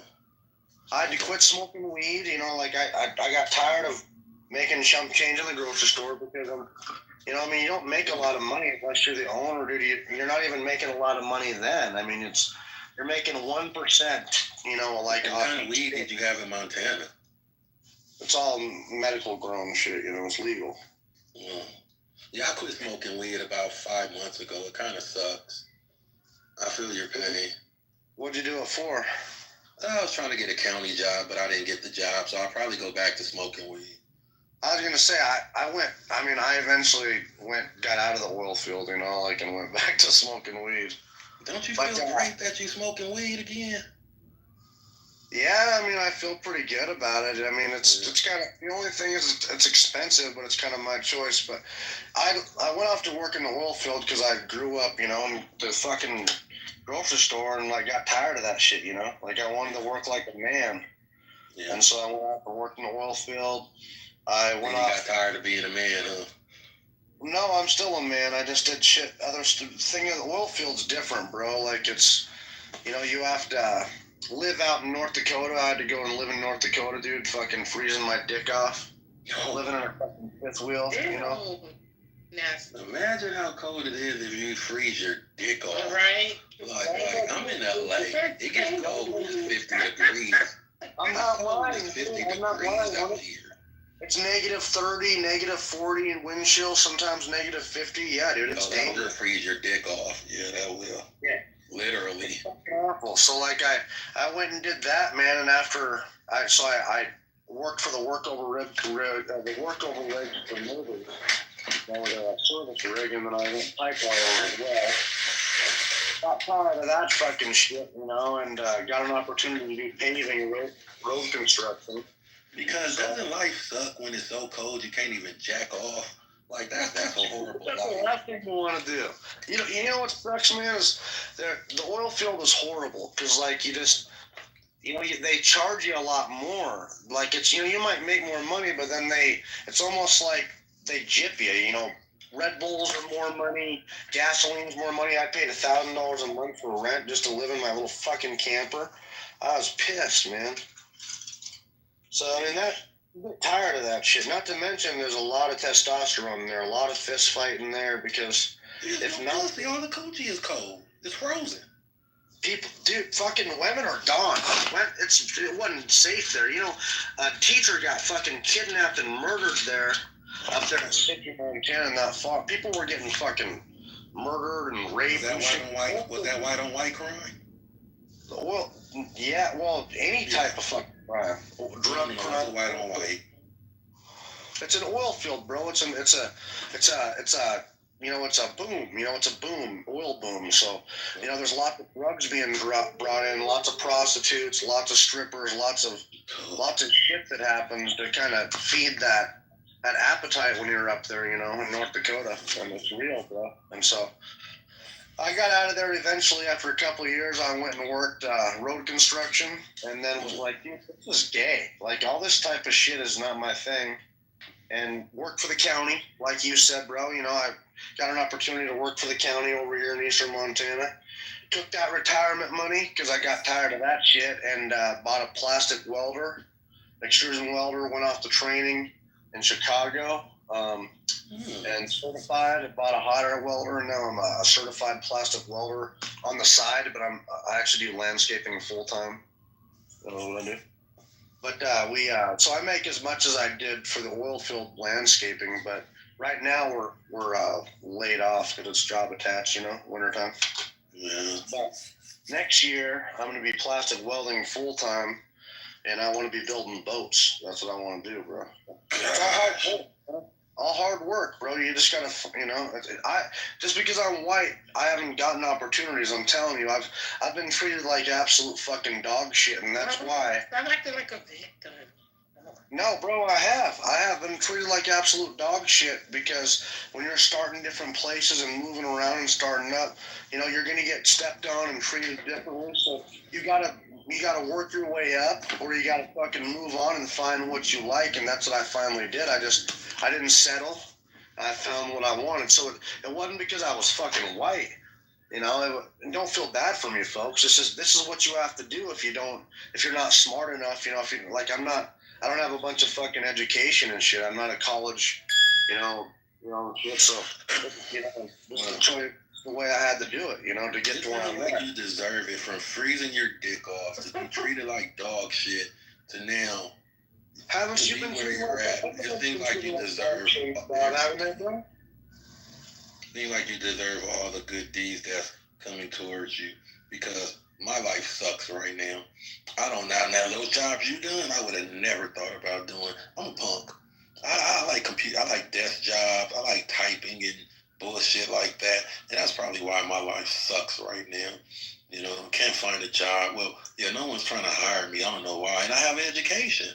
And I can't find a job for fucking shit. But someone like you, that's a man's man, that's doing all this manly stuff, you're persevering.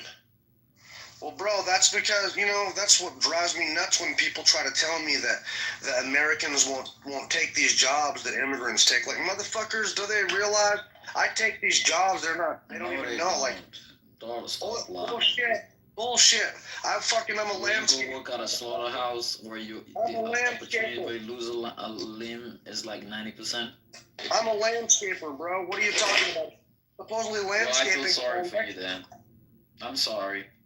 I make $22 an hour, bro. I do pretty good right now.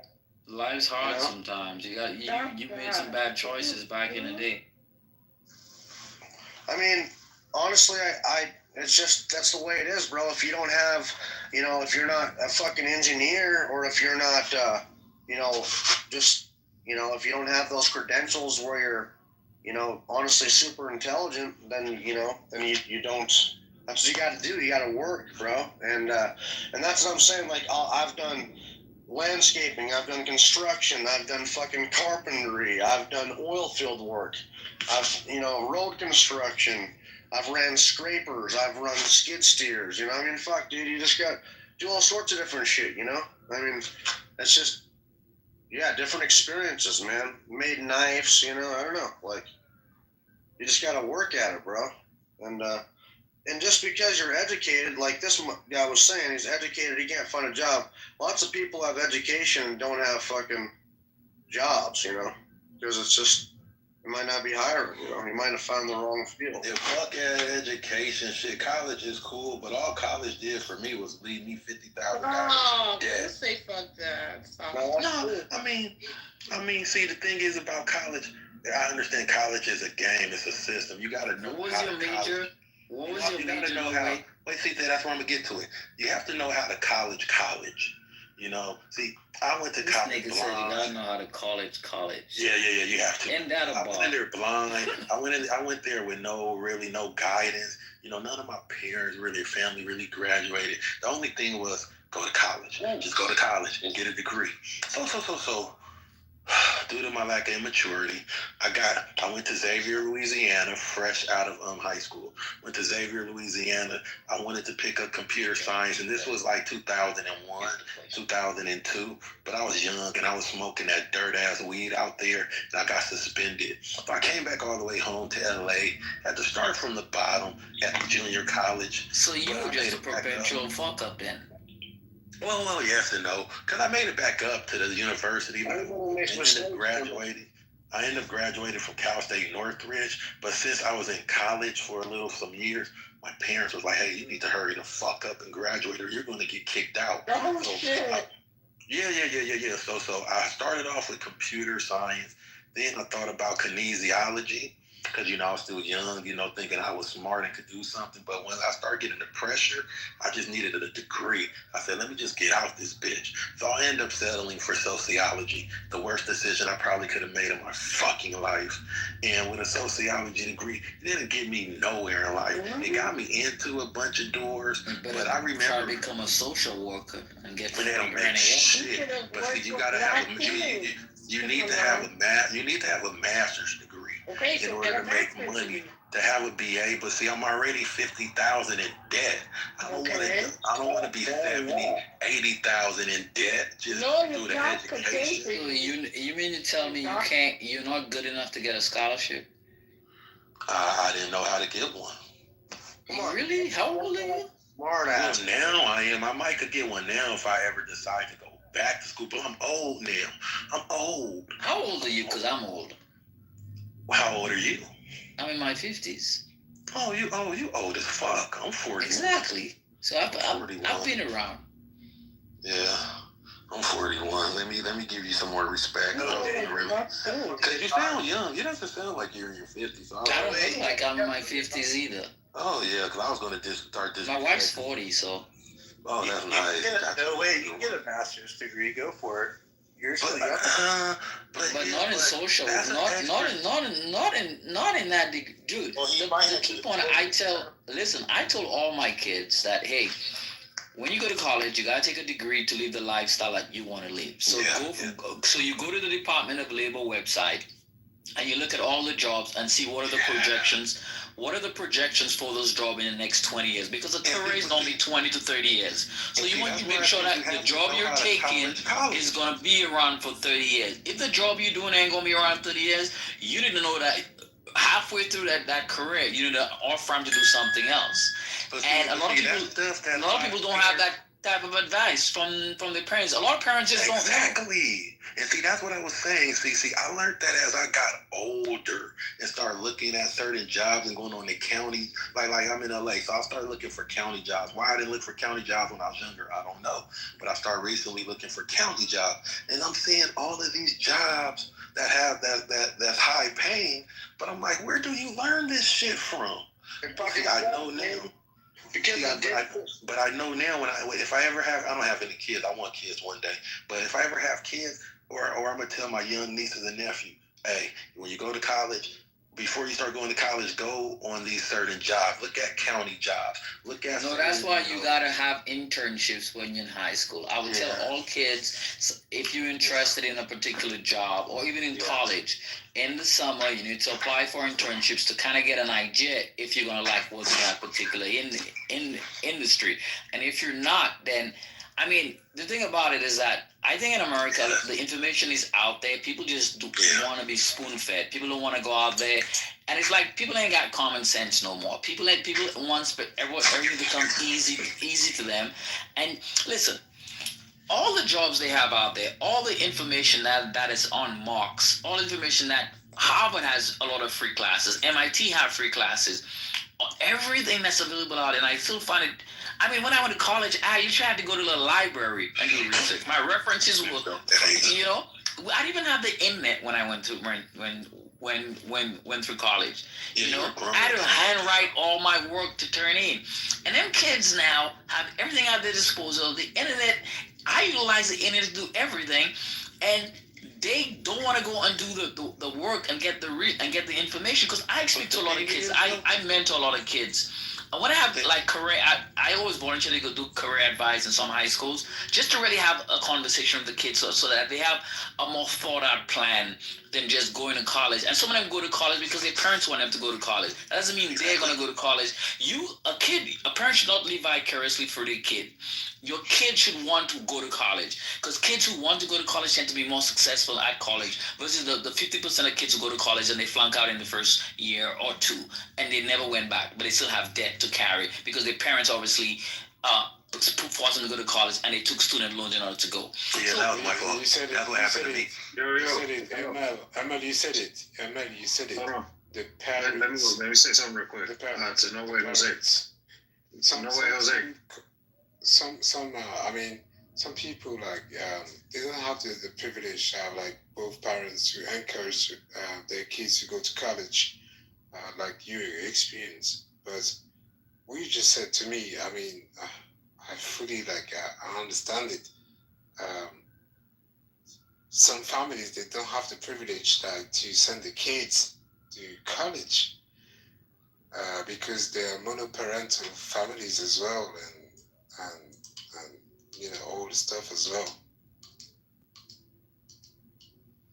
But like you said, Emil, the information is out there. But even though the information is out there, a lot of people don't know how to find or seek or access that information, and that's what I'm learning. Listen, but in high school, I won't say all guidance counselors are built the same, and I guess my kids, and obviously me being educated and my wife being educated, my kids have those role models at home. They've seen what success looks like. They've seen what, so they have that. It comes. I don't know if it becomes innately because the apple doesn't fall too far from the tree. So kids tend to get at least some of the smartness from their parents. If you're educated, then the likelihood your kids are gonna be educated. But still, I just find it so amazing that when you have conversation with kids, for instance, like a couple of jobs I work, we normally have some summer interns. We have college kids and high school kids. And what was so surprising to me is that both the summer kids and the high school kids, some of them, and the programs we had was we would go into the inner city and get kids from the inner city. So they're actually being exposed to the corporate life, to see exactly how corporate is and all the numerous amount of jobs that are in corporate, because kids cannot seem to in high school to figure out, okay, what major I'm going to do. It's like, and I was like, there's a definite lack of education in high schools, especially when it comes to guidance counselor. I guess there's only one per school, so I guess they don't have enough time to actually take every kid under their wing and make sure the kid has a plan for the future.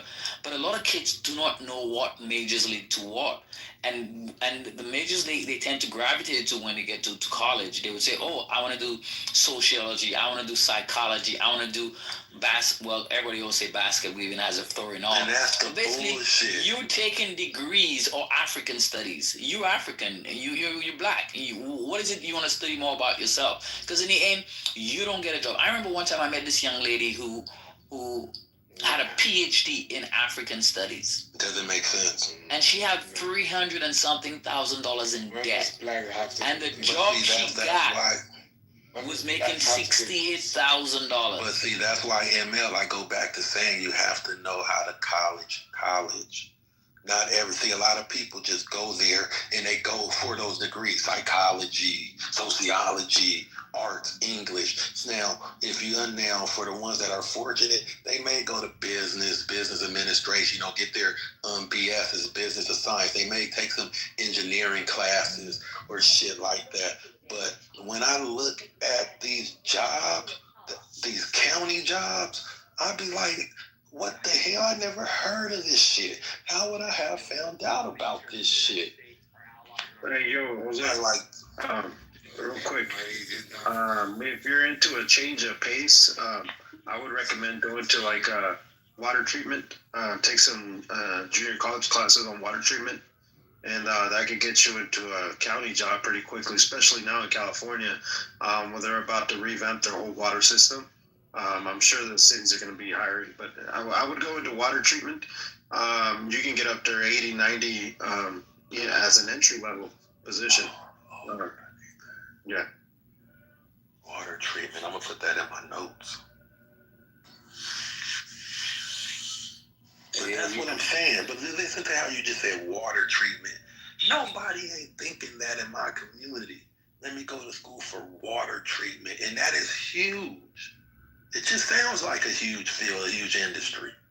You know, like we a lot of in my community, all we hear about being teachers, social workers, you know, psychologists, bullshit like that.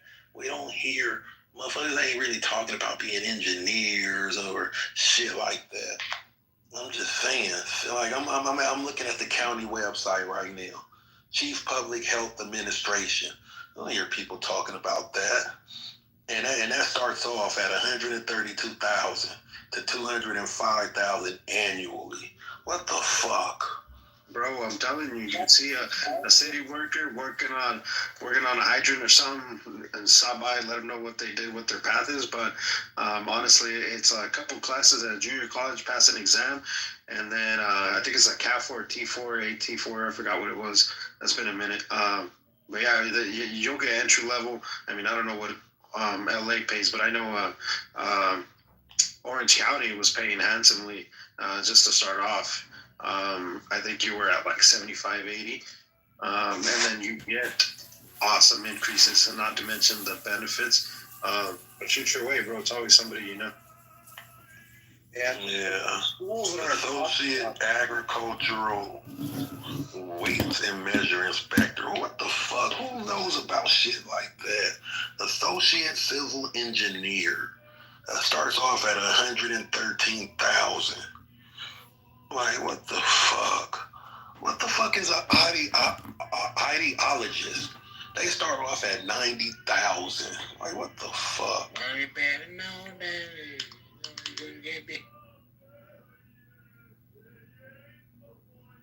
Building Engineering Inspector, starting off at 86,000. What the fuck? Capital Projects Manager, Public Works, starts off at 126,000. What the fuck? How do you know they get to learn this shit? Who tells you this shit in high school? Nobody. They just tell you That's why I told you. Tell your kids, go to the Department of Labor, the Bureau of Labor Statistics, and you could get all the information you need on jobs, the future, and what degrees are required, blah, blah, blah, what major you should take. So and you need to talk to your kids at a very young age about what is it. You don't have to tell them which career to choose, but you just need to introduce them to all the different careers so they have an idea that, hey, this information is out there. I can do anything I want to do. And then when it's time for them to make a choice, they know exactly how to go about the process. Right, and that's what I'm saying. A lot of us, the information is out there, but it's all about having access to it and being known. The information could be all in the world. It's all kind of information out there. But if no one isn't guiding you or helping you seek that information, it's pointless. So it's knowledge. Having the knowledge. Knowledge is key. And like I say, a lot of these high school, well, your parents only could guide you, could teach you only so much. They only could teach you what they know. So now, outside of your parents, especially if they didn't go to college or whatever it may be, all you could do is all you can do is lean on is your high school counselors and shit like that. Maybe, hopefully, some other adult that you came across in your life took you under their wing and they gave you advice and shit like that. But this shit is tough trying to figure this shit out. That's tough. How is it very difficult to figure? You gotta speak louder, Dave. Yeah, like I through my whole 4 years. It's very difficult to figure this shit out. You said what?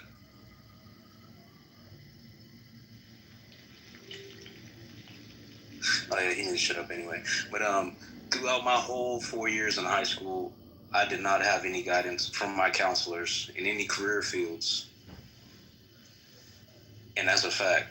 And I'm pretty sure the majority of my school had the exact same outcome. The only people that had career fields that they were going directly into were people who were guided by one of their relatives who already told them the steps of the process to go through. Should I know? Exactly. I know a white girl right now. Right, she is 24. She just turned 24 years old. She was in college for 5 years and has no degrees. She has no guidance. You know, she has no idea of exactly what she should be pursuing because she was not guided also. And she went through, semi-private school. You know, parents are paying for this and rearing her to be a upstanding person individually, but she still had no idea how to hone in on one particular thing to pursue. And that's what a person with privilege, her parents, live in the suburbs, $1 million home, but her thought process is just as fragmented as a disenfranchised black youth who lives in the inner city, may have some housing complications either between the parents not being financially strong enough to afford certain things for them, like enrichment programs and things to guide them, or they may themselves not even have the instruction or the guidance or the information in order to pass on. So then it's just this. I'm just noticing this is something going on in our schooling system where it's making this happen. And then you always hear people who already are established or people who got a leg up from somebody that they know always, coming by and just nonchalantly just saying that, oh, it's just the fact that you guys aren't trying enough. You're not applying. That's the reason why you're not getting these jobs. But, a lot of the time is people don't even know where the information is to see. Exactly.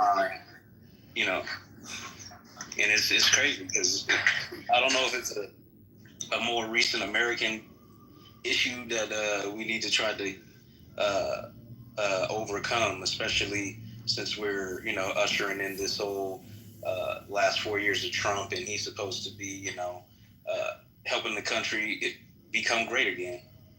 We need to have more programs or at least more access to the information, more prevalent access to it, especially through the high school years, so that people aren't stumbling through college trying to figure it out. Getting degrees and then going into the job field. What do you mean about that, mate? What do you mean about that? That we need the white people, we need you guys to access to this. Donald Trump was elected as a president. I actually like it. No problem. To me, no problem. But do you say to us as black people that we need you guys to access to a certain level? What do you mean, man?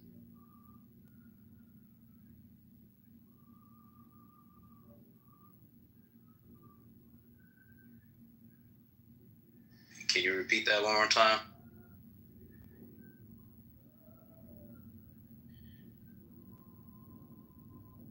I said Donald Trump is president, and all good for me. But do you mean that black people, do we need? I mean, the way that you're phrasing everything that you just said, do you think that we need you guys to access to where we need to be? I'm not trying to be like Kamala Harris talk, but you know what I mean. I mean, as each generation goes by, the population or the group, let me just say the group is going to get better, you will hope, because it's just more information, more knowledge, more experiences your people went through. But if you want, when it comes to black people, I don't care what nobody says, we're still behind the 8 ball. We're still behind. So in order for us to reach our peak, it's going to still take a few more generations, because a lot of us, if you really focus on history, our people start being able to go to college What, in the 70s, in the 60s? So that's not a long time. And I don't want to compare us to any other culture because you can say, you got the Hispanics and you got all these other motherfuckers. They didn't go through what we went through. And skin colors. But the kids nowadays, like black, browns, Hispanics, everything, they don't give a fuck about this shit. They don't give a shit. They don't know about any of the history, but but see, they don't even. But you cannot give a fuck, but that don't matter though. You don't have to give a fuck, but when there's still people. No. The thing is, the people that I've listened to all the people tonight. Seriously, I've listened to all y'all on all platforms tonight. People tends to be like, oh, blah blah blah, black, white, blah blah. And me, I don't give a shit about this. I'm caring about the kids nowadays today, what they're going to do tomorrow. That's okay, exactly. And you could say you don't give a shit about it, but you have to care about it. You have to care about it. You just can't say I don't give a shit, but I just care about the future. No, in order to care about the future, you still need to understand what happened historically and what's still going on. Yeah, that's each generation. See,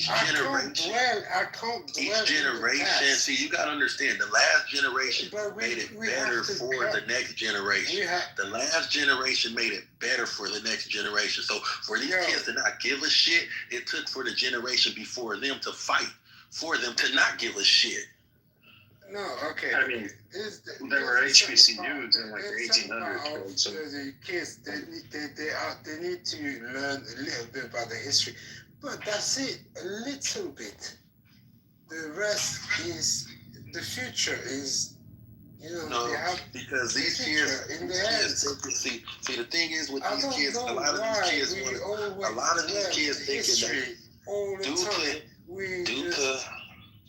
due to technology and due to shit going on now with these kids, they not having they're being a little bit more removed from the past. A lot of these kids want to be fucking TikTokers and bullshit like that. Not saying you can't be successful, but come on now, let's be serious. These kids don't give a shit. They don't look at real professions and real careers. Why would they give a shit? Why would they? In 2025, these kids think it's easy. 2025, why would they give a shit? Seriously, why shouldn't they? Why shouldn't they? We look into the future now. Tomorrow, tomorrow, maybe some AI gonna tell us, all humans, blah blah, you're nothing to us, AI. And what we're going to do, we're going to all unite against fucking AI. That's what's going to happen. But the thing is, that's just. But the thing is, what I'm saying to the kids today is, don't look to the past, look to the future. Fucking build your fucking thing. Can I jump in? Wait, where's Trump? Yeah, you can jump in. I'm tired of this. Hold on, Dave. I'm tired of this shit. Man. So here's the thing, Matt, call Trump. Dave. I got a migraine. Go ahead. All right. So, okay, when you talk about the future, great. Let's look towards the future, but you have to look at like what is here now, and what's here right now is like what resources do you have, and when it comes to a lot of because I can go a million ways with this. So right now, depending on where you are, you have certain access to certain resources.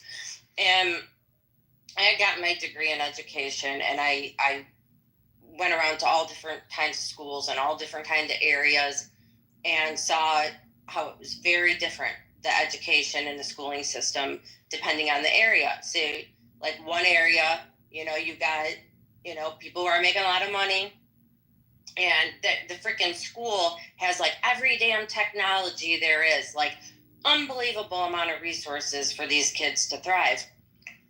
And then I was working like at an inner city school in Chicago, one of the poorest neighborhoods, and the reading levels for these high school students were at like a first grade reading level.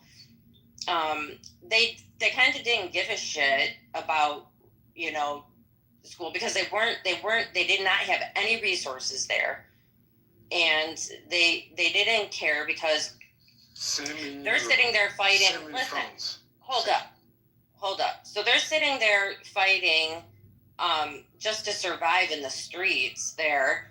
And there's one kid in particular that I did a career assessment on to see like what he would want to get into for a career. Well, he had no clue, but also his family was homeless. They were living in the basement of somebody by there, and he didn't even have clean clothes. And when it came down to it, the one thing that he wanted was money and to play basketball, and that's all that he knew. And all he knew was that they didn't have any money and he was poor, and he wanted to play basketball because he thought that was going to be the only thing that he had going. And it was really crazy to see the disparity between all these different schools and whatnot. So basically, you know, yeah, we should look towards the future, but you also got to focus on like what's available to you right now. And it's not to say that somebody in these areas can't excel, but it takes a great amount of work, and it's just not there. So you gotta, to have these conversations, you gotta kind of like look at where people are starting from and what do they have. So I just had to throw that in there.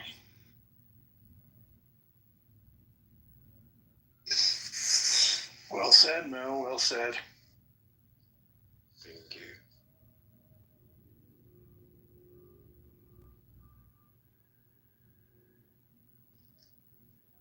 Well, they don't have to propose all the times. You know, you can teach them about literature or anything that they can actually do, anything else, actually, besides basketball or football. That's possible. Not only, you know, sport. Who was it that was also in on this conversation before this? I think he left. Yeah, it was the other Jose. No way, Jose. He was on talking the whole time. Oh, okay. So, not Seaway, Jose. Seaway, Jose. I had to do that real quick. I just thought it was funny, but I'll change it right. So, what do you make of Trump? If we just steer it back to kind of like Trump and all that, where are you with what's going on with his picks or executive orders or anything? I honestly have not been paying any attention to anything political lately. I when the whole like you know, starting of the cabinet picks was going on and whatnot, you know, I know it's just like a big change, but it's just I got really freaking burnt out with the politics stuff big time. So I get bits and pieces here and there, but partly why I'm here right now too. But I've just been staying away from like the news and everything because I just don't want to hear people's bullshit. Just like, let's see the actions, you know. I don't want to hear people talking about shit. I just want to see actions speaking for themselves.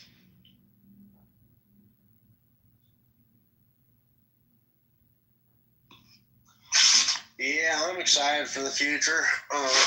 You know, I'm definitely looking forward to all this shit. You know, some things are happening. We got, you know, I already heard Anthony today. I like Anthony, a really cool dude. But he was saying how he's kind of feeling bad for the migrants now. Well, unfortunately, man, you know, like the people that allowed all these people in here, I wouldn't even just say it's the Democrats. Whoever allowed them all in here, they're the ones to blame. They allowed this shit, and this is where we're at. We come to a tough point, and we got to, you know, send these people packing and worry about our citizens because we're in a tough spot. So that's kind of where I'm at here, man. We got to send them back and worry about, you know what I'm saying? Yeah, like, I just like the idea of us bringing back some money to our country. I mean, it seems like we are just spending just going on a spending spree with everything but ourselves, of course. So it'd be kind of nice to actually see if this works, if we can't just bring in some more money back to our country. Yeah, I know that's kind of hopeful, but I know. But go ahead, Scott. No, that's all I had to say. I think that's... No, you're going to tariff, so yeah, you're going to tariff all the countries in the world. So yes, the money is coming to the U.S. Correct. You're going to tariff no, that's real, man. You're going to tariff everyone. So yeah. Biden did tariffs too. He never got rid of them. So I don't know why you're kind of being sarcastic right now. Say again? I said Biden didn't get rid of any tariffs, so he's pro tariff too. Biden, Joe Biden. What? Yeah, Joe Biden. Yeah. Did Joe Biden tariff anything? Yes, he's kept all the tariffs that either Trump had or already made. He already made his own. I don't know, but all I know is he's definitely had tariffs. Yeah. No. What I know, I'm going to tell you something, mate. I'm going to tell you something very specific. Donald Trump is going to tariff France, seriously, in a way that the wine and everything that we can export from France is going to be tariffed 100%. That means it's over for France. I mean, we're going to have to negotiate with Donald Trump now. Exactly. Seriously. We're going to have to negotiate because the thing is, I live in France. I'm a French guy. I live in France. And I know business in United States and France, what's going on. And I know that Donald Trump said, okay, I'm going to tariff everyone now. Well, France is fucked. It's fucked as fuck. Seriously, we're fucked. Well, then it's going to cause you to try to figure out other ways to make money. Why not be innovative? Figure it out. Because, I mean, really the reason why we're going to tariff your guys' stuff is because we have all your stuff here already. We have Napa Valley, which is like the wine. Yeah, but how can you get some more of that great wine and the greatest wine that you can have? We have great wine here. Have you ever had our wine? Yeah, I know. Come on, good wine too. Don't get me started on this. Come on, we have good wine too. I get it. The French have good wine, but come on, man. No, we have the best wine. Italian wine, we're the best in the world. So the point is that we already have what you have. So why wouldn't we? For me, the point being is that you're gonna still import French and Italian wine in your country, but the thing is you're going to tariff it, and the fact that you're going to tariff it as much as Donald Trump won, I mean, France and Italy, they're going to behave as well. They're going to be like, I guess, we're not going to be so bad against, it's not going to be like before. So yeah, I understand Donald Trump's position on this. I understand it. It's just funny, man. These people, when you say you're from France, where their fuel's over $6 a gallon, their fucking country's fucked, and they're talking about how we're going to be suffering. And by the way, that had nothing to do with Trump either. That's your own problem, Steve. That's your own problem. Yeah. Their country's completely fucked. Their government's out of control. They've lost the plot. If you don't have, seriously, if you don't have any French wine, I mean, I don't care. I don't care. Diesel for $2 and fucking 70 cents a gallon. Have the Californian wine if you want, like red wine from California. I mean, I don't care. In France, we have all the wine possible, like all the red. Oh, boy. Oh, no. We have all the wines possible. But hey, I don't even like if you want to import, French wine, if you want to do business with us, it's going to be 100%. I'll take the Jimmy Bean over Clico. Yep. The way this is going to work is if you're going to play ball with America, you're going to have to pay up. It's just the way it is. Like, we want our money. Yeah. No more free rides. Yo, It's really I pretty have simple I concept. have no problem with that. Seriously, I have no problem with that. Seriously. I understand what Donald Trump is doing. I understand it. And I have no trouble with that at all.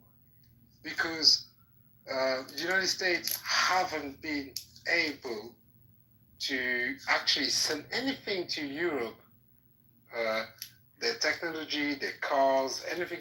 Nothing has been in Europe from the United States for many years. We don't have anything apart from platforms from Facebook, Twitter, and everything, technology, but hard stuff like cars, and no, we don't have anything from you guys because we tariff the hell out of you. So that's why it's all going to change now. Donald That's Trump why is it's all like, going to Donald change. Trump is like, yo, we're gonna change that shit, and I agree Dave, with that shit. Dave, you're going to be driving a Chevy very soon. Just saying. I don't know. The Chinese is very good. I mean, Maybe Chinese, a Ford. hey, Who knows? hey, no, bro. Seriously, I was in my city today, and I saw so many Chinese cars driving today, like Chinese electric cars, like BYD and stuff, driving. I'm like, United States, you guys are, you got. You gotta do like a serious game to be back in the game. You gotta do. You know what, Dave? Chinese, they're in France. France is allowing a bunch of fucking Chinese cars from these communists into their fucking into their country, you know, and what the fuck? Fuck France, dude. Scatman, you know what Dave looks like? Dave looks like a Ford fucking Ranger type of guy. I'm just saying. Save up. What I'm saying to you, I mean, I don't really care. I don't really care about the United States as well. You know, you guys do what you do. I understand the guy. I mean, Donald Trump being very protective of his country, being like United States and blah blah. I understand that. I believe that. What I want to see later is what is going to. It's going to be funny because it's been global for so many years, and now it's going to be protective now from today. It's been free trade.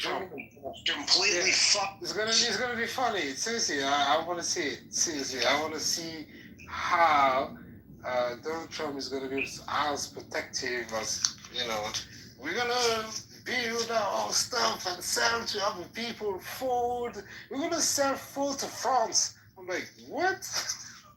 I don't know. This French guy's making a lot of sense.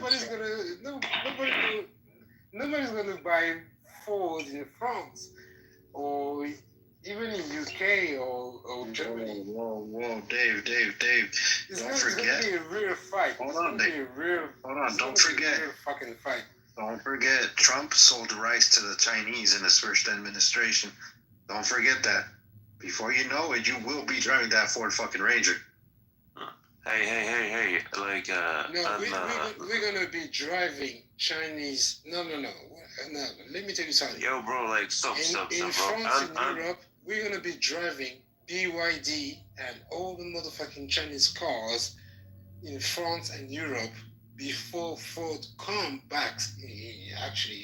Before many policies that hear me out. Before any policies that Donald Trump's gonna do, BYD, all the fucking Chinese cars, they're gonna be in Europe before you guys come. Seriously, I'm telling you. It's over. Like I'm half Chinese and half Russian, bro, and I'm illegal, you know. I will see, like, if Trump gonna deport me, man. I'm gonna trade in, like, I'm gonna bring from China, like, the electrical cars, bro. I will sell it, for a couple of dollars to American, man. What city are Anyone interested here? What city are you in? DC, bro. District of Columbia, man. Washington, D.C.? Yeah, come over, man. Find me. Okay, we're looking for your cousins. It's $1,500 a piece. Yeah, I got electrical cars, bro. If you're interested, Chinese ones, bro. I'll do better. Just I guess maybe deporting you for $1,500. Maybe at this point. I will, that big. I will.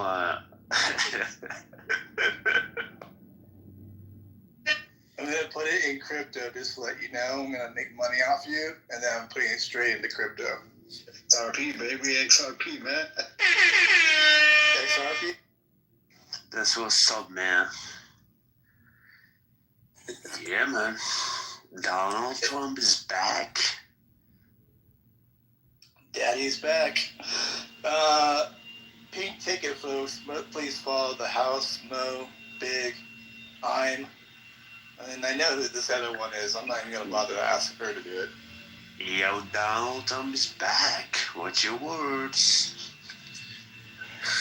What are you most afraid of, Big, with Donald Trump? They should call, White House is Erika House, bro. Not White House anymore, bro. Wait, what kind of house? What's the word said? What was that? Wait, why didn't you hear? What was it again? What is it? What's the Donald Trump wife, man? She's a Russian, right? Oh, yeah, like Slavic. Yeah, Slavic, bro. She's immigrant. You see, bro? She doesn't even speak English, bro.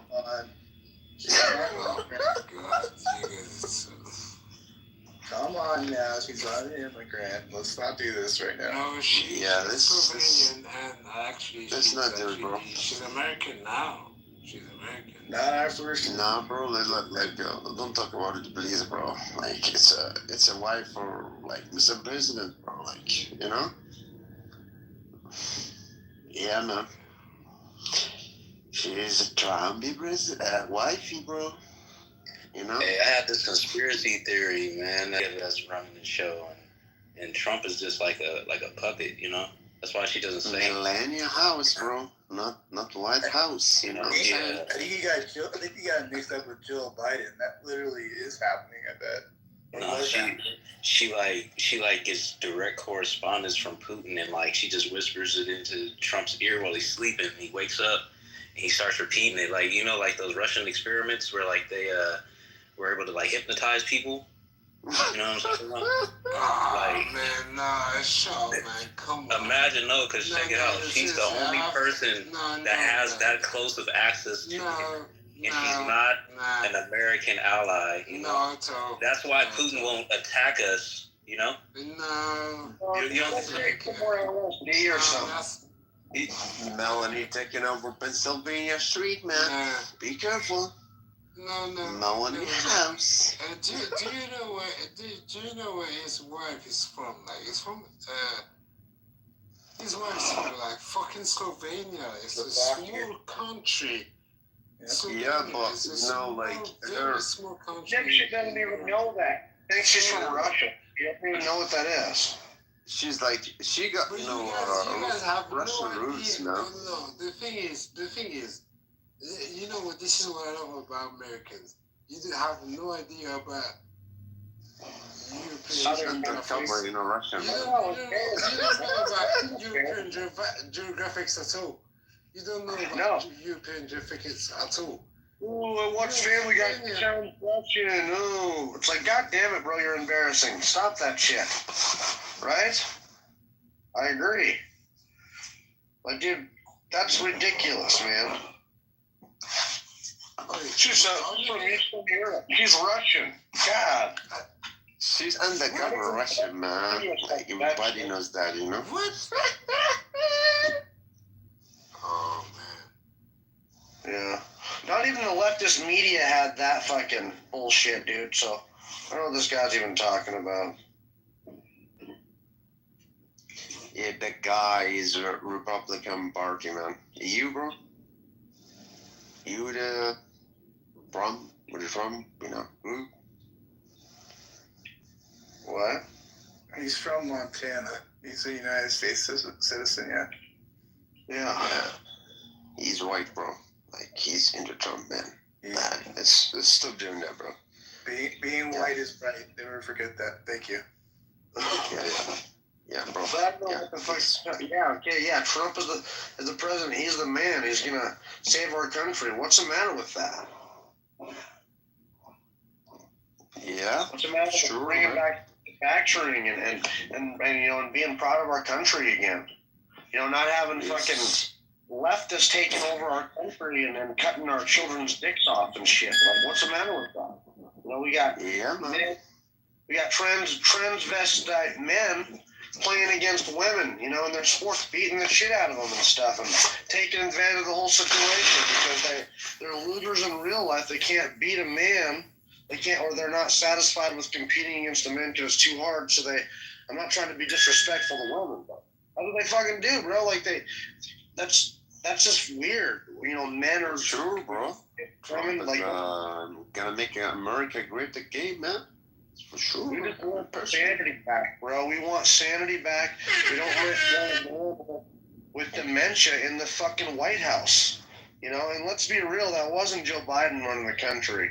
It was Jill Biden taking care of him, yes, but it wasn't those two running the country. It was Obama and his fucking cronies. And we won. We're past that shit, you know? We got to be careful now, though, because they're going to try to release another virus or something, my bad. I'm not lying. Virus, bro? Virus? We don't hear that, bro. We already, we always already, American, you know. Don't forget that, bro. Yeah. We're already vaccinated, bro. You know, we want fucking sanity back. We want, we want to take advantage of our energy, you know, things like that. Things that make sense. We are vaccinated, bro, like, from the, upcoming, attacks and viruses, cyber attacks. Like yeah. Off that bogus vaccine that didn't work. Yeah, okay. Like, we were vaccinated by God, man. So we don't believe in, like, artificial, vaccination, like built in lab or laboratory. So you don't think it came from a lab? I think it came from a lab. I agree. Yeah. Okay, that does lead me to a question I want to ask y'all, right? Because Joe Biden just pardoned a number of people like Anthony Fauci, right? Yeah. Who is a pure weirdo. He lied on TV about the efficacy of his vaccination and all of that. So I'm guessing that he pardoned him for that reason specifically, which is weird because he said all the shit that he said during the presidency of Trump, you know? But then, as soon as Trump got in office, because he did this apparently the day before he left office, Biden himself pardoning those people. And then now Trump just got into office, and now he's pardoned a bunch of people, right? He's pardoned the January 6th rioters, for one, amongst other people that he's pardoned for other crimes. And the real question that I have is, how, as Americans, do other people feel about the fact that these presidents are just able to pardon fucking criminals? And the thing is, the criminal acts that they're performing are towards us as the citizens. And that's the real thing. It's not just about them being criminals on their own part in their own little interpersonal lives, but the fact that they're perpetrating on the public and they're getting pardoned by our government officials. How is that sitting with the average? I'd like to say something, but after... I was trying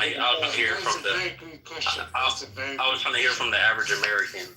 Let me just hear. I just gotta say, man, that the pardon power, whether we like it or not, has always been with the president, man. It's just that's just the way it has been, man. I mean, it's when I heard about it as a kid too, I always thought that's kind of strange, you know, that you could pardon actual, you know, criminals who have done stuff. It's just the way it is. So I don't know why we debate it. You know, like it sucks.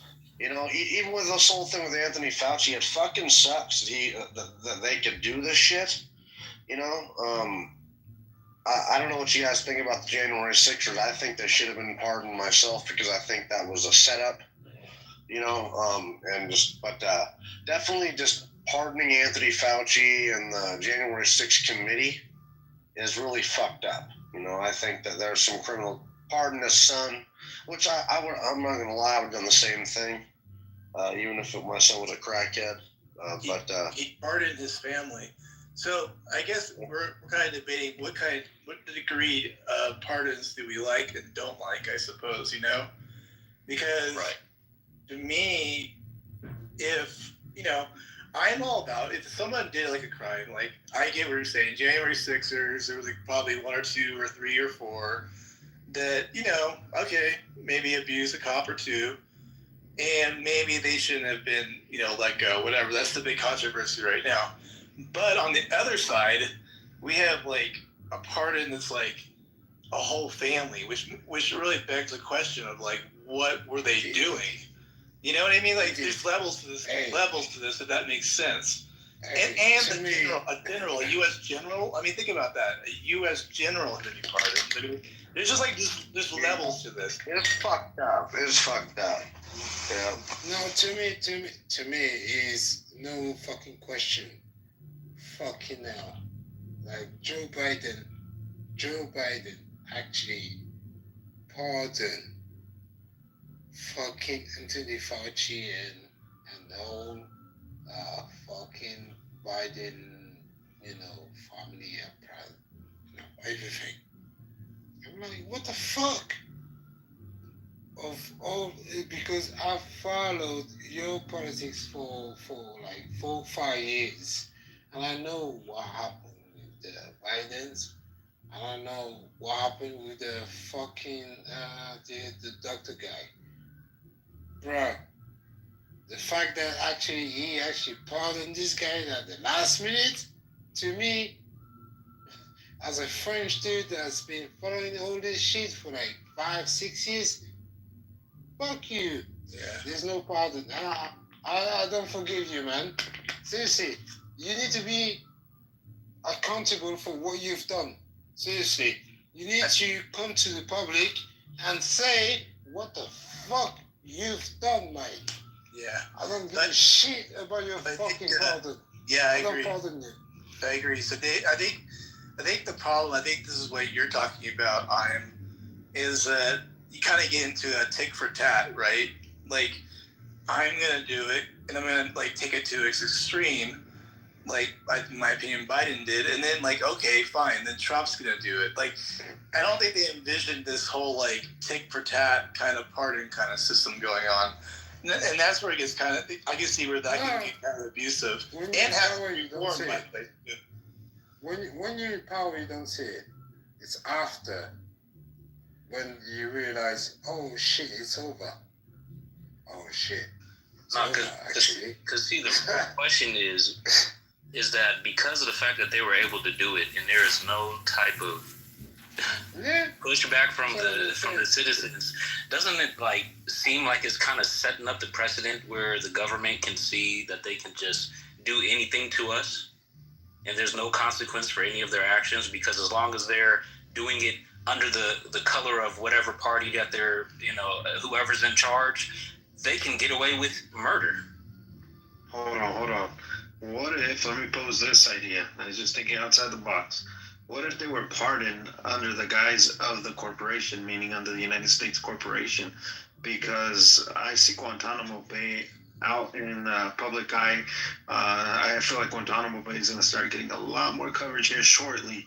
So since we're back to a constitutional republic, why or who are we to know? Or I mean, I don't think we'll find out. But won't that direct them under a military tribunal? Yeah, they might have been pardoned under the United States Corporation, but will they face charges in military court because we're now a constitutional republic? A whole different set of scene, I guess you could. And you can do that. Like, so pardons don't cover that kind of stuff. Like, you can find yourself in a military tribunal. As far as I know, you're onto something there, Jose, where they could fire up a whole mechanism for trial that doesn't have anything to do with U.S. law in that per se. You know what I mean? And that's not the same thing. I can compare, like, not the same thing. Well, so, you know, I read, because I was researching about impeaching and convicting people in, you could say, like, levels of Congress, say if it starts getting into conflicts of interest with, like, beyond House of Representatives. The only person who could try any of them would be the Attorney General of the United States. Is that correct? My assessment. So from there, I was thinking, you know, like, so a lot of things were happening under Trump that, you know, wasn't fully Trump's fault. You know, a lot of, there was a lot of social issues being seemingly forced into conversation. And because of that, you know, Trump, you know, with his inexperience and his you know, his being guided by misguiding people, there's a lot of things visibly and recorded now in history that he has done that, you know, could possibly, you know, he could possibly see some people should be seeing some type of conviction about the activities that they were into. Like a lot of the riots, you know, there wasn't really the need to attack the public in many situations.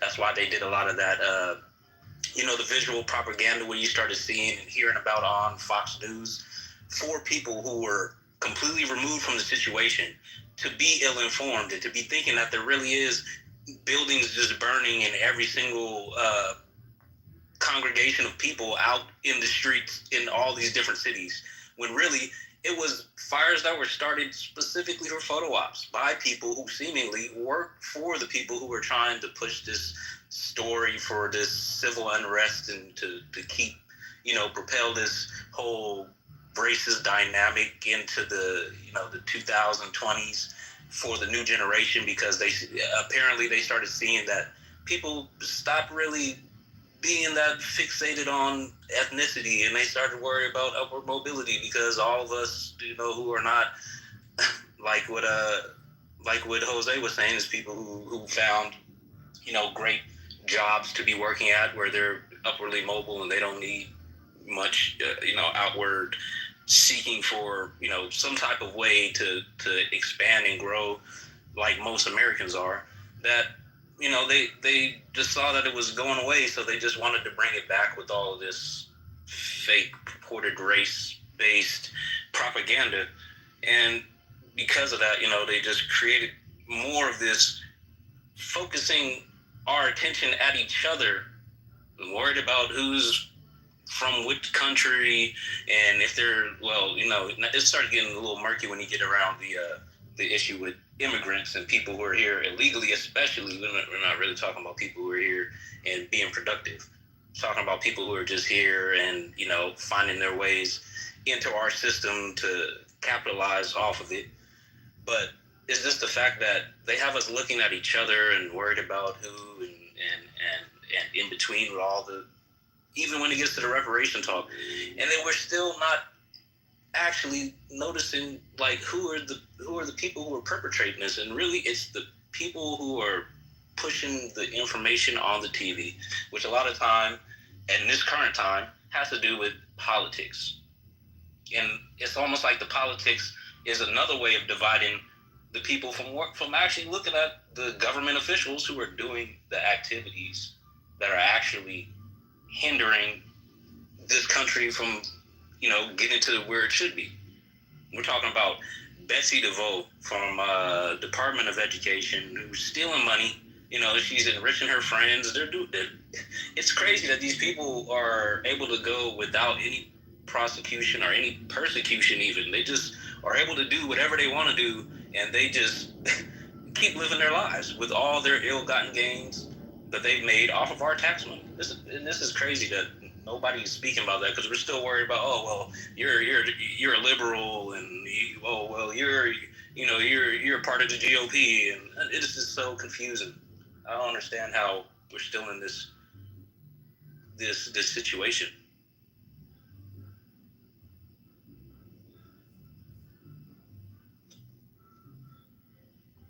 And I'm trying to get to the fact of, why are we not worried about the fact that these people are violating the law, and the insider trading when it comes to NVIDIA, dealing with Nancy Pelosi and all that. We get to all these different levels, and it just seems that they're really have like a corrupt government that are allowed and permitted and given passes by each other to commit all of these crimes against us, because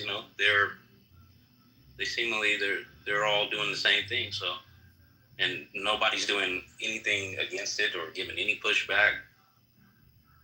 It's a crazy time right now. I'm trying to figure out how are we going to get to making this place greater. So I said this earlier because, for all the shit that the January Sixers did, they were in the right place though. That's you want to hit the government where it hurts. Like, that's where you want to go. You might just take Trump out of it, because I know that's most of the reason why they were there was for Trump. But at the end of the day, all of us should have been there. And I know that kind of triggers people in that thinking, is like, if kind of where you're going is that you don't really care for the government, that they're hurting us. So where do you go to solve that? And that's what you do. You protest the government in their buildings. And I don't know. I just say, like, it should have been more of a united front. I just happened to have Trump in the middle of it. But I think you know where I'm going. But go ahead. Yeah, you came up. Yeah, I get exactly where you're going, because we should have been there. But and see, this is the I think this is the game that they're playing with us, and this is the way how they're able to get away with it, is because they're spinning the actual reason why we would be storming the Capitol. Because, see, you wanted to storm the Capitol because of Biden. You see what I'm saying? It starts getting to a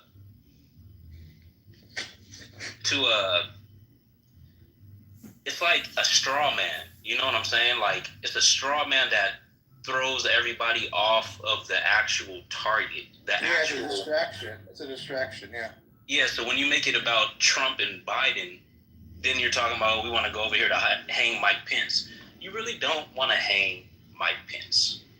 You want to hang the vice president. You get what I'm saying? Exactly. So, but they twist it. Are in charge. That's all we want to do. So you're trying to get to the people that are in charge at this current moment, who are doing this specific thing that you feel is seditious. Something that seems like it's going against the foundation of the country. But the thing is that it's being twisted against us. It's almost like a reverse psychology. It's like a Jedi mind trick. Well, it's warfare. It's kind of warfare. It's like the government is actually doing kind of psychological warfare on us, saying that we don't know what we're talking about, what to believe. Like, they would look at you and I discussion right now as some kind of like delusion, and we're on to them. They don't want that. They don't want this discussion of, why do these folks all hate us? I mean, both parties have like 11% approval rating. I mean, come on, like, how are they shocked that there's actually people inside their buildings at 11% approval rating? I mean, make it make sense, Right, because we are the people, and we're the people who are selecting. Supposedly, we are selecting them to represent us, but really, it doesn't even seem like we're really even selecting people. It's a lot of preordained government officials. You know what I'm saying? These people are, I don't know if you've ever seen this Netflix show. I think it was called The Family. It is a very weird story. It has to do with the person Doug Coe. Have you ever heard of him? is a Jewish guy. He was known for basically doing. You know how Jeffrey Epstein's father, he was kind of like a spy, did like a lot of international CIA operation with it. I remember hearing this. Yeah, this guy Doug Cole was on that type of level where he was doing like this multinational, like he was almost like a shadow controller behind the scenes of the governments in these different countries because he had actual friendships with all of these diplomats in all these different countries. So he was using that as his advantage to basically, manipulate world affairs because now he can go to one person and tell him, hey, I can get you to get this going on in America. Then he goes to some American, government officials and he has their conversations about, hey, this sounds like a good idea for you to get into this. And next thing you know, there's this, these things happening that weren't created, that would have not happened if it wasn't for his, instructing or creating of it. So the show The Family now that I was basically trying to correlate it with was that the supposed family, what they would do is these people lived on like ranches out in the middle of nowhere where there are no people that can interact with this group of people. And they were literally farming government employees. Basically, they have multiple varying races of people, different families. All of these people are having children. All the children are going to the same school, having the same upbringing. They all know each other and they intermingle, and they're made to intermingle. And then they go into different school systems, basically, higher learning, collegiate fields, and they are all there specifically to get degrees for going directly into the government. Like they basically, if you've ever researched the actual biography of Joe Biden to figure out how he even got into politics, it's a very weird story. He has literally been in politics his entire life. I'm talking about when he was a kid. Like this shit is weird. It's not normal. I don't think. I don't know if it's normal or not, or maybe this has to go to the point of what No Way Jose was saying about the average, the average layman not really having access to know about pursuing government roles, like even waste treatment factories or wastewater treatment factories. The normal civil engineer jobs. A lot of people are raised to be police officers and firefighters, doctors, or store employees go and work at the local Pizza Hut or whatever. People, whatever jobs you can find in your available reach.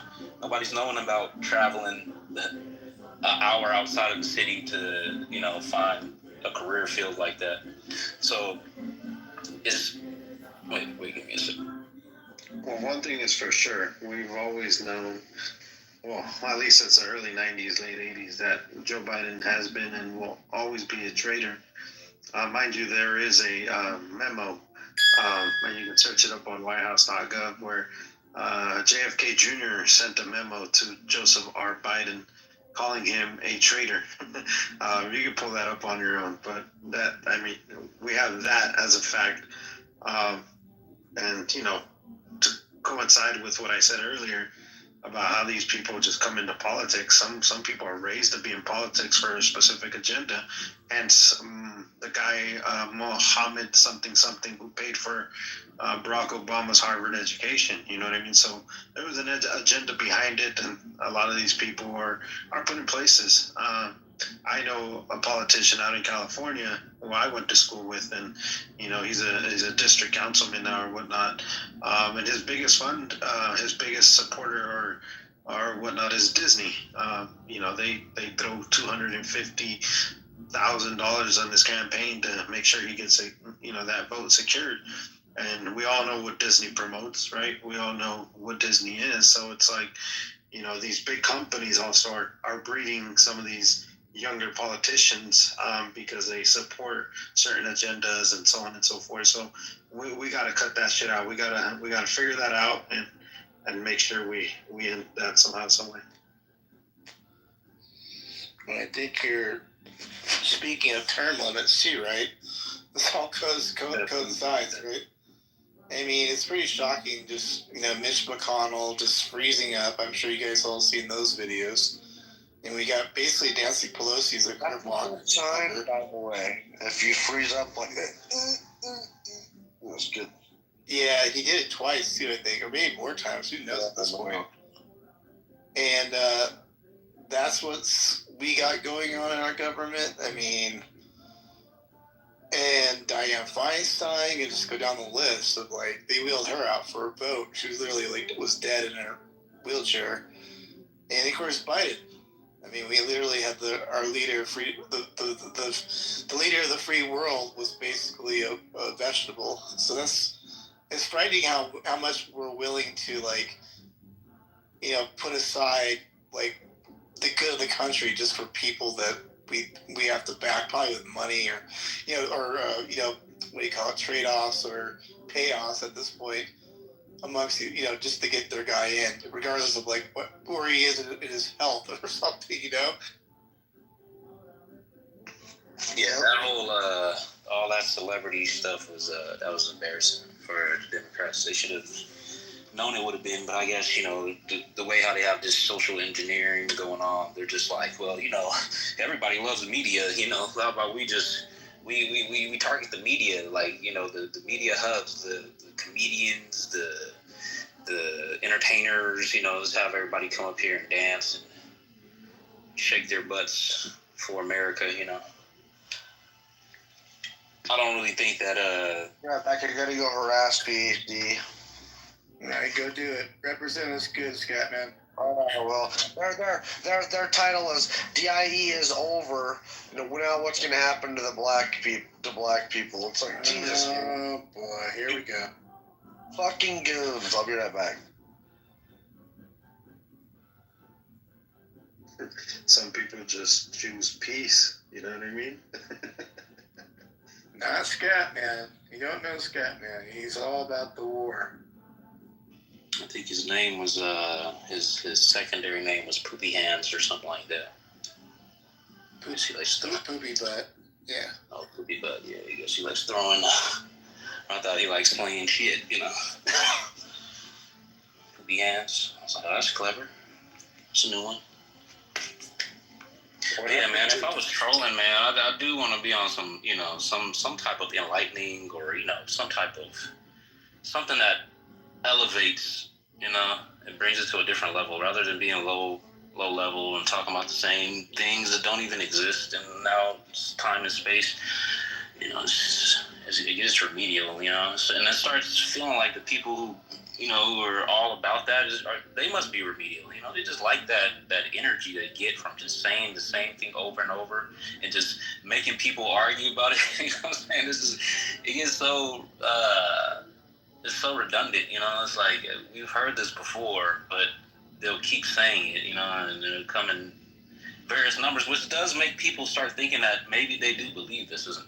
That's the sad part, because it's like it's a different type of troll. It's almost like we were talking about that earlier in the room. Though it's about I don't know, maybe about 30 minutes ago. We were talking about like the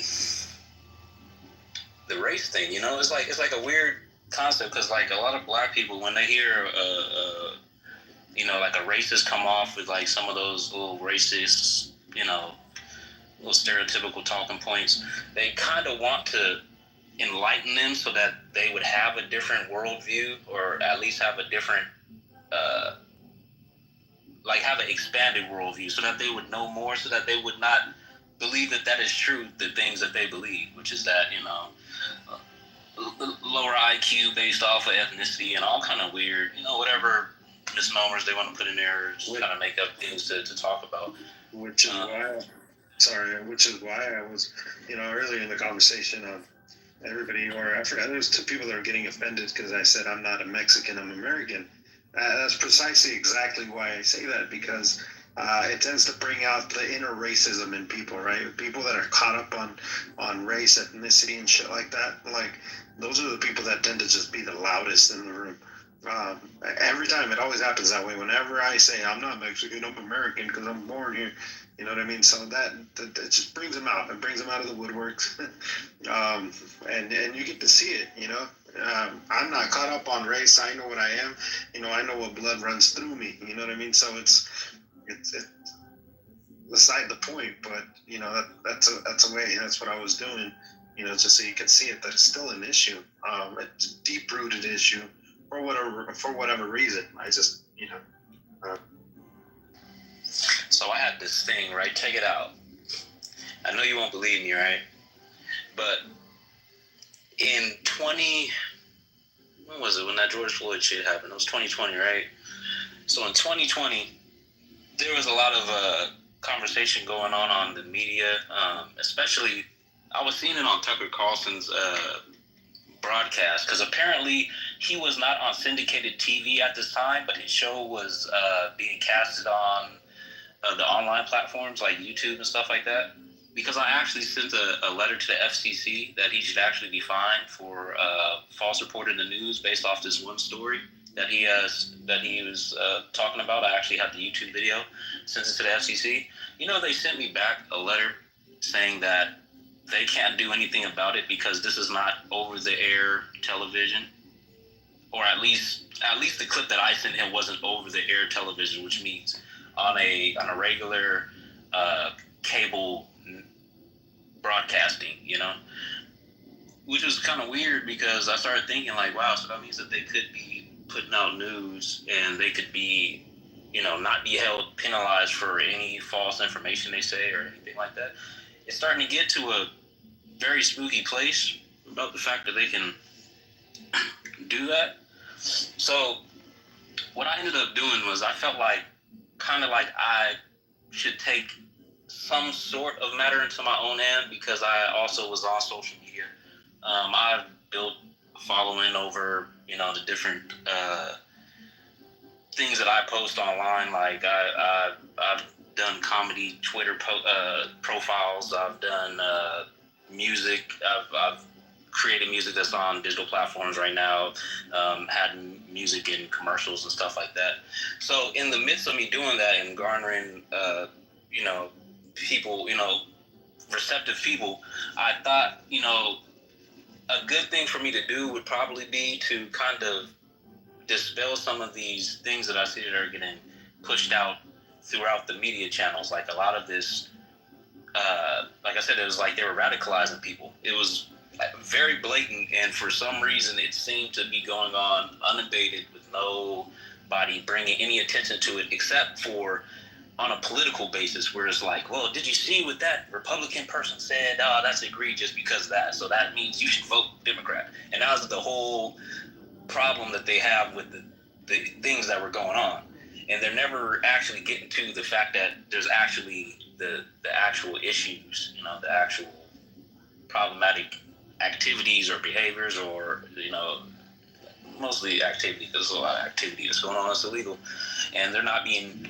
There's like no checks and balances going on right now. So you end up in this situation, like I'm saying. So what I did is I posted a TikTok, just an image that I downloaded off of Twitter, and I posted this on TikTok, right? It was just a video about,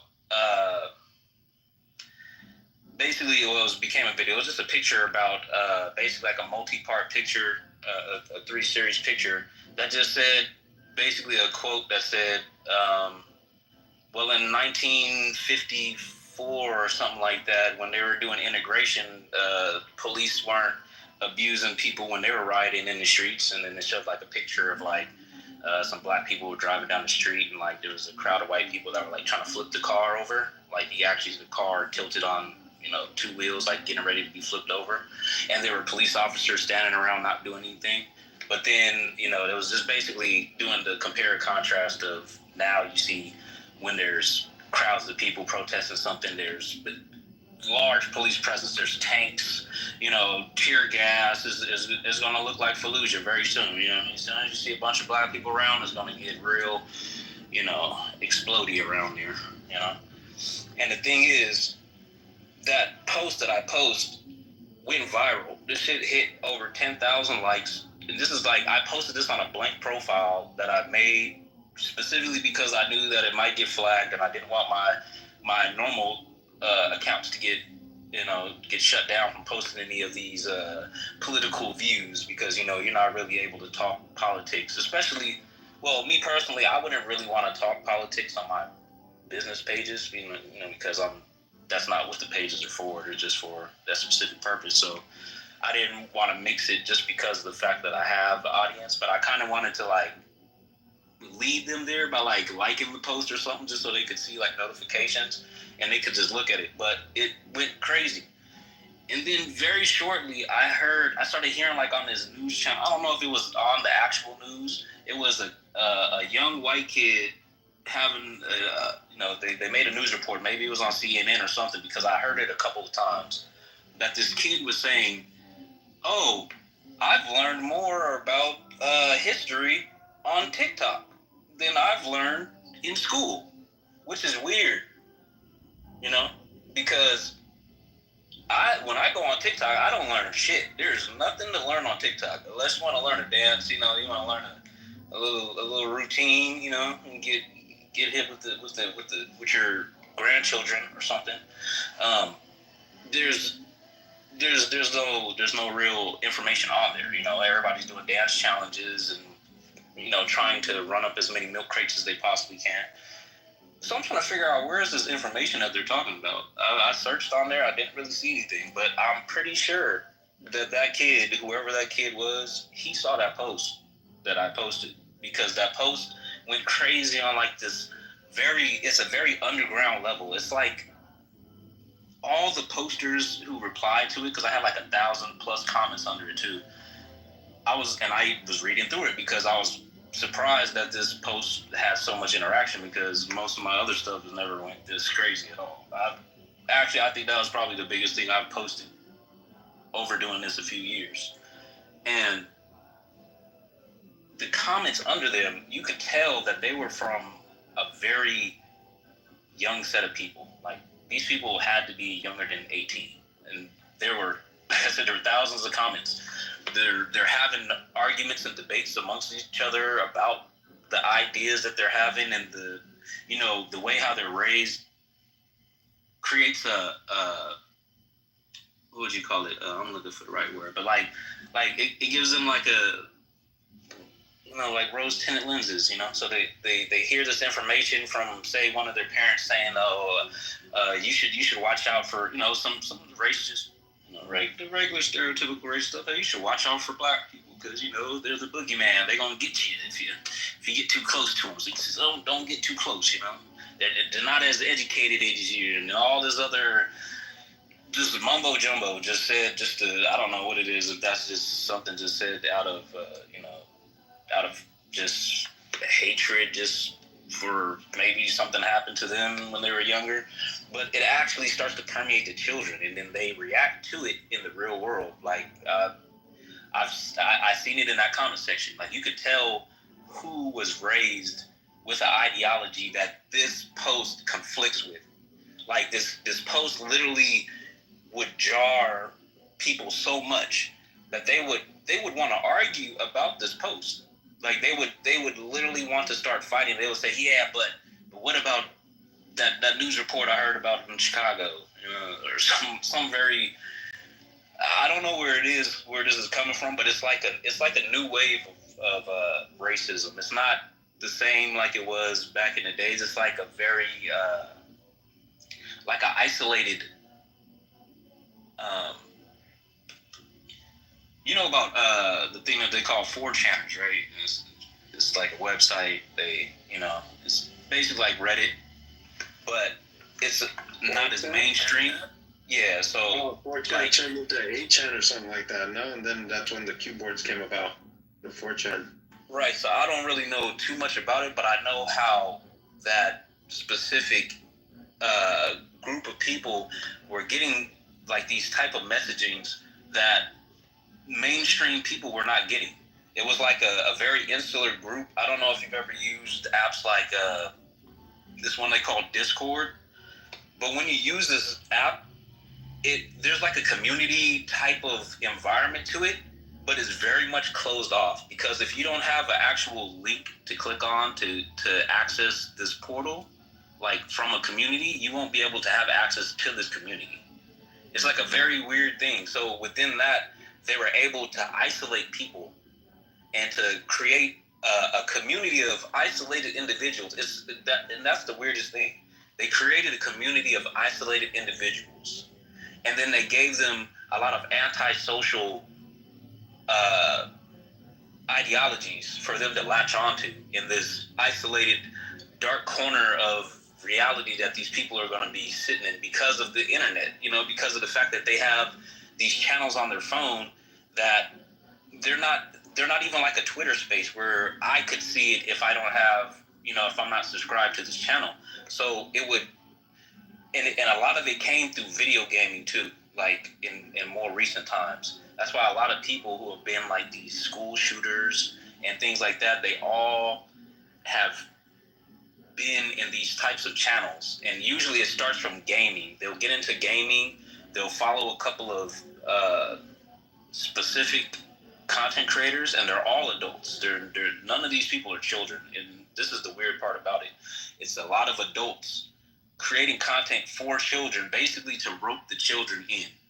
They'll preface it with it being a video game, so that when us normal adults are seeing these kids watching these videos, we're like, oh, this is some little, kids just watching each other play video games. This isn't worth me watching it. But you don't know that while your children and your nephews and all of them are sitting around and they're, watching other people play games and they're playing games themselves, that there is content being pushed in between hours of video. They literally mix it up like in the middle of hours of video and streams and stuff like that. They just put very adult themed ideas in the children's heads, like a lot of prejudices. There's a lot of sexism. There's a lot of very weird things that you would not want your children having access to. And if you knew that they were having access to it, you would definitely take it away from them or prevent them from going on those channels. Or you might take it a step further and get that removed off the fucking internet, because it really needs to go. A lot of these, there's predatorial gamers who are they're adults that are specifically catering to children. Like they're going off with the little accents and like trying to make like little kid voices and imitating like kid-centric characters, you know what I mean? And it's a very... Ew, that's gross. Yeah, those type of guys. Exactly what they do. And these guys are 35, and in the middle of their lecture or their little game streams, they'll start throwing up the Heil Hitler sign, and then the next stream, they'll wear an actual Hitler suit and be like, I'm just a Halloween costume. But then they'll keep saying like things of a Hitler-esque, sayings and quotes and stuff like that to actually radicalize some of these children who have no reason to even know that these things exist or to even think about them. And that's where, it's starting to get, like we would say, this is 2025, people are worried about working and building up their family legacy. Nobody wants to worry about racisms and all this stupid shit. We're trying to get away from thinking about that. We're just all worried about upward mobility and making sure that, the country that we're in is sustainable so that our children can live in the same country and they can, reap the benefits of all of our work, and all of our ingenuities and all of our, basically the fruits of our labor. But it's getting into a time where, I don't know, like it's some other actors at play, and they're not us. They definitely are not us. It doesn't matter what ethnicity, doesn't matter what country.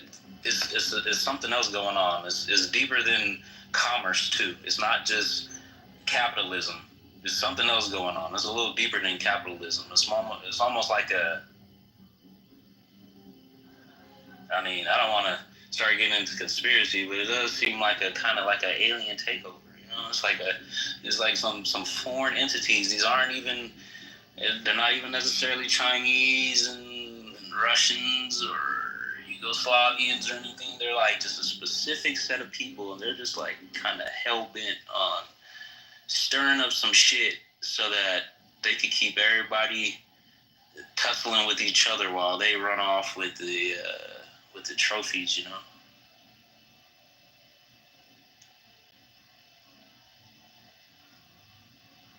That's what I'm talking about. Where you said that's where I'm agreeing with you about the capital thing.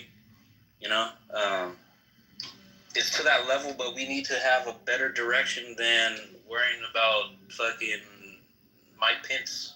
You know, it's not really Mike Pence that you want to do that act to. It's the idea, it's the position that he holds, it's the activities that he's getting into and that he's able to do without impunity, that you guys want to, you know, give him some consequence for the action. So it's bigger than just him, because even if that happened to him, you know, there would be another person in place that, you know, will get paid off by the same people and do the same, you know. Yeah, and that's the one thing the Trumpers messed up on is they could have, you know, just kind of forgot, just kind of push Trump aside, don't even think about him, and make a statement to the government that we're not putting up with this bullshit anymore. You know, just kind of get past Trump and that whole deal, and just be like, this goes for everybody, not just Trump. That you guys are not going to just be controlling us like you are, you know? Yeah, that's exactly what I'm trying to get to, and that's where, you know, all of this dividing is I think that's the trick to it, because it could just be that simple, you know. There was a rapper who said this thing. He said, "Rob the rich," you know, not really the rich as in people who are affluent. We're talking about the people who are pilfering this world. You know, there are people that are pilfering this world. You know, you start thinking about it. When you work, you know, you get taxed. That's about 12% on the low end. You know, it's always going to be more than that. And then when you go to the grocery store and buy something, you're spending another 12% in tax. So you're basically getting taxed like about averaging around about 25% of your income at all times. And that's for everybody in this country, you know, and that money is going somewhere. But infrastructure in America is failing. So where is this money going? You know, it doesn't really seem like it's going into the infrastructure. It seems like it's kind of going into some people's pockets who then, you know, are not only enriching themselves, but apparently they're building weapons to prevent us from ever, you know, wisening up. And then if we do wisen up, you know, will prevent us from doing anything about it. So we do have a pretty solid law enforcement sector in America. The police are pretty militarized. You know, they're not. I don't really think that any even group of people can really even go against the police of America. I don't think there's any faction that'll be big enough that a few counties of police couldn't handle. Which, you know, is going to make it hard for this, the whole idea of taking back the country to happen. We've allowed them to have so much of our tax money to buy so many weapons. I mean, there's no way we can. There's no way you can go ahead up with them in any way. So the storming the Capitol, the idea and the spirit is completely solid. I think that is the idea, but it's misguided. It was poorly instructed. It was mistargeted. It didn't cause the stir that it wanted to. The most that it did that was close to being on point is just showing that people will physically get in your face.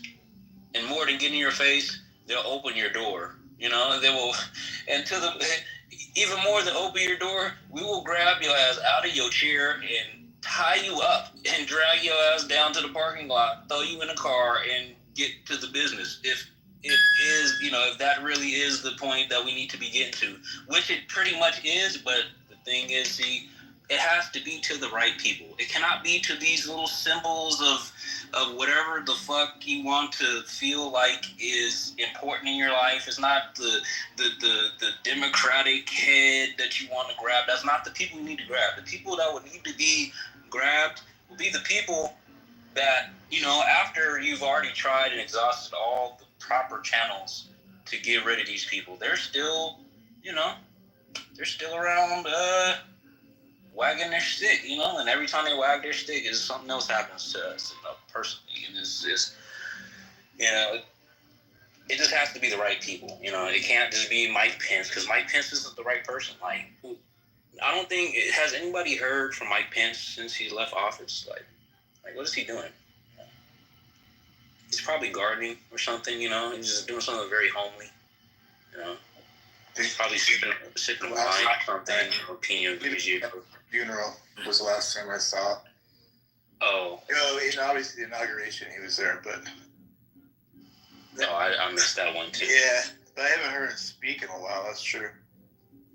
Yeah, like, he wasn't the person to hang. Like, if you were going to hang him, like, what would that accomplish, Like, it would just be symbolic. And that's what I'm getting to, is just the symbolism. Is very elementary, I'm starting to think about it. I think, like, because that's like what I said about racists, it just seems very handicapped of a person to really feel like there's a difference between a person based off their skin color. There's no, each individual person has differences. Some people are more literate than others. It doesn't matter. They could be the same skin color. They could be in the same household and have different literacy levels. It's not all, nothing's all the same. So I don't understand the whole mindset of a racist, other than they'd have to be a person who's never been around people who they're talking, and making these points about, for them to let that foster in them so deep and be so ingrained that now when they go around said people, they have no other way to interact other than out of, a bunch of jump scares, like, what are you doing? Just things like there's just something, he's about to do something. You see him here, you see his skin color, he's about to do something. And what's crazy? I feel that way today when I walk in the grocery store. It's weird. I walk in the grocery store, all of a sudden security has tensioned up from his relaxed position, and now he is being seen in almost every aisle that I walk through. It's a very weird thing. I don't know if you've ever encountered it. You probably encountered it once or twice in your life in very small situations, certain circumstances. But for it to happen so often is like, it starts to feel like, man, are these people like, these like the short bus people? Because like, how like you don't really see the people who are in like the modified ed, like you don't see them after school. Like, you would think, that they, you would hope that they've done better, but then you realize that that's the person at the cashier register that you're trying to cuss out. That's the person who was following you around the store. That's the person, the people who you're upset with in society a lot of times, they just didn't have the education, or they were in an environment where their parents didn't really care to like do things like sit down and read with them. Think about enriching them in an educatable way, or in an educated way, in some way that enlightens their that strikes their thought process, so that they start having actual unique thoughts instead of having reactional responses to the outside world, which a lot of people have. And that's why I feel like that every day, like they say, the layman needs somebody to kind of help them, see things that are outside of what's in front of them. And that's where, like, even where the guy Jose earlier was talking about, wow, he's just seeing these jobs and he's 41, and that's crazy. That our education system is set up like that, because like when I was in school, like I said, all they did was like, the most that they did is they gave me like SAT prep and stuff like that. Like, get ready for your exams to see what college you're going into. And the only person I've even known that had an idea of a career field to go into was my little cousin who went to a technical school. And the only reason he had the idea for that field is because they actually had a program that was an apprenticeship program where they would actually go to this oil refinery that was, but also we lived right next to the oil refinery, so therefore, that industry being an option is right in front of your face. I mean, his dad worked there too, so you see the opportunity there. But when you're a person from the inner city, you're not thinking about working at the water treatment plant. You don't even know that there's a person who works at a water treatment plant in that capacity that you can, and that could actually be you. You're thinking that people already are seasoned in these jobs. They're going to be working there until they retire. But you're thinking, actually you don't even have the information in your eyesight, in your earshot. You don't have anybody who's done this career field, or you've never, there's no. It's almost like, in America they have a lot of information, but you have to actually look for it, as opposed to information being readily available as it should be. So the only people who really are finding this information are people who are so far removed from the American experience that they have to actually look to find things. Because you would think as a normal citizen, you're going through a day in life, you see all these stores around you. You're like, oh, maybe I should get a job over here. I wouldn't mind working at Best Buy or something like that. So really the upward growth isn't really, it doesn't really come into the picture for most people who are leaning on, needing guidance. People who would love to be a civil engineer, but never even knew that the career field existed. They were thinking, oh, when I go to college, if I am able to go to college, because a lot of people, like you're saying, the parents can't even afford them to go to college because of the fact that these jobs aren't paying enough. At the mundane job, or the daily jobs that now, that's why everybody was pushing for a higher minimum wage, which is now a whole generation too late, because now this generation is having to catch up for the fact that their parents didn't have it, which they're starting to, but now they're having to start from ground zero, where other people had inheritances that they were living off of and things that could, propel them above working at Pizza Hut or something, trying to pay off their school loans until they could get into the career field that they wanted to, and stuff like that. So why don't you move to like Switzerland or something? How much would that cost? Yeah, where you would have to pay lower rates instead of, the American sad experience. So how much is like the average rent in that country? You have to look for it, but I think it's way cheaper than America. I heard they go live there. Somewhere in Africa. You could live in, I think Africa is way more cheaper. You can live there. You could become a lawyer there or something. If America isn't good enough. Oh, I think you don't understand English that well. I do understand English. You were the one crying that high school was hard for you. And you couldn't do anything. And your I don't think you. Your wayward cousin had to help you. Sorry, I'm a graduate, okay? Oh yeah, you definitely didn't. Waywards, yeah. You definitely didn't hear anything. Yeah, that's why you're aggressive, because school would have taught you emotional control, right?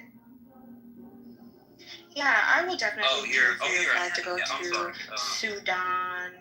Go to Sudan. Mental health is very important, because when you have I people would know lick that dogs in the mouth, you don't really have any. If my father had to come to Clubhouse to write to other women, that'd be so embarrassing. But okay, we're seeing Are you stupid, or are you? No, that's just your father and your kids, not me. Oh, okay. Oh, you are. Okay, thank you. Thanks for proving a point. Okay, yeah. On from the pointless shit that you were saying, right? You know, Right, you're crying about how your cousin begged you for something, and you're still a no, that's not what I today. said. So See, please, that's why you should listen. what have you or accomplished in your life? You should stop talking because you're completely talking about something that nobody else is talking Educate me about about. what you've accomplished instead of what you're waiting for the government to do for you. Yeah, you're very uneducated. Right, I know. Why don't you talk about things that you can do? You weren't even listening. You're just a failure. It's fine. You're just talking about It's something really that nobody's fine. talking about. You're an aggressive failure. Do you know what we're talking about? We need to start having fathers in the home because this emotional control of these type of men is becoming. You haven't even said anything yet. Why don't you Like I said, this lady is talking to herself. This lady is a Why psychopath. don't you take your emotions and put it in your pockets and talk like someone who actually had a father? Yeah, handicap. Anyway, the point was that was not you talking because you just, who are you? Like, you just can't The understand man you talk that about barely could make it out of weirdo. high school wants to use a disability as an insult. Ooh. So boring. We're yawning. What else? I mean, you haven't said anything yet. All you're doing is just talking over me. Disgusting. Literally. What's that? Is that dog in your DNA that got you barking? Also have the cash app. under I'm the pillows, going to send you $50. You could definitely pay 2 years worth of child support with that. Feature your baby mama. Probably take yourself back to school. You know, it could probably pay off. This is exactly probably what $10. white people create. It's such a weird thing. You have your cash app on your bio, dressed up shit. You have no emotional intelligence. You're loud. You're aggressive. Please. You're just talking. You're complaining to people in Clubhouse about your high school experience in what, the 80s? When did you go to high school? You're still talking about nothing. You notice that, right? This is what education is in the white community. You went to the high school in the for you to sit online and make up stories about we a have person you don't know. That's weird. opportunities in 2025. I don't know whether he's going to high school in 2025 because I would expect somebody your age to be talking about grad school, not fucking high school. I'm sorry. Yeah, put a muzzle on it. The stereotypes are really stereotyping right now. Yeah, the dog in your DNA is making you bark. Yeah, the dog that fucked your ancestors, right? That's very embarrassing. Cool. Yeah, you want. I'm happy to say that a dog earns more than you. These people are weird on the internet. I swear to God. This person came on the internet to talk incoherent nonsense to random people. Right. So, tell me why a dog earns more than you and have your cash app begging the same dogs to feed your kids and isn't that embarrassing, emasculating? Isn't that This is a mental handicap that needs to be rid from this country. I know. This is exactly what mental needs to go. handicap is feeding your ass for dinner. I would never live in a world where somebody riding a wheelchair is going to be earning more than me. But then here your dog ass is begging for those dogs to pay your bills. Say welcome. Say thank you, Mrs. Paw. Say thank you. Matt, where'd you find this person? Right. Yo, Matt, come get it. This critter, man. You wanted to troll, you couldn't keep up with the trolling, and now you're giving up like your race. You haven't said like anything. You're talking to a person who's not even. Go back to I don't know who you're talking to. Failure. You're a nutcase. You don't have any stamina. You're a failure. I'm sorry. That's just plain and simple. Yo, man. You're a bitch.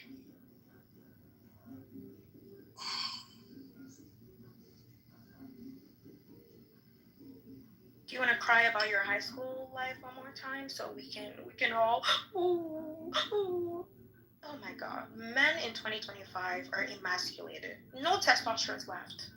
What?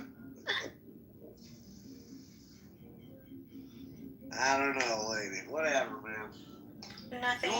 It's just I am crying about his high school. That's your girl, cat. Like 50 years ago. She just followed you for the room you just came. I don't even know who she is. Yeah. Hi, my name is Paw Kitty. Oh, Paw Kitty. Okay. That's what I'm saying. That's a handicap, dude. This is crazy. You could say it loud. Oh, we need resources. But then you're not a man. I mean. an average woman's clit is a gonna cat be bigger lady. than your dick. Again, you can make me hear it. She's You know, a like living little bitch. stereotype, spewing You don't stereotypes. cry Thinking for that she another sounds man. cool. You literally stereotype cry. Ooh, come help me. Look at your coward ass. Please stand for yourself. You don't need to beg any other person to have your back. Nobody's even talking to you. You're talking to yourself. And you're replying me like a little bitch. That's what you are.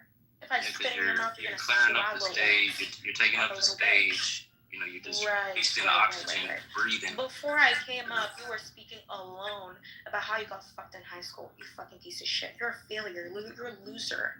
That's not what happened. Yeah. That's what I'm saying. You brought this psychopath in here. I don't know where she came from. Anyway, I was responding to what Scat said about how he was going through schooling. I don't know what the fuck you're talking about, lady. I am. Go drink with Tell some of your us sink. about how, you got, you didn't have the opportunities in high school. No, didn't have the information, lady. That's what the fuck we're talking about. Shut up. Shut the hell up. Oh my god. We can all cry Go for somewhere. you. Go where you came from, bitch. You're such a weirdo. Oh my god, so embarrassing. Who birthed you? Definitely not your mother. Yeah, they should have swallowed you. That was a waste of a birth. This is so embarrassing. This is what you do with your life, lady? Yes. You're a weirdo. Okay. Yes, I put men like you in their place, and I walk them like dogs. Oh, bitch. That's enough. It's great. You know what I think? You want me to start saying some like prejudicial shit too. That's what I'm saying. Those are the people that we need to get rid of. That's what I'm saying. Those are the people that are holding back progress. That is a textbook example of the person who was born under this type of indoctrination that I'm talking about. It's like, I wouldn't think that person is racist. I wouldn't even try to, I wouldn't presume anything about a person that I don't know. I would meet the person, and then from there I would be able to assess them based off of the things that they, their own behaviors and actions and choices. I wouldn't just come and turn, oh, you, I could tell because your skin, look, your baby daddy, and black people. That was weird, That had nothing to do with what we were talking about. It was just talking about the fact that information is not readily available for a lot of people who are coming up, into the adult world. That's all we're talking about. I don't know what the hell she was on. That lady shit. That was crazy, dude. It was entertaining for a small bit, but it got old, man. We're just trying to, enjoy the conversation, have some, and then she's talking about, it was just getting a lot out of hand. You can't let her abuse the whole fucking crowd like that for too long, Like, bitch, go take that corn cob out of your ass, and then maybe come back and talk. God. Sorry, Matt, I don't mean to be, modding up like that and then kicking people, but after a while I didn't want to run people off and shit. It was, it was getting out of hand. Yeah, that's just remedial. I don't even know where she came from. She's talking out left field, not talking about the topic. Not saying, oh, you should have went to school. Like, this stupid shit. I don't understand. Yeah, like, God, this bitch is all sad and mad because Trump won or something. I don't know what is up her ass, but, goddamn. After a while, like, give it a rest, lady. Go somewhere else. By the way, Trump, they said, is at an all-time popularity right now, man. So it's, which is pretty cool. It's interesting, right? What one man can do and bring out people's true colors. That's one of the reasons why. Another one of the reasons why when I'm so I guess you could. I'm so caught up in the MAGA movement or the Trump movement is because when I put on that MAGA hat, I saw people with true colors. I lost quote unquote friends. Family members wouldn't talk to me. Everybody's true colors came out, and it's interesting what a phrase "Make America Great Again" can do to certain people. Like if it's some psychological teleprogramming, that people endured. It just when they seen that orange man on the television come up, just it made them act a certain way.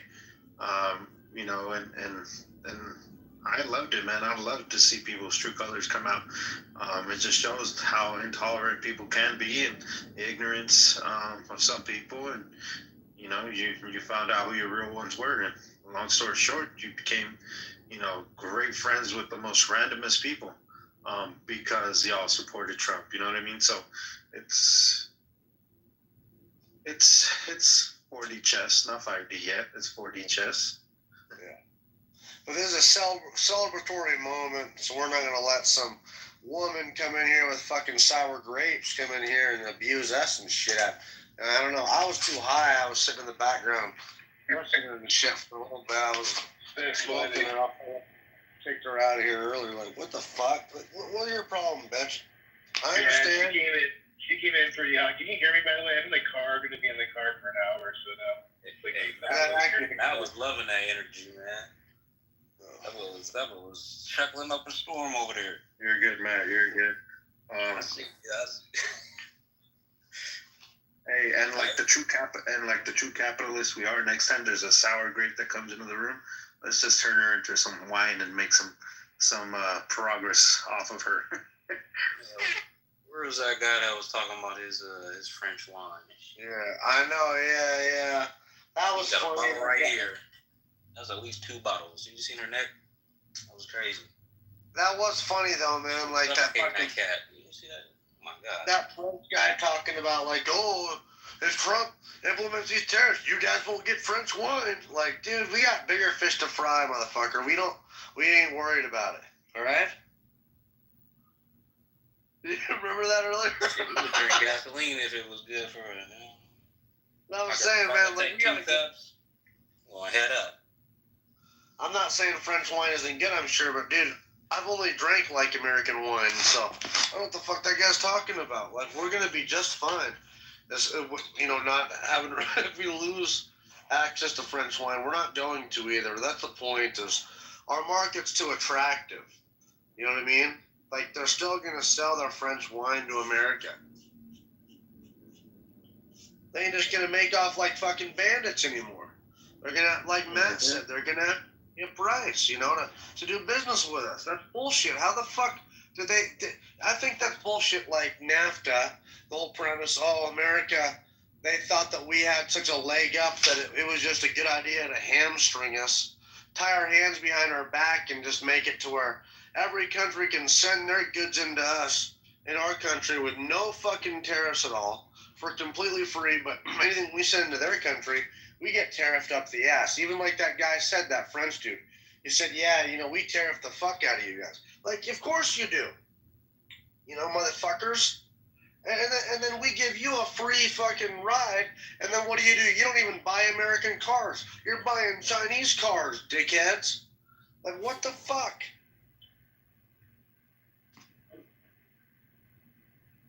Just hurting ourselves. Just killing us, man. So, you know, a few men can make just a lot of money while the whole country in general suffers. You know, any industry, man, I mean, has to suffer. If you're competing with companies that, you know, for like China and Mexico and different countries and companies, and they don't have to pay any taxes on the goods that come in, like, what the fuck is that shit? How do we compete with that? You can't. And that's why we've lost all of our manufacturing. I mean, our governments being bought out by those companies, so that's what I was talking about, having to find the particular people who need to get removed. Have to be very particular, very well researched, you know, and get those specific people out, because they're the ones that's, you know, they're robbing us from the inside, and there's no way to get inside unless you want to get in a fight with the Secret Service and National Guard, you know. Yeah, we got the unions are fucked up, you know. Unions are, I know people try to say unions are good, and maybe like the idea of protecting your the employees are protected and You know, they're kind of the owners or whatever. You know, I don't know how that, but just what happens, they become too powerful, and then they fucking become ineffective. You got like teachers unions that demand like crazy shit, and then they're really bad teachers, and then they can't get fired. I think that's the worst thing about unions is that they're so protected that even if they're shit at their job, they just can't get fucking fired, you know? Yeah, a lot of them do also support Democratic politicians. A lot of unions do. So if you have these big ass unions supporting these Democratic agendas, then you know that's all. It's like I know there's a phrase to it, but you're literally stabbing yourself with your own sword. Yeah. I don't see it. I will say that there's the flip side of that, though. I always, you know, worked in Montana my whole life pretty much, you know, and they pay okay, you know, construction, they pay a little bit more. Easy Rip. I'm going to call you Rip from now on. I'm going to call you Rip. Well, I'm just saying I did that shit, but you know, my grandparents got a couple of rentals in South Dakota, and they wanted me to stay in one time. So I lived in Belfast, South Dakota one time, and moved over there and shit, moved into their house, and there was these, well, first of all, I noticed, dude, like the jobs around there don't pay for fucking dog shit. And South Dakota and Wyoming, it's at-will employment, or, you know, like, what do they call that? Basically, it's like, you know, where they can fire you for anything, dude. Even like there's no employee protections, you know. So and they don't pay for dog shit there. So you know, I, you know, did get fired from one of my jobs, but the other jobs I just noticed, you know, that they didn't pay for shit, you know. And how I got fired from my job was I hurt my fucking ankle off the job and wasn't able to be there for a week, you know. And I came back and they had somebody had filled in my position and they just said, sorry, bro. You know, like, I just got, you know, and that wouldn't happen in Montana. They can't just fucking fire you. You know, you get hurt and shit like that, or, you know, they can't just fire you. There's a little bit more employee protections, you know. But I'll just say, like, so there's a flip side of it. You know, you got to have, you know, justified reason to let go of your employees, I would say, you know. But see, that's the real problem that's going on here, and that's what I'm trying to get to, where we can get past all this Democrat Republican shit, because these employers have way too much fucking power. The real estate owners have too much fucking power. They can basically evict anybody at any time, collect as much as they want, and then not even uphold their end, because all they have to say is, well, my house is important, I need to do something with it. And you're out of that. You're out of your job if you get injured, like you just said. And they're just like, well, we don't know if this is what we can compensate for, or they'll make up some red tape about, well, it didn't happen on the job, so, you know, you're going to have to be in work tomorrow at 8. You know what I mean? And it's fucking crazy. There's no leeway for your humanity, for your actual your being, you know what I mean, your personhood. They don't. It's almost like they just built this, like they've, through the bureaucratic means, have made it where basically you really are just a cog in a wheel. Like we are being overseen by the government now. It's not the government is a reflection of us and people who we put in place. It's like there are overseers, like they need to educate us. No, we're the people who have placed them in place to represent us, while we have more important things to deal with, like our families and our communities, and they're supposed to do the oversight of the other things. But why are they not? For one, why are they not doing it? And then two, why are they not being held accountable when they're not doing it? Is the real issue. Is the real question that should be getting asked. You're not worrying about Kamala or Biden or Trump or whoever the hell he has as the vice president. Who is the vice president now? Do you guys actually don't know? J.D. Vance. Oh, J.D. Vance? Oh, okay, he did get there. I can't fucking believe it. I just found weed in my hair from the weed shop. Hair in my weed from the weed shop. What the fuck?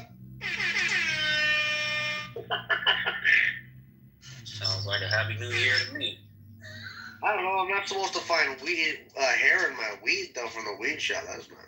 But anyway, no, dude. It is out of hand, and that's the thing is, the American dream is fucking almost dead because the old American dream was you can own a house, and own, have a vehicle and, a family. Bro, I can't fucking afford a vehicle. I can't afford a house. I mean, I can't afford a big house. I can afford a small house, but that's what I'm in right now. But like I can't afford a family. That's really it. Like I want to have kids. I want to have a fucking family, but I can't. I can't afford it, bro. And that's sad as fuck. People should be able to afford a house. Should be able to afford a family with a wife and kids and a dog and shit, bro. Like I got a dog, thank God. That's my family. Like that's my kid. That's what I can afford. And that fucking hurts, man. That bums me out. Like my last girlfriend, I didn't want to have kids with her. She was younger than me, a little bit, and we just weren't right. She was a city girl. I was a small town boy, whatever that's fun, however that goes. And so, I just didn't want to fucking get this girl pregnant, But I do eventually want to find a girl that actually I want to have kids with, but thing is, even if she was that perfect one right now, I can't afford it. Like, I can't afford a kid. That bums me out. I want to have 2 kids eventually, but what the fuck? Like, the American dream's struggling right now, right? Yeah, because it's the inflation. This shit is crazy. Because basically, the way how they're making it, or how they have made it, I believe is fully instituted. You basically cannot exist out here on one salary. And if you're existing on one salary, you are cutting it close every month. Dude, you are. That's true. It's really true. And, man, that's fucking tough. You do. You almost have to wife up or get married up, and then, then you're fucking fighting about money because that's the number one issue that's the number one cause of marriage breakups is money, financial strain.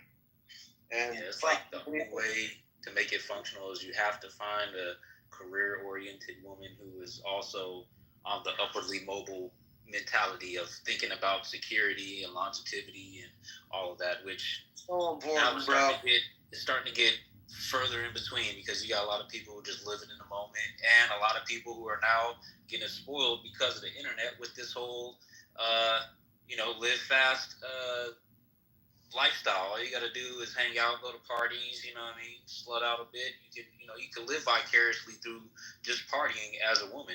You don't have to pay for drinks. You could just go around and meet guys who will give you a little, ability to hang out for the next couple of weeks without having to, be working anywhere. And it's just making it harder for just the average person to, and I'm thinking that it all has to do with, this social engineering that's going off on the top level that's pushing it because they are actually coming for the physical after all of the conversations like that cat lady came in here spouting all of that separation from men, this men anxiety, this misandry viewpoint in order to make sure that men aren't being able to be with women to be able to go and get these houses so that all these houses are going to be on the market. And after a couple of years of people going through their little back and forths about men versus women and all this, all these properties are going to be bought up. Everybody's going to be looking for real estate, and all they're going to find is just places to rent that are $25, $3 grand a month. Yeah. When you're dealing with that, they're also going to put the what do you call it, the little rule in place where you have to pay 3 times the amount of rent, like what's going on out here in LA right now. And nobody's going to be able to afford it because nobody's making $9,000 on average right now. So that means if you're making $85,000 a year, you still couldn't qualify for a rental. That's basically what they're trying to get to. Yeah, it's crazy, dude. Living in California is not the way. I don't know. You can tell that woman, man, things probably going good for her, so she's got to take it out on us, But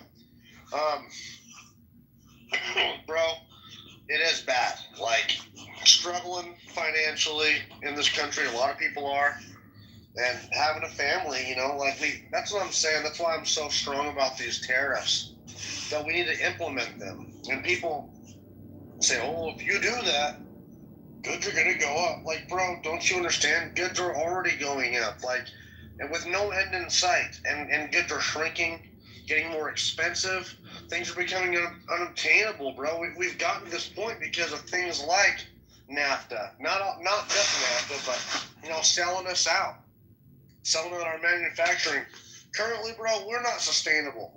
This wasn't implemented that long ago, if you think about it. And we have drastically, changed. Where we can't make another 20 years at this rate. American families can't afford it, and what? We're just going to lose all of our jobs, lose all of our manufacturing, and make it to where everything's so small and so unaffordable that we're just all fucked. That's what's happening here. So we got to change it. We got to get back to it. If we would have had Kamala, that would have been the nail in the fucking coffin, guys. I really believe that. And so Trump was getting us right on track, man. These tariffs can get us back to where we can bring our manufacturing back and bring jobs back. It's already working. Samsung has already said that they want to bring the dryer division here because of the tariffs. We got John Deere that was in Mexico. They want to come back to America. A bunch of fucking companies were leaving so they could make off like bandits. Not pay have cheaper fucking labor, but then have to pay no tariffs when it comes into America. So they were losing nothing. They were gaining everything. And it's just really fucked, man. So we got to get back to it, Yeah, like the company AT&T. I don't know if you know anything about AT&T. I know who they are. But so a few years ago, I was living in the Caribbean, and we have AT&T as our major, most prominent, most strongest signal service provider for cell phones and more like hotspots and more like digital data and stuff like that. And just one day out of the blue, we received some notification that no longer was this company called AT&T that we were connected to, but it was called something called Liberty or something like that, like Liberty Mobile or some weird company, right? It was like it ended up being like some Venezuelan annexed company with the towers and stuff like that. But apparently what was happening at that time, which I didn't really realize, that AT&T was pulling out of America completely. They're not even they don't even have offices in America anymore. And this is crazy because they're like one of the most major service providers in America. Right now, if you call AT&T and get to any person who's speaking, it's going to be a random Filipino person. Or I know fucking India or Pakistan. I used to have AT&T, like their version of straight talk and shit. Right. And you could never talk to an American. It was always a guy from Pakistan or India. Bangladesh, Yeah, the ones I were talking to were for the Philippines because I remember having full conversations with them. And I started realizing, I'm like, wait, how are you guys getting these jobs at these call centers? Because I was interested in that at one point in time. Because I was thinking like, if I was working at a call center like for one of these major communications companies, I wouldn't have to work in an office. I could work from where I'm at because apparently I'm hearing a bunch of times that I call in, I'm hearing like roosters in the background and stuff. I'm like, wait, are you working from home? That's interesting. Like, I would. Now that I think about it, I would like to have one of those jobs on the side of my other job. What they're doing is that they're, what do they call it, outsourcing? But they haven't outsourced. That's the crazy part. They have fully moved the entire company of AT&T outside of the United States. It is no longer a company that is based in the United States. They don't pay any United States tax. All they have in America are the storefronts. Oh, wow. So when you walk through the mall and such, you see the AT&T logo, you're still thinking, oh, another company. but to realize this company is not even in America anymore. All they have is the places where they sell you the iPhones and charge you for the subscription to use their internet. I mean, not the internet, but the radio frequencies. Yeah. For your phone signal.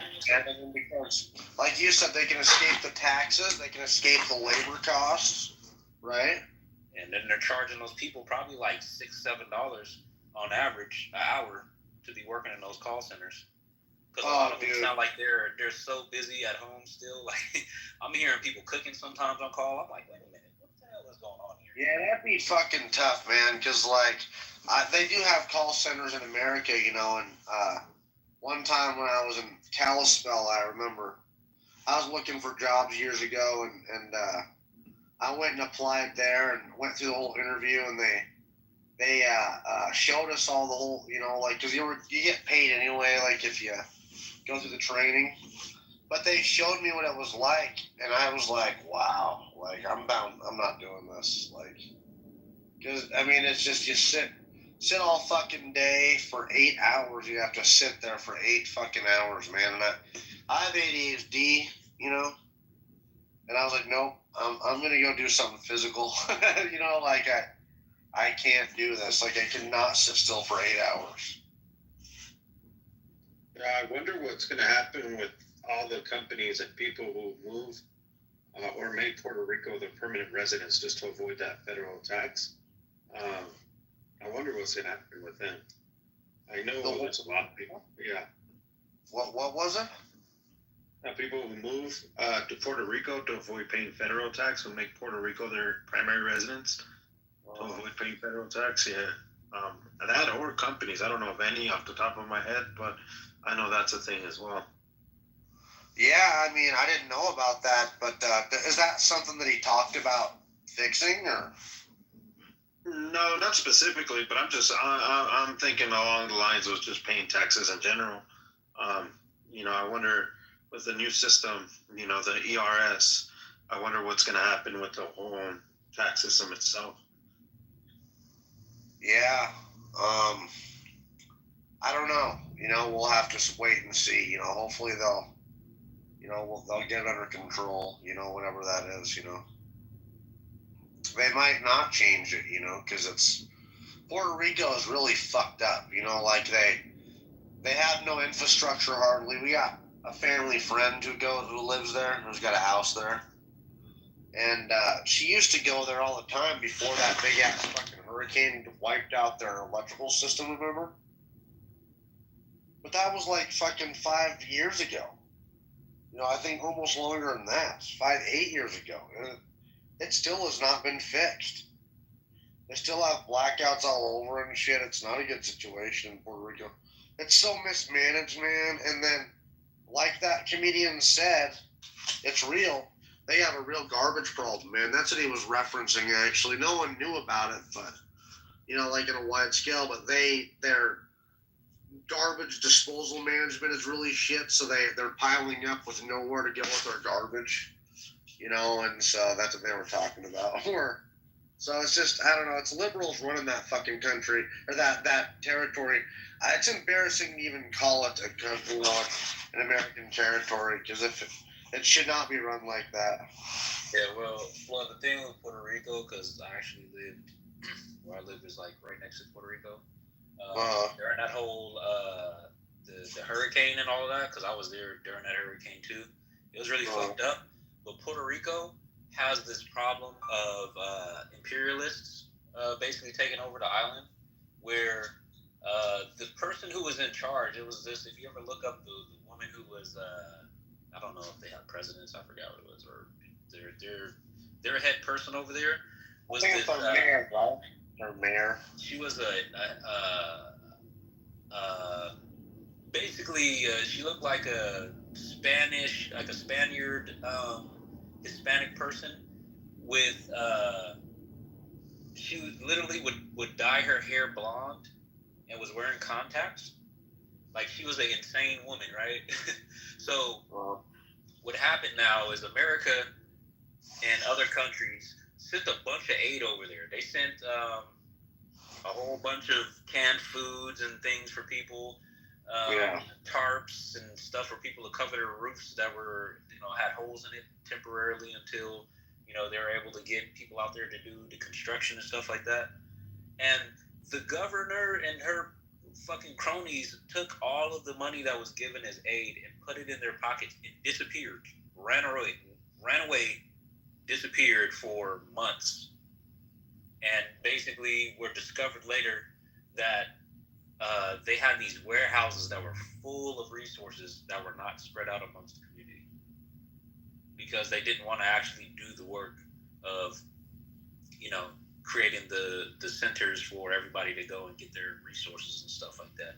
So it really is not really managed by a democratic person as much as it's ran by basically pirates. And if you want to get to it, it's really Pirates of the Caribbean going on over there, which is crazy because I really feel like all of this, even all of these small little stories, are all part of the bigger picture. It's almost like these people were trying out strategies in these different locations to see how long it would take for people, the actual people of the country, to get upset about whatever the fuck the government is doing, and when they start rebelling, and they were just testing the limits just to see, that was one of the stress tests. Pretty fucked up. Puerto Rico is fucked up. I'm not gonna lie. I would probably not go to Puerto Rico like that. No, my mom at one time, thank God, she didn't, but she was planning on thinking about buying like a property over there too, but because that's what my family, her friend did, is my family friend, I guess, but that's what her buddy did, and then that fucking hurricane hit, and now they don't have electricity. Everyone's running off generators and shit, that would suck. Yeah, definitely. Paying for fuel to run your place. It's just, it's almost like it's not America. It's weird, Yeah, it's definitely not America. It's a protectorate. I don't know if it's actually incorporated in. But I call it, it's a territory. Yeah. America. So what they do is they usually have an agreement where they're not really they're not recognized as a part of the 48 continental United States, but they still receive aid in exchange for the naval route, because they do have a naval route that runs over there that keeps basically that entire area safe from intruders, because nobody literally can come through that area because of America's presence over there. Like the U.S. Coast Guard does not fuck around in any area over there. Anything that moves is getting stopped. It doesn't matter if that motherfucker is a submarine. It's getting stopped. The U.S. Coast Guard does not fuck around in the Atlantic Ocean over there. That spot is one, because there's so much activity over there on a daily basis. They're just so wired. You'd probably have to be on coke to be Coast Guard over there, or you have to be smoking something that keeps you wired to the T, because that place is so volatile and they ride up and down it all day. You cannot take a boat and go from one island to the next without popping up on their radar and about to be intercepted for sure. That's the one military I definitely give respect to, because they're fucking, they are ready to go. United States military? No, the Coast Guard. Oh, yeah. They're fucking nuts. Yeah, I mean, I've seen videos of them jumping on fucking, Right, you'll see one Coast Guard boat unloading a boat with like 200-300 people on the shit. And you won't see nobody act crazy. Everybody be very calm. Because you can't get away, once you're in the water, you're basically stuck there. There's nowhere for you to go. And they're basically gonna treat you like a crab in a barrel. Yeah, pretty much they are. If they, yeah, They have killed people on the water on a regular basis. You try to jump over, you're going down. You don't listen to commands, you're going down. And that's what I'm just saying. Like as a country, though, I mean, yeah, Puerto Rico is what that is, but that's like, you know, what's crazy? Like, through all of these stories, like, I see, like, there's like a lesson in all of these stories. Like, even with Donald Trump, like, I had this very weird conspiracy theory. Now, tell me if you agree with me, man. This is kind of weird. It's kind of out there, right? I'm gonna just throw it out there just to see if it hits on anything. Yeah. Donald Trump is very similar to Jesus. In what way? This is the way how I'm saying it, though. You know, I'm not just saying Trump is just like this guy. He's like, you know, within that same spirit. He's kind of like like Jesus, but inverted. You know, not necessarily, not to say that he's bad while Jesus was good. What I'm saying is that, like, there was a lot of things that he was saying, right? He was saying these things out loud, and if you really look at it from the outside in, you'll be wondering, like, why is he saying these things? Like, when he's talking about the national, I think it was not Katrina, but there was a hurricane that happened like the south, like the mid-south or something like that. Yeah. I can't remember, but I remember that he went to the national weather or the whatever the company is for that. Yeah. And they had like this path of a hurricane or a tornado that was supposed to be coming, and he drew on it with a Sharpie, right? He drew like some extension, and he was just like, huh, you know? And it just seemed kind of weird. People were like, why did he just draw that extra circle on there with the Sharpie and like highlight this area too? But then you start thinking about it afterwards, and you start realizing, like, hey, what if it is possible for these people to, maybe they do have things that can create environmental disasters, like the thing that happened in LA this past 2 weeks. You know, that shit has been fucking crazy. Literally, I drive to the beach because I just hang out around and dick around a lot. I'm hanging out at the beach, and I'm taking pictures of the landscaping over there because it looks really photographic, and I try to get into photography, so I like snapping photos. So I'm over there snapping photos, and I just turn, say, about a 90-degree to the other direction, basically from what would be considered Venice Beach or Santa Monica Beach towards the Pacific Palisades. And I'm seeing this billowing of smoke that looks crazy, right? And I'm like, what the hell is that? And I look a little closer, and I see the hillside on fire. Like, just the hill, like, I could see fire in, like, I actually have pictures of it. I'm going to change my PTR to it right now. But I look to the side, and I see this fire, and I'm like, what? That looks kind of crazy right there. And then to find out, you know, what it really was the beginning of something fucking catastrophic, you know? And it didn't stop there, because then it spread to 4 other places in the city. Not necessarily because of this exact, because of this one fire and the direction of the smoke and stuff, but it, like, when it caught on more inland, like, what's the city name? Altadena, and basically the last 2 places or 3 places that it caught on to, the fact that it was centralized inside of, like, deep inside of a city, the fire, when it went along the path of the wind blowing, it spread, and it just jumped around, and it jumped onto people's houses, and it jumped onto all kind of shit.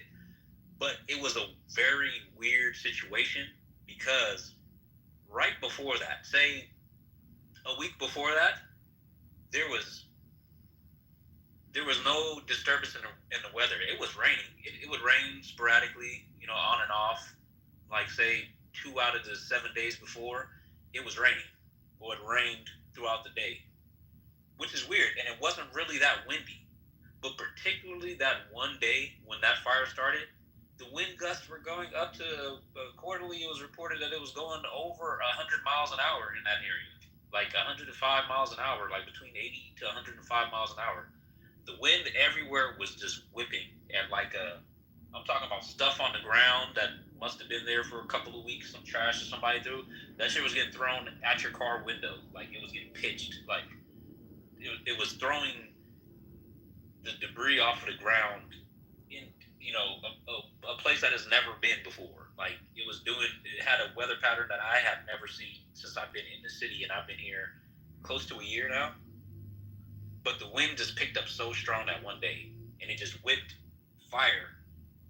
You know what I'm saying? It whipped fire to the point that the fire was turning into little mini tornadoes, like fire nados. So just to add some facts to that, do we have weather modifying plants? Yes, we do. HARP is one. There's also an article that Saudi Arabia. There's an article where Saudi Arabia, they were creating their own clouds to create rain because of the temperatures that were bringing so hot.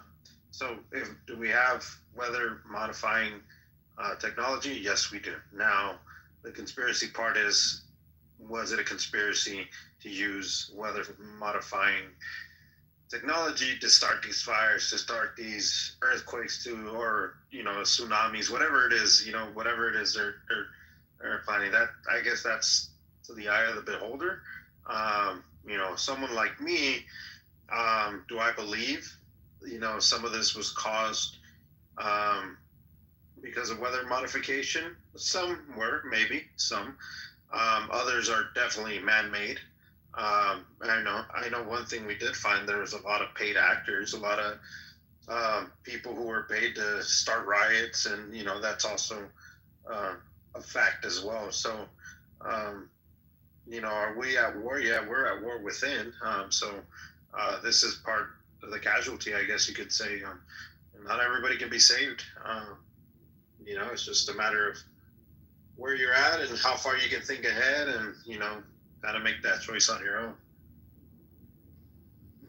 Because what was kind of part of the idea, what they were talking about the Palisades themselves, is that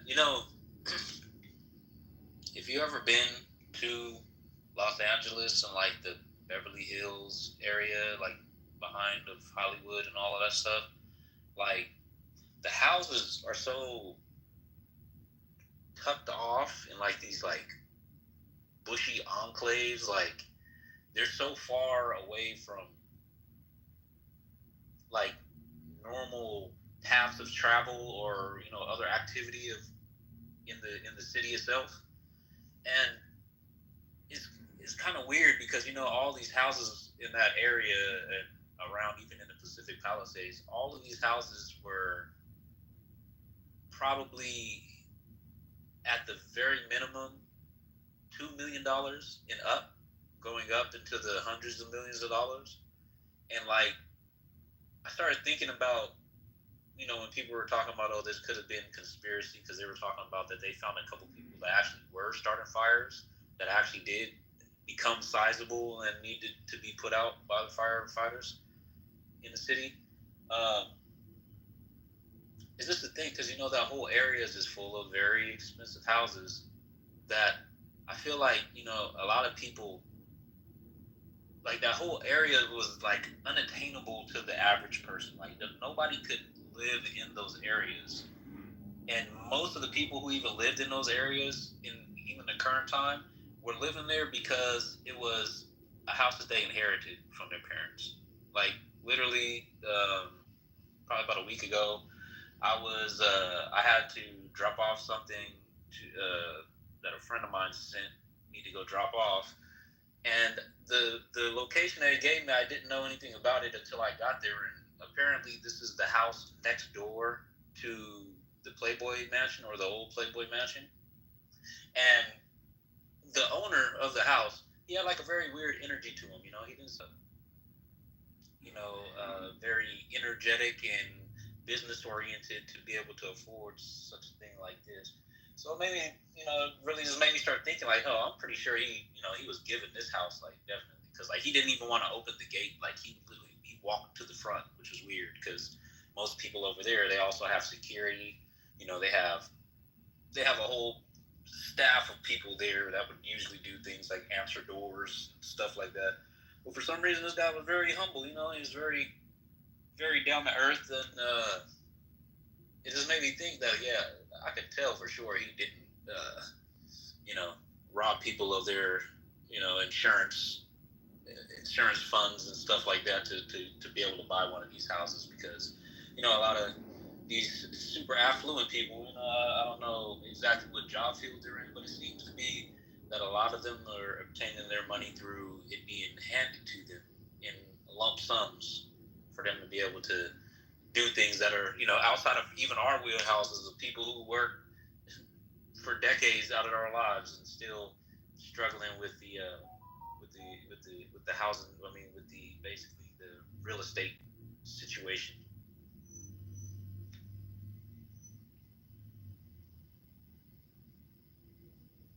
Starts to make you, start thinking about, there must be a real conspiracy, and I don't think it's anything about party. I think it's a collaborative. I think it's all encompassing. I think it's more than just the Democrats are trying something. I think they're teaming up to try something, but they're kind of like playing good cop, bad cop. Yeah. Oh yeah, dude.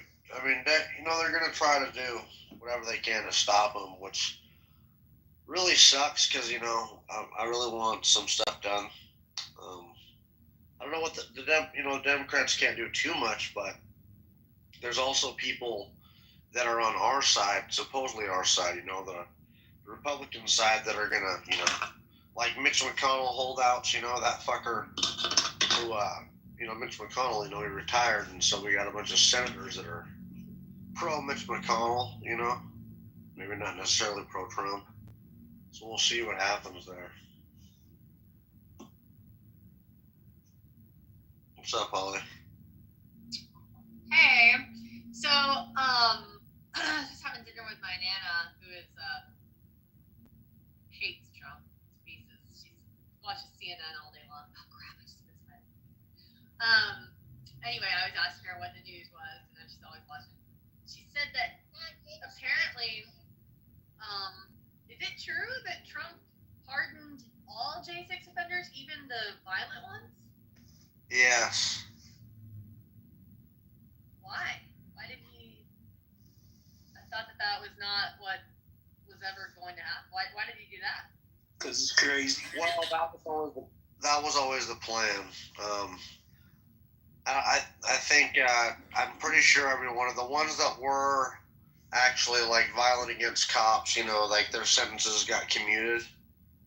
It was obvious that they just weren't given like trials that were fair. They were political prisoners. So the best thing to do was pardon these people, commute their sentences. A lot of these people were shuffled into the Capitol, definitely, and so the ones that caused problems that, we just kind of have to just let them all go, is kind of what I've always thought too. There's a handful of cases that are still being looked at according to what the man said. But yeah, I think a lot of them were pardoned. I doubt that this is where it ends for a lot of them, especially the violent ones. But if there are any sentences for the violent ones, then where does that leave everybody in all of like Antifa and the people through BLM and so on and so forth? Where does that leave them? Do you know what I mean?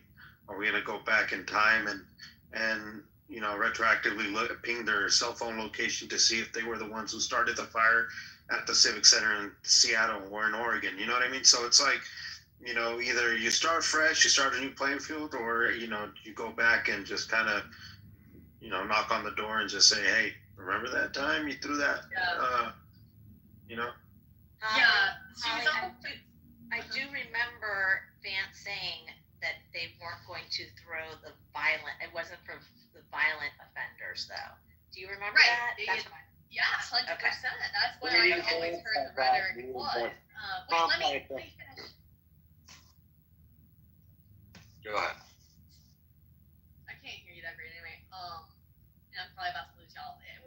What I was gonna say was, she was saying that supposedly a bunch of people on the right are in politics are upset about this. It's causing it's pissed a lot of people off, and that there are apparently on CNN and they're showing some of these people were turned in by their family or girlfriends, what have you, and some of the the bad guys, the violent ones, these people are now saying hey, we're scared. Is anyone going to protect us?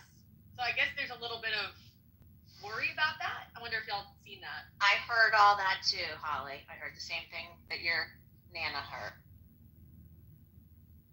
I love the hypocrisy because, we could say the same thing about BLM or anyone with the BLM sticker on their car or something like that. It's just, I really hope Trump's. The question is though, for Holly and Fry, is what do you say to Nana? How do you explain to Nana or think that that's even a good thing? Man, that's tough. But I think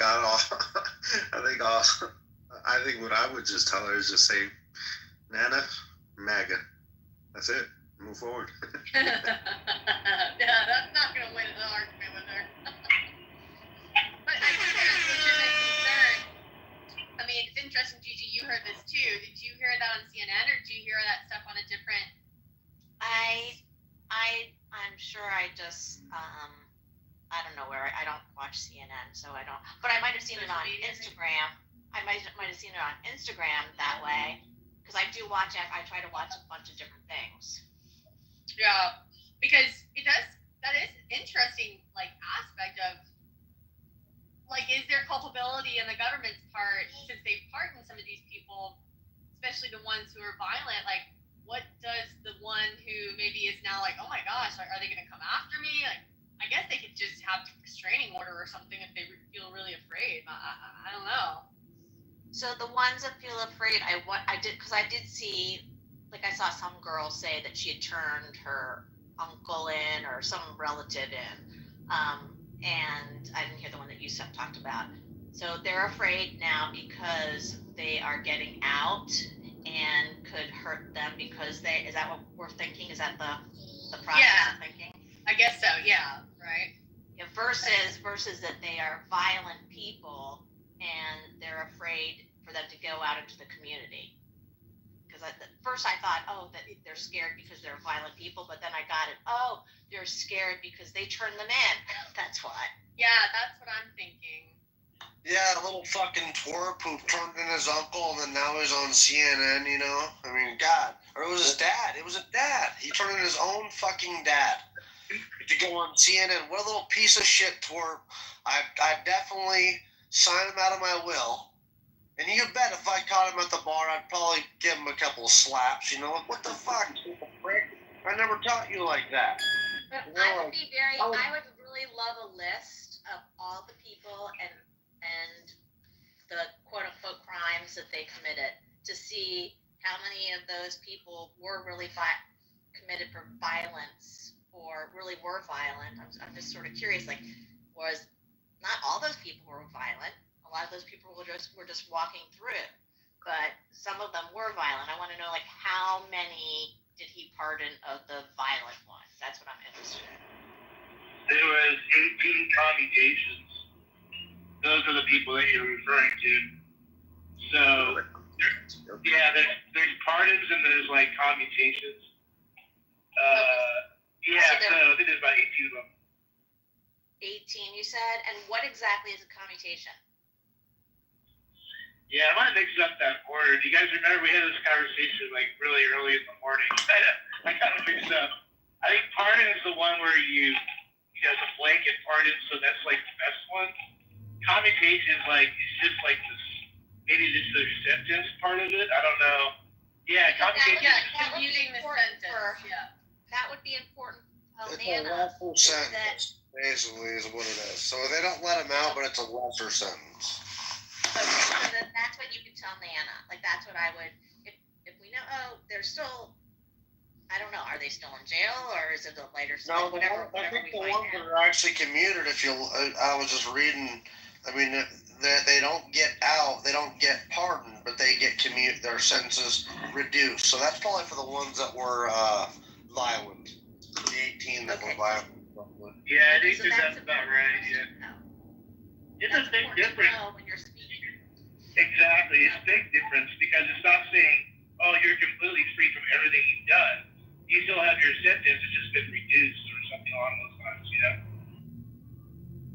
So that's something I'm glad that we discussed that. That's something I want to dig deeper into so that Me when too. my son comes and asks me, I can explain it to him.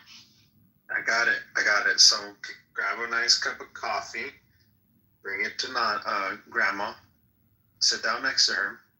In your phone, pull up your phone, and then you're gonna bring up the insurrection of the Brett Kavanaugh hearing when he was about to be appointed during the Me Too movement. Right, there's an insurrection of the Me Too movement. Bring that up, and then just even out the playing field, you got to find neutral common ground. Then once you have her entertained with that, grab another cup of coffee, and then bring up Antifa and the destruction they did. And then I would pose the question, what type of sentence would you say? Would you give these people? Nana? And then you just have the conversation, try to meet neutral ground, and then, hey, you're more than welcome back to Thanksgiving. I also saw that they passed the Lake and Riley bill, which is great. I'm very happy to hear about that. I'm in Georgia, so that's a pretty big win for us. So what bill exactly? What is that? What is that? Like, what is that bill? What's going? So I haven't dug into the particulars about it. Maybe Matt has, but from what I've just skimmed it really and loosely been following it. But apparently it basically just mandates that if a non-citizen commits a crime, I think it's for some reason about theft, although I'm sure there's more details to it, but I saw a lot about theft. But that they have to be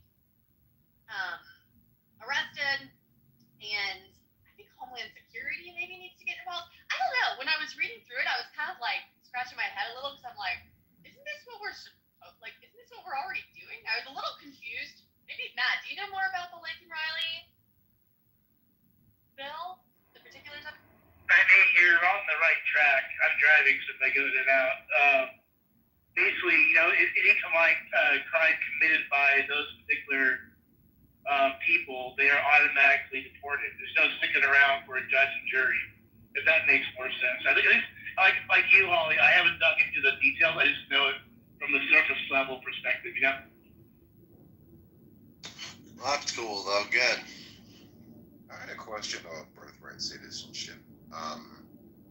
So it's still within topic range. So I was talking with somebody there a few days ago about Trump wants to do he wants to cancel that, basically. And some people will say that, well, it's unconstitutional, but that would have to be challenging the Constitution. But also, someone told me it would have to be passed by like the Senate and the House and all that, but since Republicans already have the Senate and House, would you think it would be expedited very easily and not challenged as much? Or do you think, what do you guys think about that, Matt? Well, it's definitely going to the Supreme Court. I can tell you that much. I know that's definitely going to the Supreme Court. But yeah, to answer your question, I think it would have a really, not only does it hold up for it, that's what you're asking in terms of the Senate and Congress. Yeah, because the hold up, I don't think it would be hold up too much because, like, isn't some of the judges, they're not, well, I don't know. I don't know if that's in the Constitution, you know, necessarily, but that's the law. That's always been like the law of the land, right? Or right. What law it is? And they can smooth fast track that because there's more red in the government instead of blue right now. The other thing is, why when he says stuff, he doesn't always tell you exactly what he means, as we just saw. But so he will say things and we will think, oh, he means this, but he has some whole other scenario in his brain. So I just always feel like I have to know exactly what I never really honestly. Right, because you Wait, want to know this. was birthright citizenship always a thing? I didn't. Yeah. Yeah, if you're born in America, you can be American. Yes. Yeah, but I was like on my way out the door of the job. I was like, well, that if they ended that, there would definitely be less an incentive for people to sneak into the country. But I thought yes, if you're born here, but if one of your parents was American, I didn't know anchor. Because I think of if you're born here and neither of your parents are citizens at the time, then you're like an anchor baby, right? I didn't think that was always a thing. I thought that was a Yeah, I thought it always was. okay, is that true then? I'm gonna look it up right. Well, with the person. I'm gonna look it up. So does it? So okay, so. So I don't know the specifics of that. Yeah, someone in the chat brought that up. So he wants to end that on the premise of, okay, if two illegal people sneak into the country, have a baby, that person is a citizen, right? But that's the reason why he could possibly end it, because he wouldn't do it for legal citizens. So why would he end it then? You're not going to do it. He's not going to do it for people who have working visas. No, that wouldn't work, because they did it the right way. You know, people who have their green cards who are on their way being citizens, So maybe that would make no sense. So are you saying that it would be illegal citizens that would apply to? Yeah, that's what it would seem. It would make the most sense. Say that I'm illegal, came in, had a baby. Now my baby can be American and stay in America. I can leave and go back, and I can leave her with somebody else, and she can grow up to be American, but I would get deported. But what was the point of doing that? But I don't know. You know, sorry, go ahead. Well, there is a point for some people. Not, you have to be really destitute for that to happen. But yes, it does happen.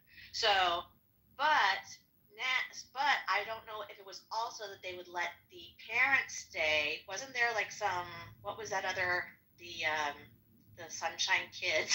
What was it? The Dream Kids, the Dreamers, yeah, right. So Dreamers were kids that were had illegal parents, and they were born here, right? Isn't that what a dreamer is? So is that what you're talking that's my understanding. That's my understanding of it. Anchor babies, dreamers. So the dreamers are going to get deported as well. Well, they're not going to retroactively do that though. It's just moving forward is my understanding. I don't think you can strip it. Yeah, I think it's just moving forward. Okay, feel better. Okay. I was wondering if it actually can do that, but I'm not sure you can. I just looked up what y'all were talking about, and my research just got me to the 14th Amendment, and that was 1868. And the 14th Amendment guarantees citizenship by birth. And you would have to edit the 14th Amendment in order to be able to do that. And I'm not sure you could do that with an executive power. But does it mention anything about the parents in that 14th Amendment? Right. Does it mention anything more about that? And I think back then they're assuming that they aren't illegals. Yeah. Like they're coming like assuming that they were already American or already here. Yeah, well, you're also talking, this is the 14th Amendment about slavery, and you're talking about people that came here not by their own free will, but they're here now, and now they have kids, and their kids get citizenship based on the 14th Amendment, 1868. Well, we didn't have a choice of not being here, but that's a whole different story. But we're talking about, but it's yes, sir. That's why I said by not of their own free will. But the point is they were here from another place, but they're kids from here. So the 14th Amendment gives them the right to citizenship. And again, I don't think you can change with an executive order an amendment to the Constitution. But are there like little clauses or specifics and details under that birthright citizenship? Is what I'm asking. Yeah, like if you're a diplomat from another country and you have like full qualified immunity, being here, so you're not really, here as a visitor. You're here as a diplomat, and your child being born here would still be, your country's child, not ours. That makes sense.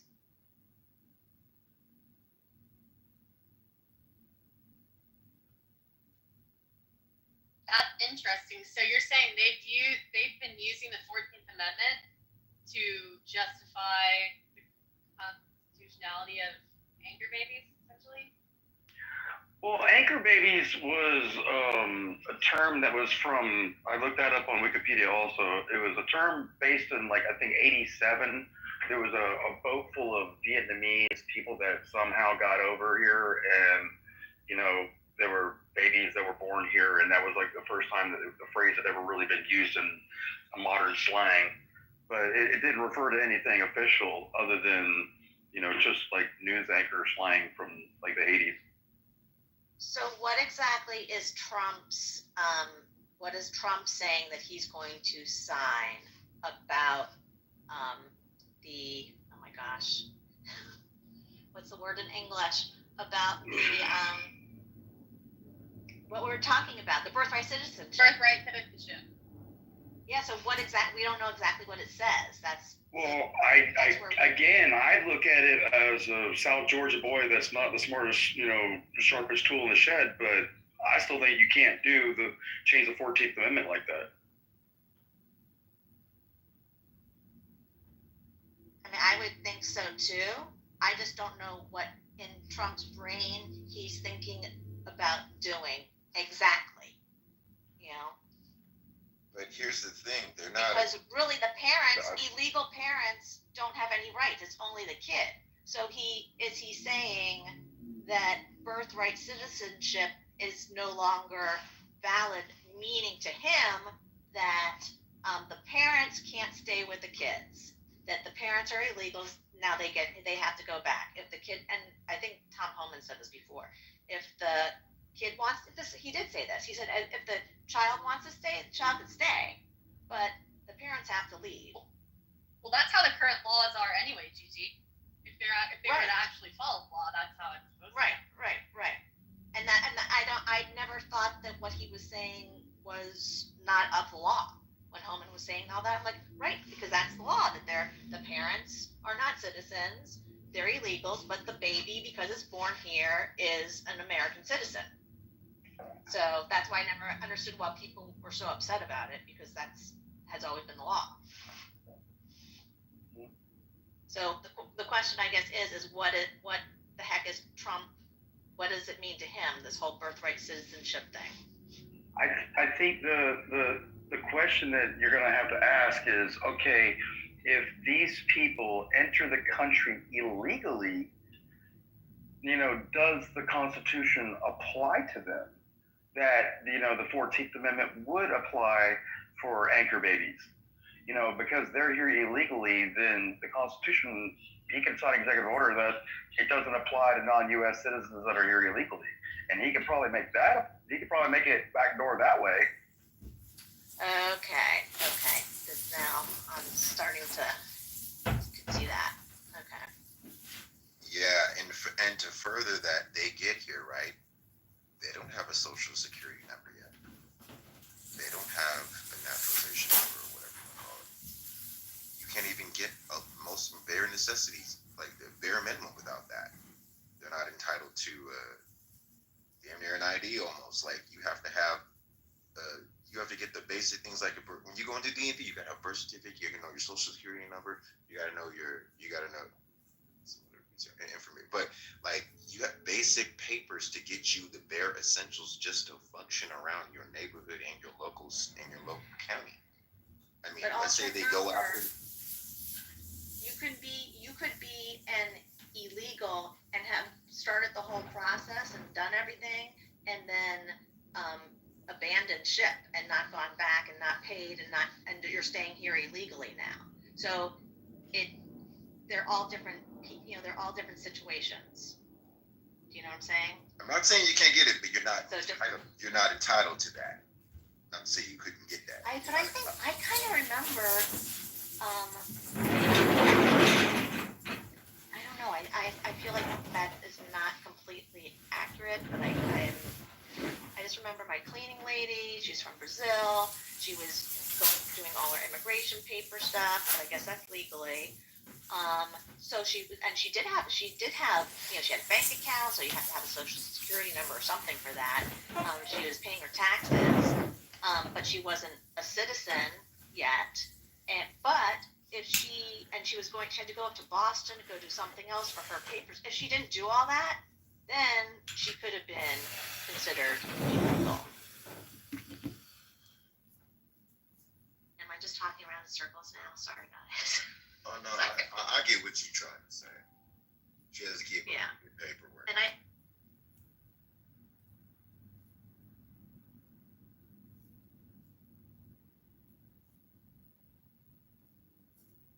The moderator, you said loud. All right, I got you. The news gentleman on screen. Held down.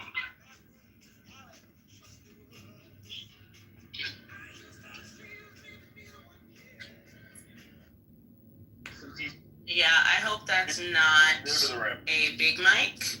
It's not a big mic.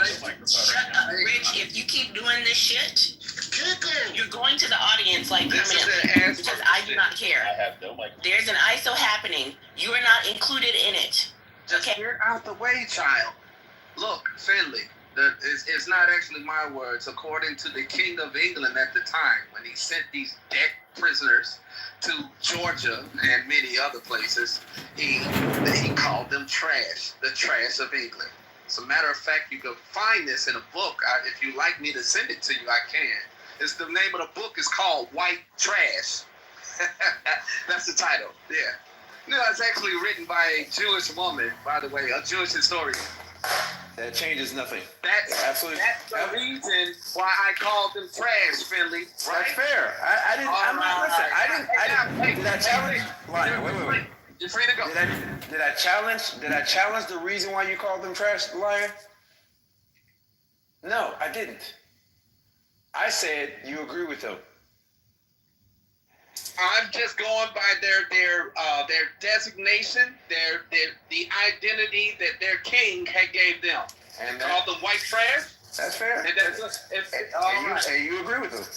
And I agree. Hey, listen, if you decided right now to call yourself Flanders, I will agree with you. Well, Lion is such a bad debater, man. That's terrible. You're a white man, Lion. I already told you that several times. No, I am the best debater, and that's the reason why you try your best to avoid me at all costs. Lion, because you already know you're going to get caught up in these little conundrums that you put yourselves in. Lion, I've always told you that you are the blackest white man that I've ever seen. You want to go down the criteria of whiteness? We can easily do so. Hey, listen, Monica, yes or no? Concrete. I said to him, Monica, yes or no? I didn't hear you. I wouldn't listen. Do you love Monica, yes or no? No, I don't love Monica. You lying? You said that shit earlier today. You said you love Monica. No, I love the fact that she annoys the shit out of people like you. Get the fuck out of here, bro. Yeah, like all of you have, there's some things that disgust me about your personalities, but even some of you have some utility, something that I can use against others. Man, you are a white man, man. You're the pawns on my little chessboard. The only thing you're missing as a white man is I don't think you know how to play golf. Do you know how to play golf? Yes or no? I do know how to play golf. There it is right there. Yo, concrete. Remember the character that Dave Chappelle played, the pale white black dude, the newscaster. That's why. No, not Bigsby. Not Bigsby. Yeah, Lion is definitely Clayton Bigsby. I'm talking about the newscaster. I go to Top Golf pretty often. Always makes points. And also I shoot guns. I go to Top Golf. I do play basketball. I just don't. What's your number? Why are you not going to the golf? What's your number? I I skate. I also ski. Who goes to Top Golf to go flex out like that? What's Top Golf? What's Top Golf? I've You never been to Top Golf, Mike? What is Yeah, it? It's like an indoor. It's an indoor. Take a shooting range. Yeah. Add floors, right? Different floors, and you can shoot to these like big giant targets. I also base jumped It's off of not a building. the same as a range though. I also base jumped off of a building. It's fun in though. Las Vegas. Is it the one in Las Vegas? They have them everywhere. And you can like fall off and die and shit. You can fall off the net. If you're on the third floor and you fall over it. No, they got nets. They got nets up there. I even I rock climbed in at the Grand Canyon. So yeah. Did you? Yeah, sure did. Top Golf, hey, well, they don't have a Top Golf at that mic? No, I don't. I've been to Vegas where like you're on this fucking high thing and like you could if you fall and you die. Some respect on his name. Yeah, now they do. I think they do our 3 levels. So yeah, I can see that. Yeah, because then I might have been to something. Yeah. Me and I don't even need to always agree. Yeah, but the good thing about Top Golf, Mike, you don't have to know how to play. It's pretty dope because I can't play it. I don't know why. Man, you gotta fix it golf like man, y'all know how to go.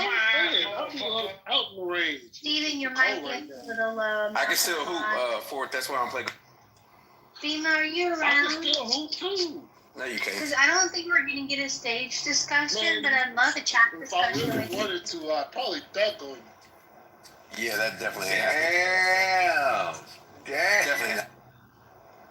Because first of all, I'm gonna hack you if you jump. If you ever jump that high to dunk on me, you getting hacked anyway. Yo, So- Mike, well, all you gotta do is hack Mr. Finley. He can't make his free throws. Hey Ford, how tall are you? Shut up. What phone did you Six, got? man. Your microphone was killing Max. What phone have you got? I just got. How tall are you? How tall are you, Ford? I got the base. 6'1". We the same height. We the same height. Yeah, I can dunk on you. You can dunk at 6'1". That's pretty good. Yeah, I can dunk. I just started dunking like years recently. You can dunk? Yeah, I used to have balls when I was younger, and then I had surgery and couldn't dunk, and then about 2 months ago, I got back up there. He can't dunk. Ooh. Yeah. Who you talking to? I can touch the rim sometimes. I can't dunk. I can hoop.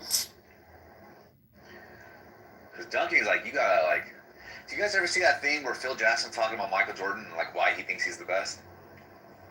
Do you ever see that shit? I've seen some different clips. Oh, go Where he ahead. talks about his thumb, like he can palm the ball. Yeah, because I think he moves like, he had really big hair, so, you know what I mean? That's how you can do that little pump. He was 6'6". He better have some big hands.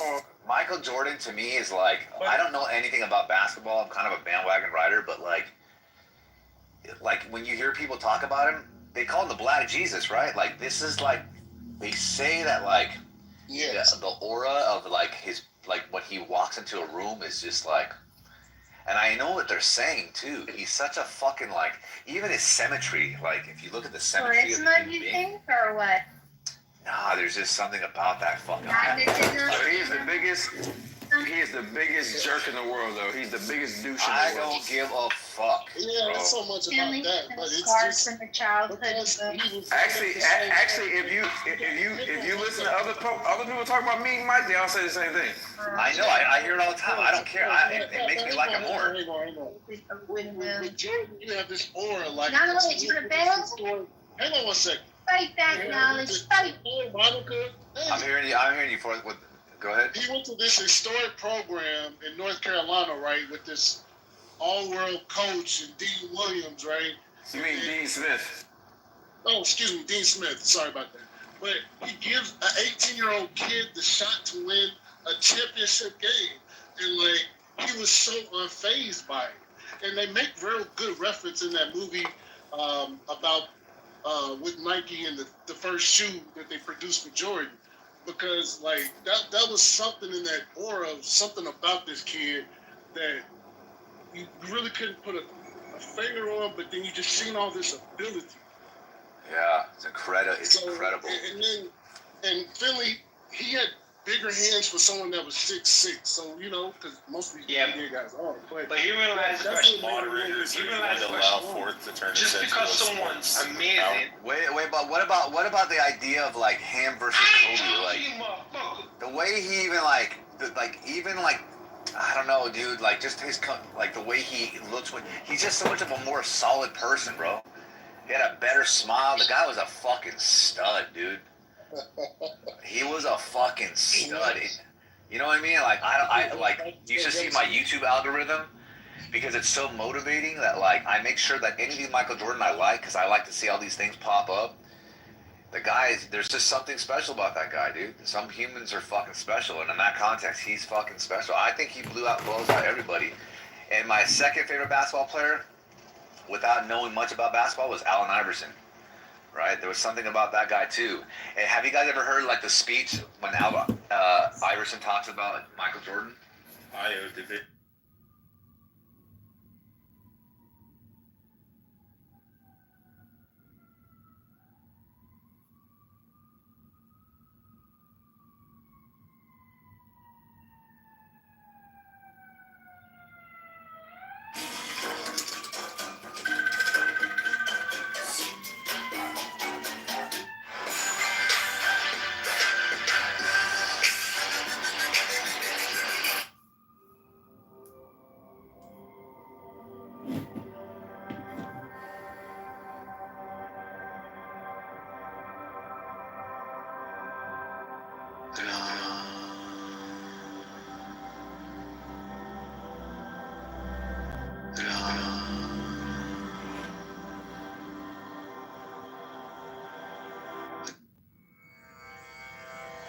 You are listening to Mahakatha Meditation Mantras, the world's most loved source for healing meditation mantras for peace, positive energy, and abundance.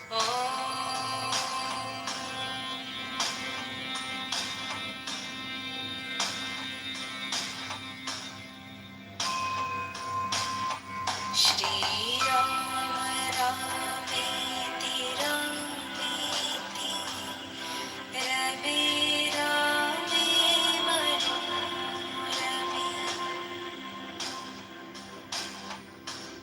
Sahasranam Tattvam Ramanam Varanane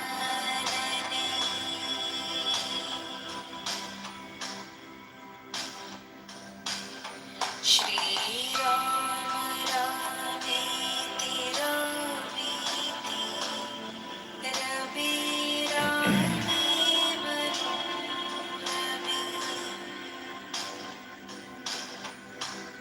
Sahasranam Tattvam Ramanam Varanane.